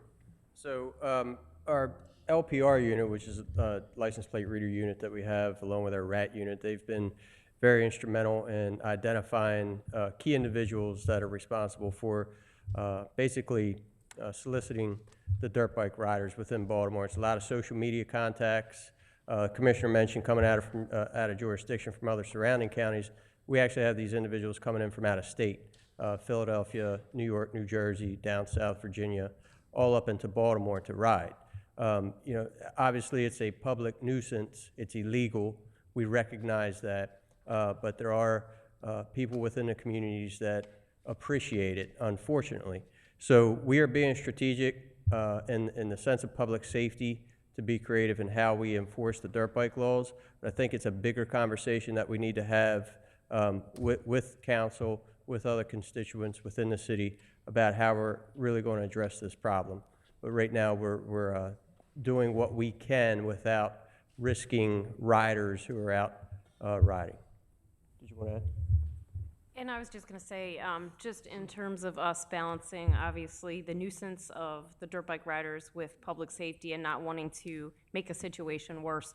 But as the deputy indicated, our LPR unit, coupled with Foxtrot, this has been a use for Foxtrot, which has really been exceptional in terms of whether it's getting video evidence that we can then follow up on at a later time, or really assisting with investigations. But there's really a lot that's being done behind the scenes. It's just that obviously we're not letting our officers chase people on dirt bikes. But there is still a lot that's being done behind the scenes. And we've also been in contact and will continue to coordinate with the efforts that are being done in New York with actually destroying the dirt bikes as a result upon being seized. But there's some legal aspects that we have to vet before we move forward, obviously, on that. Yeah, it's just when we have these dirt bikes flying up and down Pennsylvania Avenue at 60 miles an hour, we've got two schools in close proximity, Samuel Coleridge Taylor and Fermanagh Templeton. Yeah. We got a rec center over there, Robert C. Marshall, and we got bikes flying up and down the street, and we got 10-year-old kids crossing the street, and it's only a matter of time before a kid is killed by one of these dirt bikes. Absolutely agree. One of the famous Sunday spot, obviously, is Druid Hill Park and Park Circle up in Northwest District, Park Heights area, Lower Park Heights, on Sundays in particular. So we've actually disrupted that by altering the traffic patterns. In the past, it had the desired effect. A dirt bike showed up and they dispersed. So it took a large group of dirt bike riders, and these were hundreds of dirt bike riders on a Sunday. I would go out and inspect it personally, and they would have groups of individuals that would just come from different parts of the city and county to observe. It was almost like a stadium event right in Park Circle. So by just simply disrupting pattern traffics by using our traffic enforcement section and some cones, it broke that pattern for a while. So we're again strategically thinking of ways throughout the city how to disrupt it, but it's really based off of intelligence of when they're riding, how many are congregating, and so forth. We have the legal authority to confiscate those off the street. Absolutely. And we also have the legal authority. Some of these bikes are stored in houses, which is illegal, so we use our fire department for that as well. They're stored at the city yard. However, it is legal for them, if they have proof of ownership, to get those bikes out of impound. And the last question, Madam Chair, if I may, just related to all this is, how many of those dirt bikes have we confiscated this calendar year? I'd have to get the actual numbers for you. We'll send that to you in a follow-up report. Thank you. But Colonel Hyatt also pointed out that we're working with certain gas stations that are allowing these dirt bikes to fuel up, things of that nature. So we're pushing a lot of buttons on this. It's not having the desired effect that we want it to, obviously, but we're going to continue to push forward on it. It is a nuisance, and it's frankly embarrassing for the city. And we're finding cooperation with these gas station operators. In some cases, some are obviously fearful that if they cooperate, there'll be repercussions. So we deal with them in different ways, but there are some that solicit the illegal activity and allow it just brazenly, and those we cite. Thank you very much, Commissioner and Deputy Commissioner. Madam Chair. Council President? Yeah, that was going to be my question about the gas stations, but I can understand them being afraid to really enforce that because, you have drivers come up, they run out of gas, and they have their gas cans as well. So we can't outlaw them putting gas in gas cans. But my final question is the homicide rate.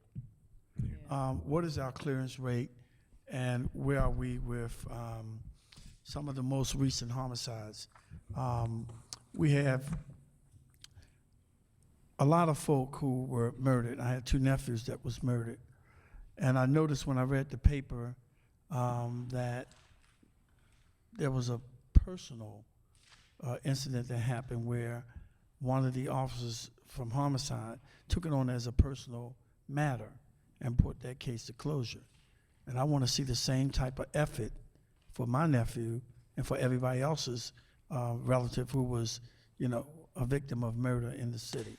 So I want to know where we are with homicides, how many we have this year, because it fluctuates, whoever you talk to. So I just want to know, what are we doing with the homicide clearance rate? So, Mr. President, we have 110, and here we are in June. That's 5% down from where we were last year. Last year, on today's date, we had 116. So if you look at the fact that we're less than a month now away from the halfway point of the year, mathematically, are we going to be at 344? No, we're not going to be at 344.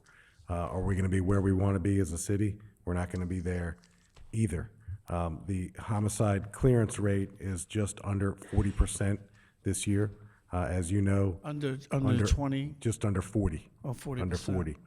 And as you know, last year we finished with a clearance rate of 31%, and that's far below the typical 45% clearance rate that Baltimore's had for the last decade or so. Our challenge continues to be cooperating witnesses. We have a lot of cases that would be closed in other jurisdictions with one witness identification of the perpetrator.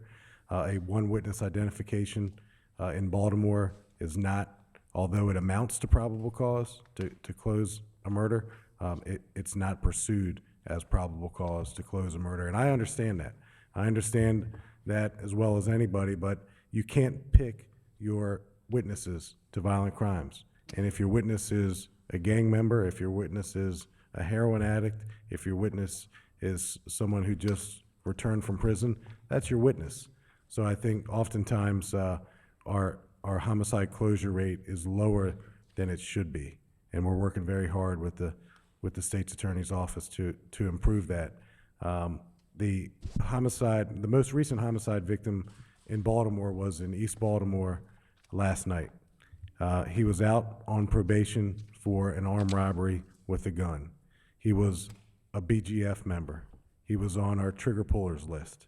He shouldn't have been out.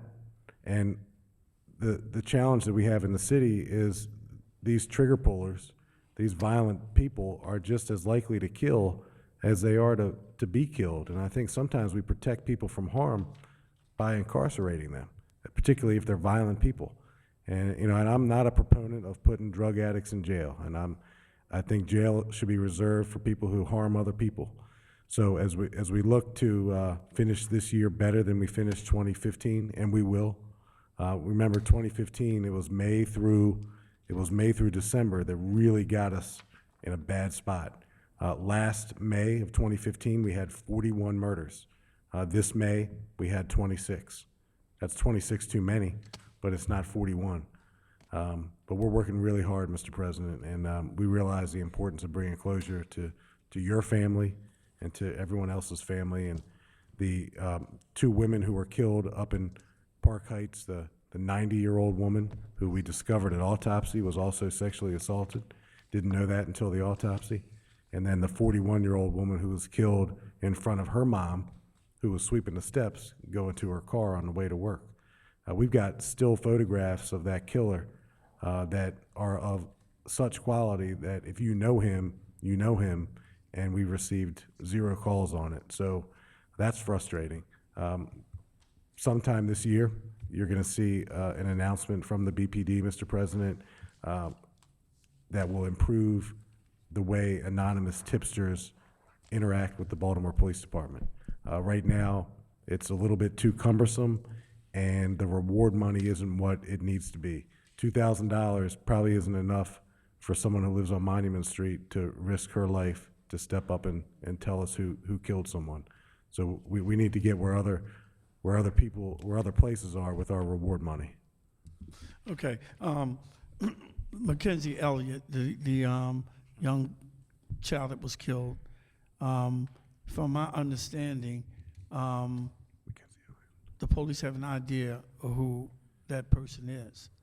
Mackenzie Elliott? Yeah. Yes. Oh, York Road. Yeah. And my whole take on that is old-fashioned policing. Put heat on whoever that person you think it is. You interrogate that person, you bring them in, and eventually they're going to crack. You know, I mean, I just believe in old-fashioned policing to get these guys off the street and into jail where they belong.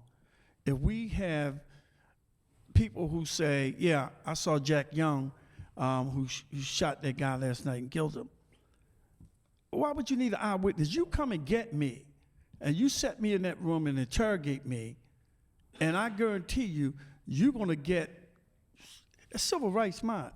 I'm sorry. We give more credence to the criminals than we do to the victims. And we need to start bringing some of these folk in and interrogate the hell out of them. I guarantee you we'll close some of these murders. Yes, sir. Old-fashioned policing, and I said that many times. Yes, sir. They think they can kill at will because they know we're not going to come and get them. I think the biggest challenge, or one of the biggest challenges, Mr. President, is it remains a misdemeanor in Maryland to illegally carry a firearm.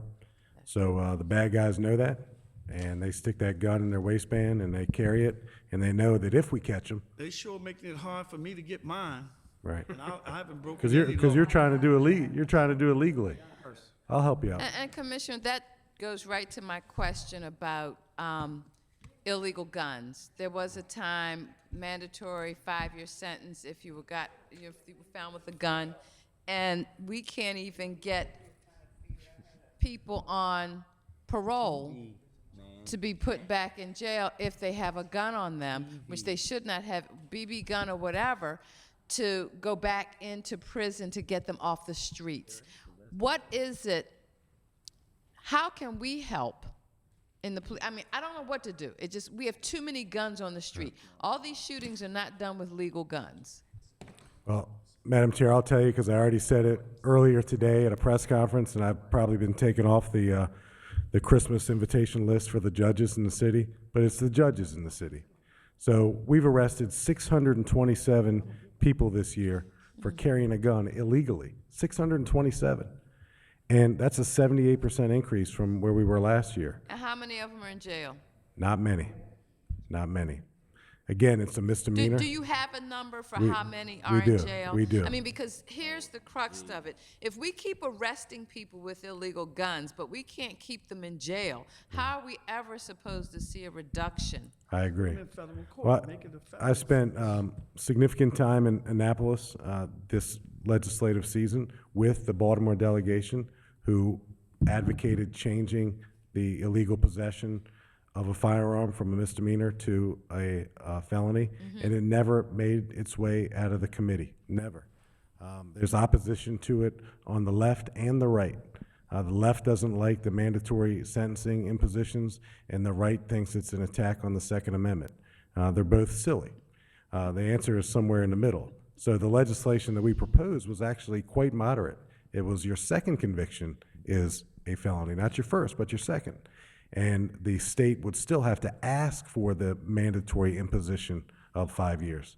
And they still didn't go for it. So when you look at jurisdictions like New York and Washington, D.C., it's a felony to carry a gun there, and the bad guys know it, and they leave that gun at home.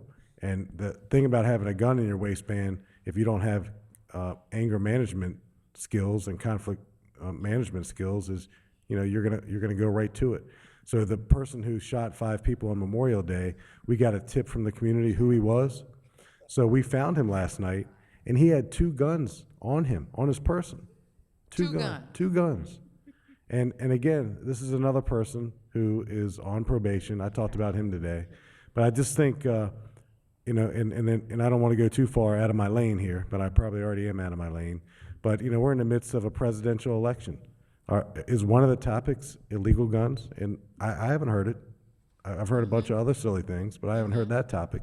So maybe I'll moderate one of the debates. Well, there's got to be a way to increase civic engagement to press those that we pull levers for in terms of what our priorities are as it pertains to Baltimore City. And there's just too many guns, too many people carrying guns illegally. There are. And I think next legislative season, we probably need to go en masse to Annapolis and really compel our lawmakers to seriously consider changing the law. Can I say something? It's time. It's time. Council President. Mr. Commissioner. Mr. President. I'm down in Annapolis a lot. And I know for a fact that if Baltimore County had the murder rate that we had in Baltimore City, they would do something about making these guns a felony. It's not our legislators, Madam Chair, that's opposed. Yeah. It's those legislators in the surrounding counties. And I don't want to call their name because I stay in their case all the time. Yeah. But if this was Baltimore County and they were dealing with the murder rate that we have, Right. they'd have been had it a felony. Right. So we're going to pledge to work with our delegation in Annapolis to try to change that because we have to do something different. Now, when the officers catch a person with a gun, we can't charge them federally or refer them to the federal courts rather than to the state court? Only if they are already prohibited with a felony conviction on their record. So they need a qualifying crime to make them eligible for federal prosecution. So, but the typical run-of-the-mill gun toter doesn't have that qualifying crime. So they get a misdemeanor, and it's not lost on me in Annapolis. I've been in Maryland all my life, and I know how other jurisdictions, with maybe one exception, look at the city. They don't own it as the state city. And the same analogy can be made for heroin. Heroin has ravaged Baltimore since the 1960s, and now it's suddenly in vogue to pay attention to it. And that's because it's made its way out to the suburbs, and that's a shame. And I'm hopeful that the perfect analogy is guns and heroin. When it becomes someone else's problem, people are going to stop making excuses and treat it with the seriousness it deserves. Well, I wish they would just let us have it just for Baltimore City. Make it a felony to have a gun in the city of Baltimore. Yeah, So maybe we need should look at that. Just for Baltimore City. Yeah, I'm We shouldn't for it. even- I'm not an attorney or a lawmaker, but I'm for it. Yeah, since they have hiccups about having it, federal charge statewide, we can just ask them to give local courtesy to Baltimore City to carry a handgun, and you get caught in the commission of a crime would be a federal offense. Council. I can't hear you. We'll get you your gun permit first. Hey, you'll get your gun permit Please don't. first. Councilman Scott. Thank you, Madam Chair. Mr. Commissioner, these are two quick and I think relatively easy ones. We know that you've done a lot of changes over in internal affairs, and I know that you and I have spoke about the need to share that information in a more public fashion. Could you talk about your plans to do that kind of stuff in moving forward? I will. The enhancement of, the creation, rather, of a leadership team. It's a leadership umbrella that now sits on top of internal affairs, because it's a bear. And, you know, the way we've chopped up responsibilities is really working for us. So specifically, probably Jason Johnson, the director of our strategic development, will talk about what we're going to be putting online. We're one of 53 police departments in the country that have signed on with the White House to be transparent with our internal discipline. So Jason, can you come up and talk about that? Absolutely. So Councilman, we have an agreement with an organization called Comport. We're going to share a lot of data, which including internal affairs data. It's housed out of Chief Hill's shop. We're also going to put it on our own BPD website. So I was just talking to Director Jaffe earlier. Within the next couple of months, we're going to have on our site, we're going to have a transparency tab that will lead you to Open Baltimore, to all of the, I think, the kinds of data you're talking about, internal affairs data. So type and numbers of complaints, number of officer-involved shootings, the resolution of those complaints, the kind of numbers the Commissioner sort of outlined earlier, but to just make those generally available. Thank you, sir. It's a great change in the department. And my last question for the day, we've talked a lot about training over the last year, and specifically it includes internal affairs. I think it would be good for my colleagues to hear some of this stuff. Can you talk about the work that you guys are doing, like around community mediation, not with just IAD, but the stuff that we've piloted in my area around mediation training with officers and young people, and how the impact that you think that will have on the department? Well, this is one of those years with our in-service training where every minute of our in-service training is mandated by the state. So every 3 years, the state says, here's our agenda, you can't add to it. We did add to it by adding that day of outward bound. But there are other things that we're doing that particularly surround the community policing curriculum that is really nothing more than Communication 101. And we have some students from Stevenson University who interact with our academy trainees, and they role play with them, because millennials, no offense, millennials, present company excluded, obviously, have challenges communicating. They're IT savvy, but they have. I'm not like sticking up for Generation X or anything, but so really, what community what's it called? I'm losing my brain here. The community policing curriculum is all about is communication skills 101. And then the Culture of Baltimore speaker series we have takes cops out of the police academy, out of in-service training, and introduces them to some of the cultural things that, for better or for worse, define our city. So the last speaker series event we had was 2 weeks ago at Lexington Market, and it was the history of heroin in Baltimore. And we had recovering addicts who came and talked about their struggle with heroin, and you know, the historical importance of Lexington Market's not lost on us. There's a line of people behind me who are going to fill in the blanks. And just a quick follow-up on that, Councilman Scott. So Changa and Lorig, who we're working with, and who you're working with, we just gave them a letter of recommendation to support that program, to get more funding so that we can actually have that program at our in-service at the academy, so that we can continue that work that you're doing in the Northeast throughout the department. Thank you. Councilman Kraft.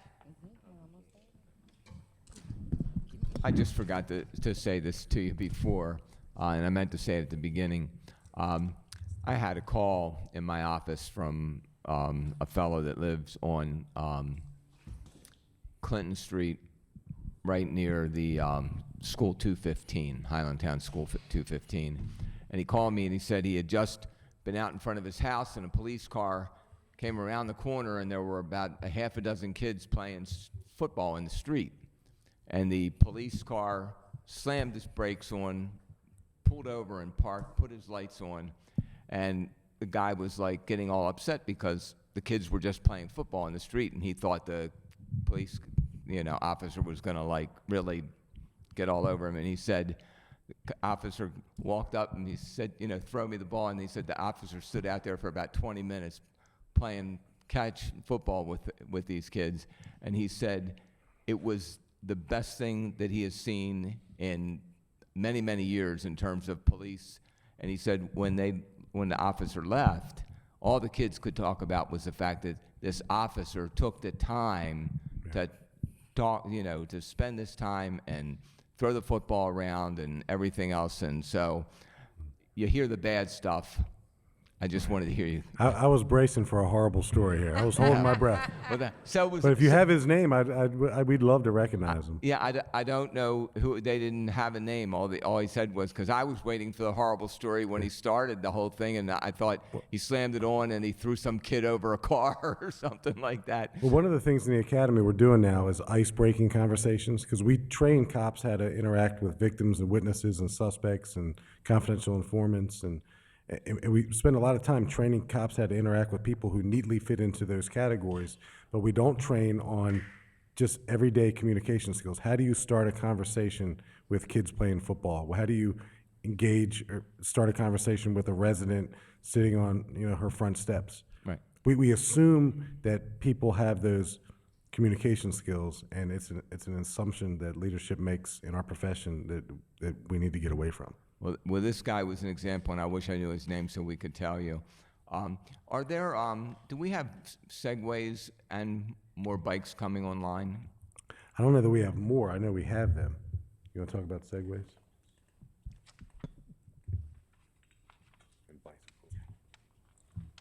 We currently don't have any more bikes coming online. The last set of bicycles that we got were donated by BMW. They're the ones that our Inner Harbor unit is using.